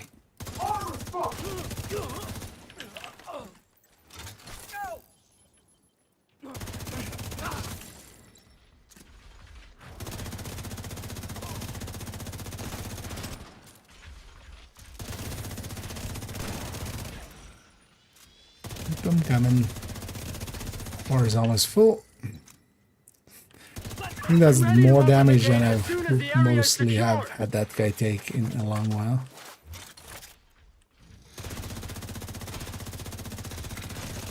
Sucks that you have a weak point.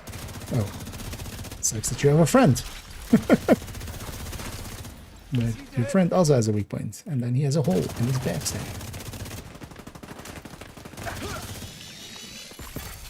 System malfunctioning. Where's this last guy? Oh. System back online. Can't take much more.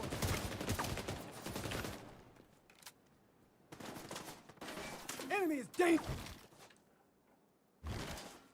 Actually, Wake two more up, shots. asshole. Now locate those antivirals. As soon as you retrieve them, send up a flare to signal the support team. Mac. We'll stand by here and cover your ass. It's a real job. Yeah. Definitely also feel I'm not too certain to say like outright like definitely, but I feel since Brooklyn, I think if I kind of look back at it, Brooklyn I think is the point where it happened. Plan B. They seem to have Transport the changed antivirals by hovercraft. I drop want these cylinders on or you know the separate chances vessels. of a maxed out mod a little bit. Intercept those cylinders. We can't let Black Tusk get away with a single sample. Still doable though. Like I've gotten multiple. It's not like they're not there, but they seem a little more rare. Seems to be kind of several people feeling that way, and then also like kind of, you know, at least some voices that I trust a little bit more than just like, no, they nerfed the key drop rate, like they're going around. Or,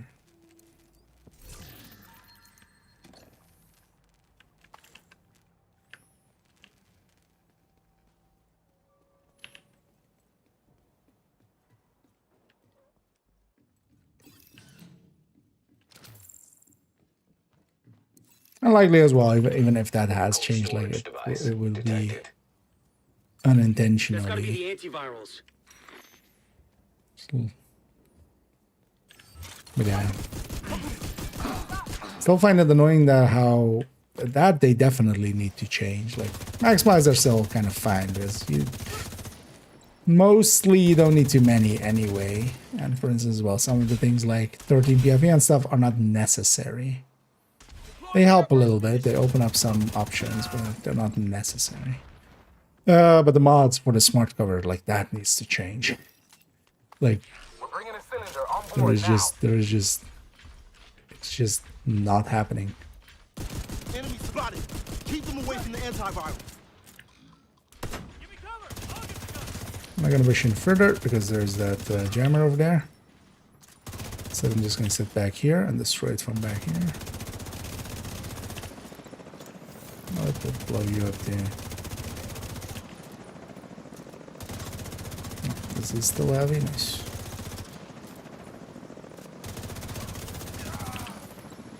Should just what? Go. Why made that static? Just push.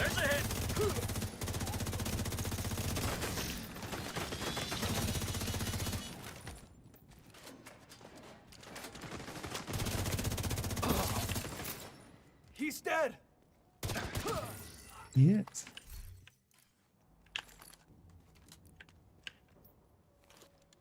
Fire. Additional cold storage device detected. You know what? I'm gonna nearby. put some shock rounds in my pistol. Get that second antiviral cylinder. The support Likely team won't will need secure them, the but first cylinder in the meantime. would be a good panic button.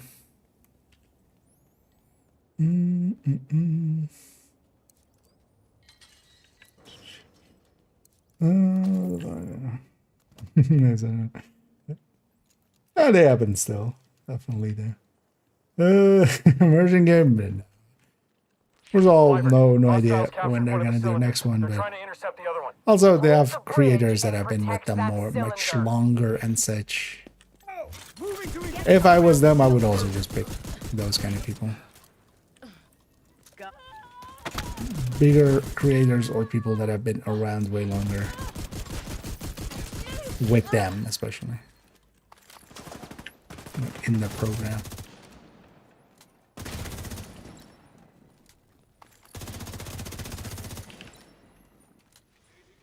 Or maybe it already happened and I'm under NDA. Requesting support fire. We've got hostiles on the bridge. Request denied. We can't risk those antivirals. Copy that. Or am I? Or am I?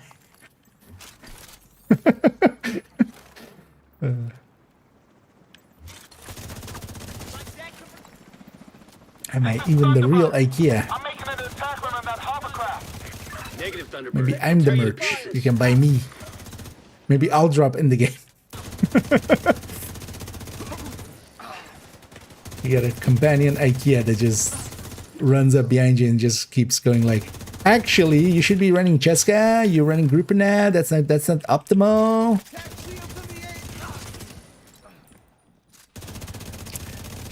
Just what if you're running something other than Striker? Just run Striker. Most annoying piece of assholery. All right. Oh, that's insane. That's not that insane. It is a little bit insane, but yeah, that's nothing too special. There's definitely people with way higher SHDs. And even my SHD, I could have been 40 if I Detected nearby. partook in the 3 times and the 5 times more. Which I generally don't.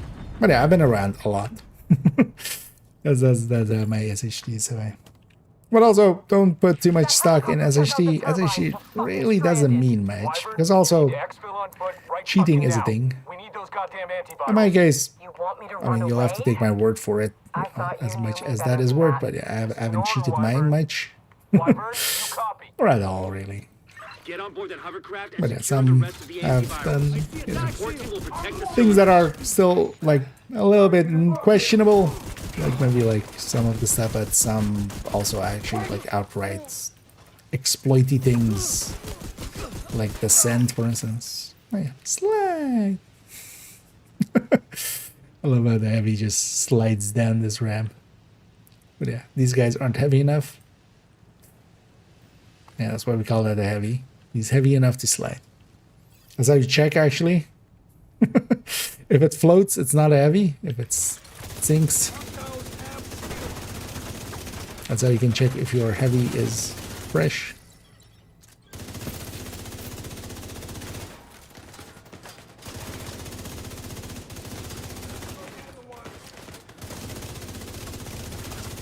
But in general, don't put too much stock in what SHD represents. Honestly, nowadays, I would say playtime is actually a little bit more of a useful metric. Honestly, that's what I mostly look at, but that also doesn't mean... Because sometimes you have people that have been in the game for 10,000 hours, but get outclassed on builds and on play by like people with 500 hours or less.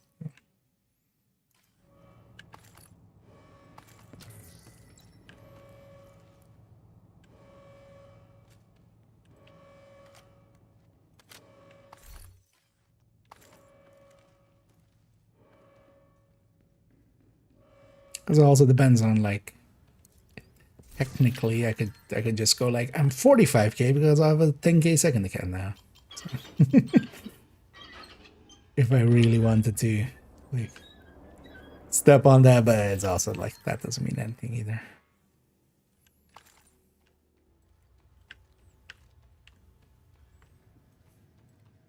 Get those rocket launchers prepped.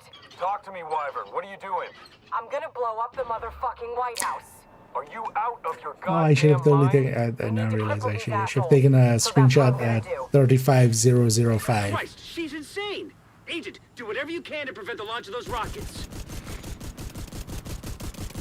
Although actually 8. Oh no, actually 8. 38 is. Yeah. You take one at 38008, and then just Rocket flip it. launchers are loaded. God damn it, Just so we Wyvern. get. Stand and down. Negative, then it will sir. be. I refuse. Well, actually, wait, no, that's a 5 as well at the end, right? Because now it will be just. I don't know, with the 3, it would just be booby.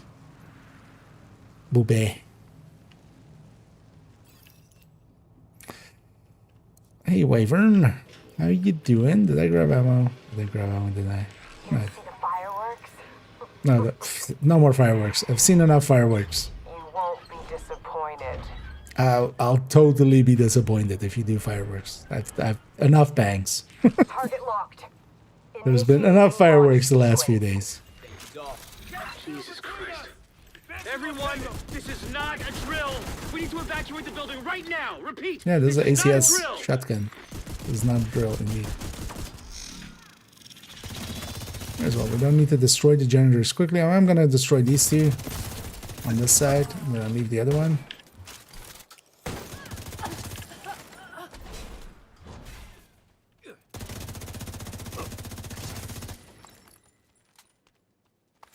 I'm just gonna already go and grab ammo. If you don't stop those rockets 'Cause I from launching, can. a lot of people are gonna die. And one of them is gonna be me. Did they? Was that always open? But yeah, we have a minute, so we don't need to hurry. Actually, I should. So use it to stack. And yeah, this is my home now. Well, I'll go and get the launcher when it pops up. Live here.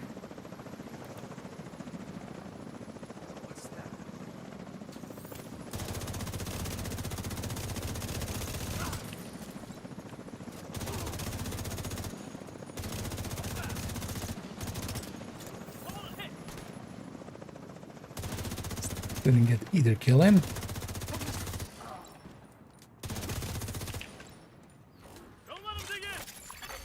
Rocket launch backup power activated. Launch sequence initiated. I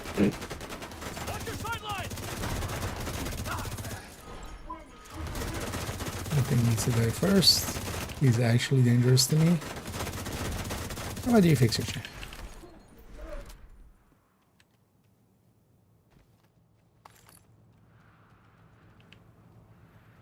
While I'm here, let's grab ammo again.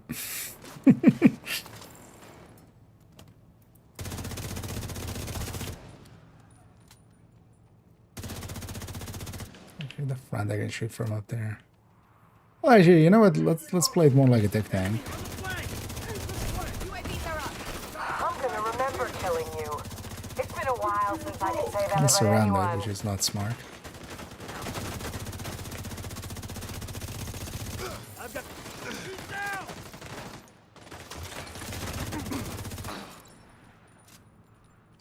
You need everybody to be in my front, mostly.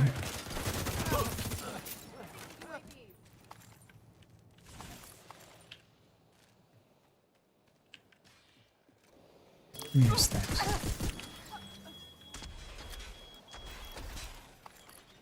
Come to save the day, huh? But you're a real goddamn hero.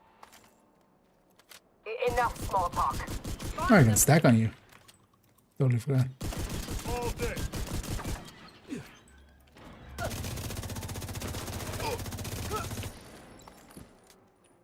You can't grenade launcher me down here, can you? Rocket launch backup power activated. Launch sequence initiated. Let's have a tickle fight. I'll tickle your face. You'll tickle my shield. Bet you bet.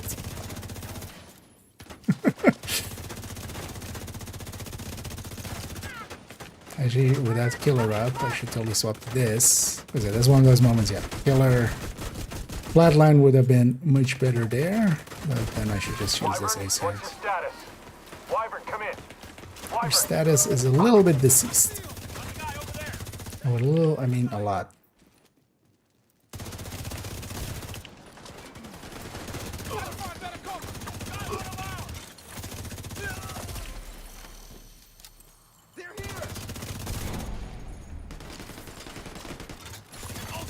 Rocket launch backup power activated. No more on Launch that. sequence initiated. Where's this medic? You can thank me later. If you, okay, I was about to say, if you revive Wyvern, I'm gonna kill you either way. So let's be honest here. You're not getting out alive. But I'm gonna kill you more. Target is right here.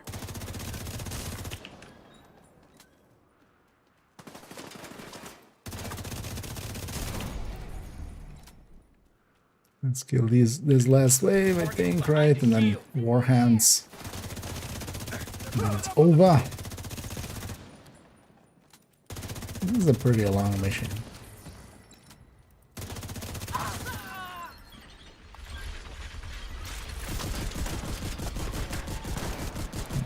Shoot him right up the butt.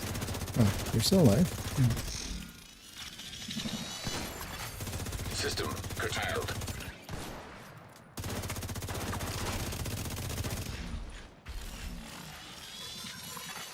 System reactivated. Back then. Yeah. Their butt is basically a armor System hole as well. disrupted. So you shoot them directly in the butt, it just directly goes into their health. System restored. And not full amount. The legs are reduced. System malfunctioning. So we got vitals. The antiviral cylinders are secure. We'll make sure they get safely extracted.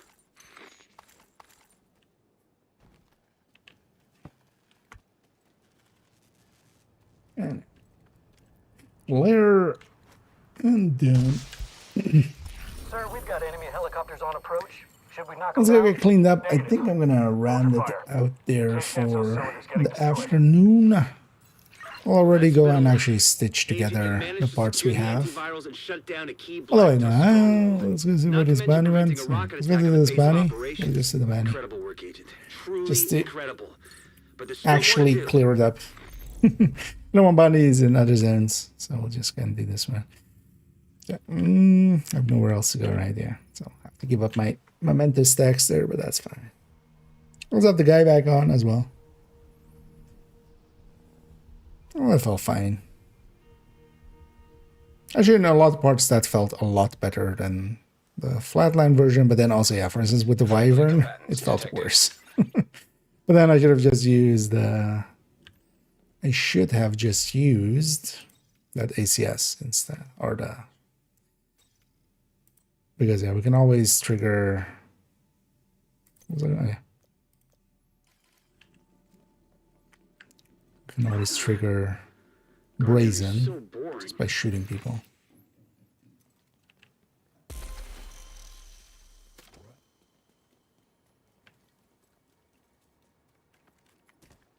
And from the weekly, we get also a bounty. Hostile control point What's our identified. time there? 30 minutes, right? With a lot of faffing about. I was checking if I was missing any resources, water, so we're kind of taking this route. But also, let's go deal with these loafers.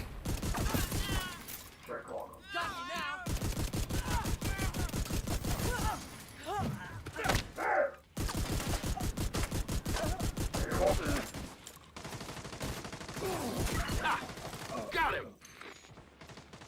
Wait, what? No. Don't aggro that. I mean, or aggro that. Now it's your problem. Bye. This guy's shock rounds.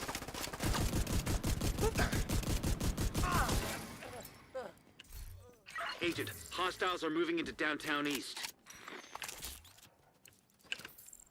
Goodbye. You aggro them, Target you is deal near with you, it. Agent. Goddamn companions. Engaging But I'll finish this off and then I'll go take a little bit of a break. Then we'll be back in the evening. We'll see time-wise how it works out. I might start with a little bit of sort of hour early and do some. I need to catch up on some photo I kind of forgot about. And yeah, we'll continue recording character 3's build collection run through. I want to also add in the character 4's that last build picture, the PFE.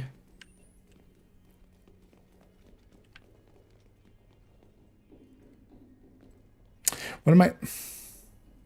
I'm such a dumbass.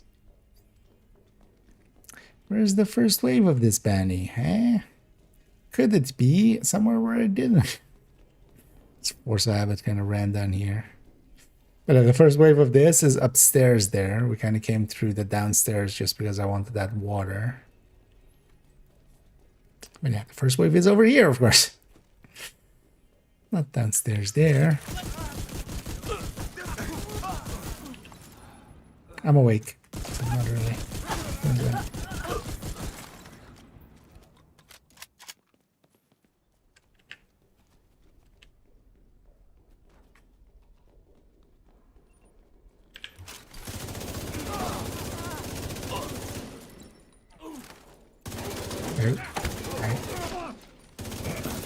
Hello, big boy.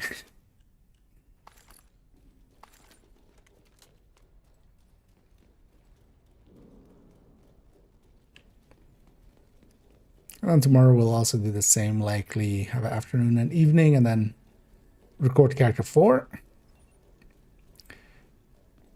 Later on today, the Coco video of that we recorded yesterday will go up, so but I want to kind of get a bunch of videos ready, and then yeah, these ones will not go out like tomorrow or anything. They'll be Monday and Wednesday. Yeah, Monday, Wednesday, Friday. It's going to be the build. Well, that's going to be 3 slots for videos, but I like it as well. We'll have not retaliation, modifier only tips, in between that somewhere. Might actually have that between character 3 and 4. Hostile control point is nearby. Oh yeah, they're kind of recording some of these up. I'll have them ready, because now it's kind of chill and easy to do so.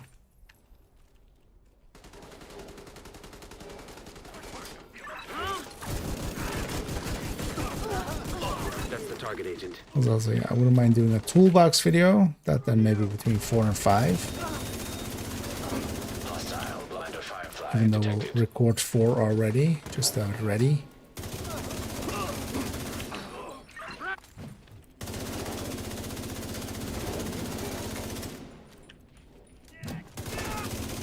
Target neutralized.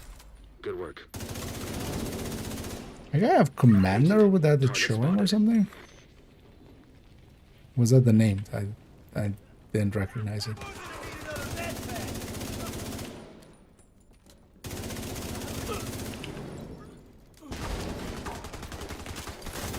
No idea.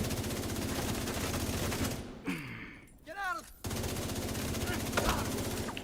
The division will die.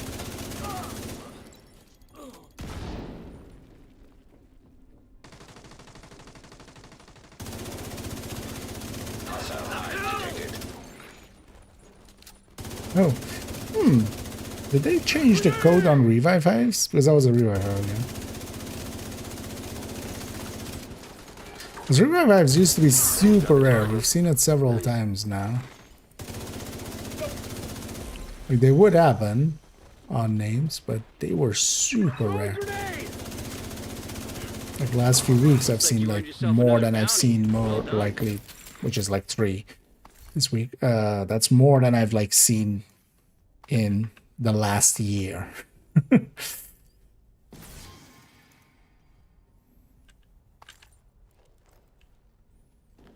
This is also an annoying skill. That's why I'm guessing it's kind of limited.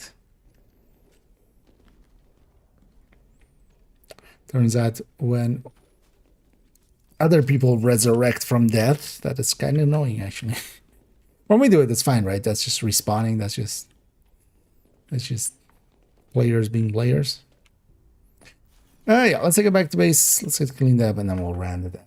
Send everybody on the Twitch end raiding. Let me already actually look up who's up, who's available to be raided. Oh yeah, we'll definitely do that. The others. Oh, let me actually have a peek in the category. But no, yeah, we'll go with Bran. Definitely. Yeah, let's get cleaned up here. And we got a weekly in. And we got halfway already on character 3, so that's good. Thanks for making the deal. That's pretty good. Let's pop these caches too. Oh yeah, this evening we just need to do the other 8 builds. That's also actually a little bit better. Because doing all the builds in a go, like by the end of it, I'm kind of like mentally exhausted. Which I definitely felt and kind of feel came through in the first 2 videos. Actually, in a few minutes as well, when I close out the Thank you, Agent. the Coco in-depth look that we recorded yesterday, we'll go up at 6 o'clock, which is like now actually. I need to change this clock to be, it's like 2 minutes behind. Yeah, let's put borrowed pieces back before I forget.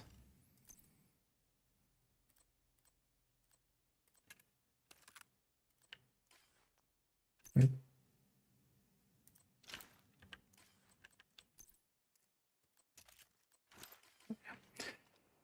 And then this evening as well, I need to add in this build to the collection.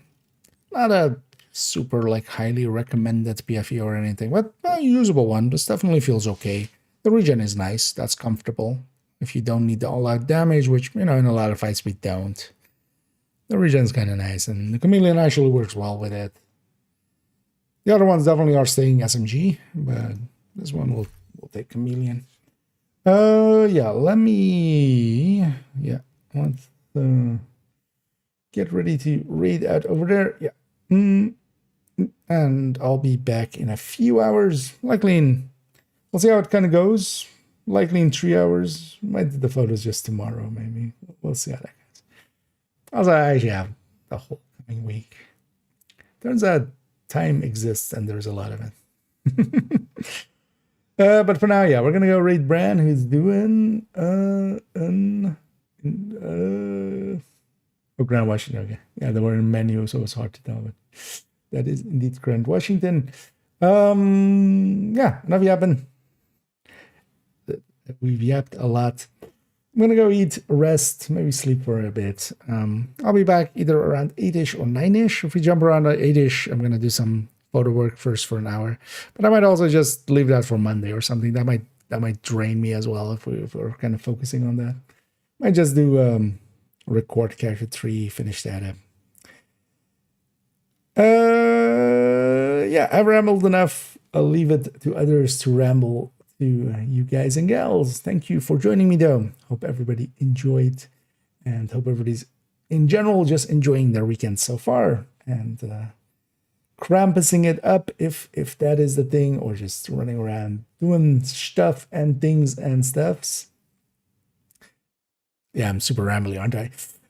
Thank you all for joining me. Hope to catch you all in the future. And as always, well, not have a good night, because that's what I usually would say, except if it's night, then have a good night.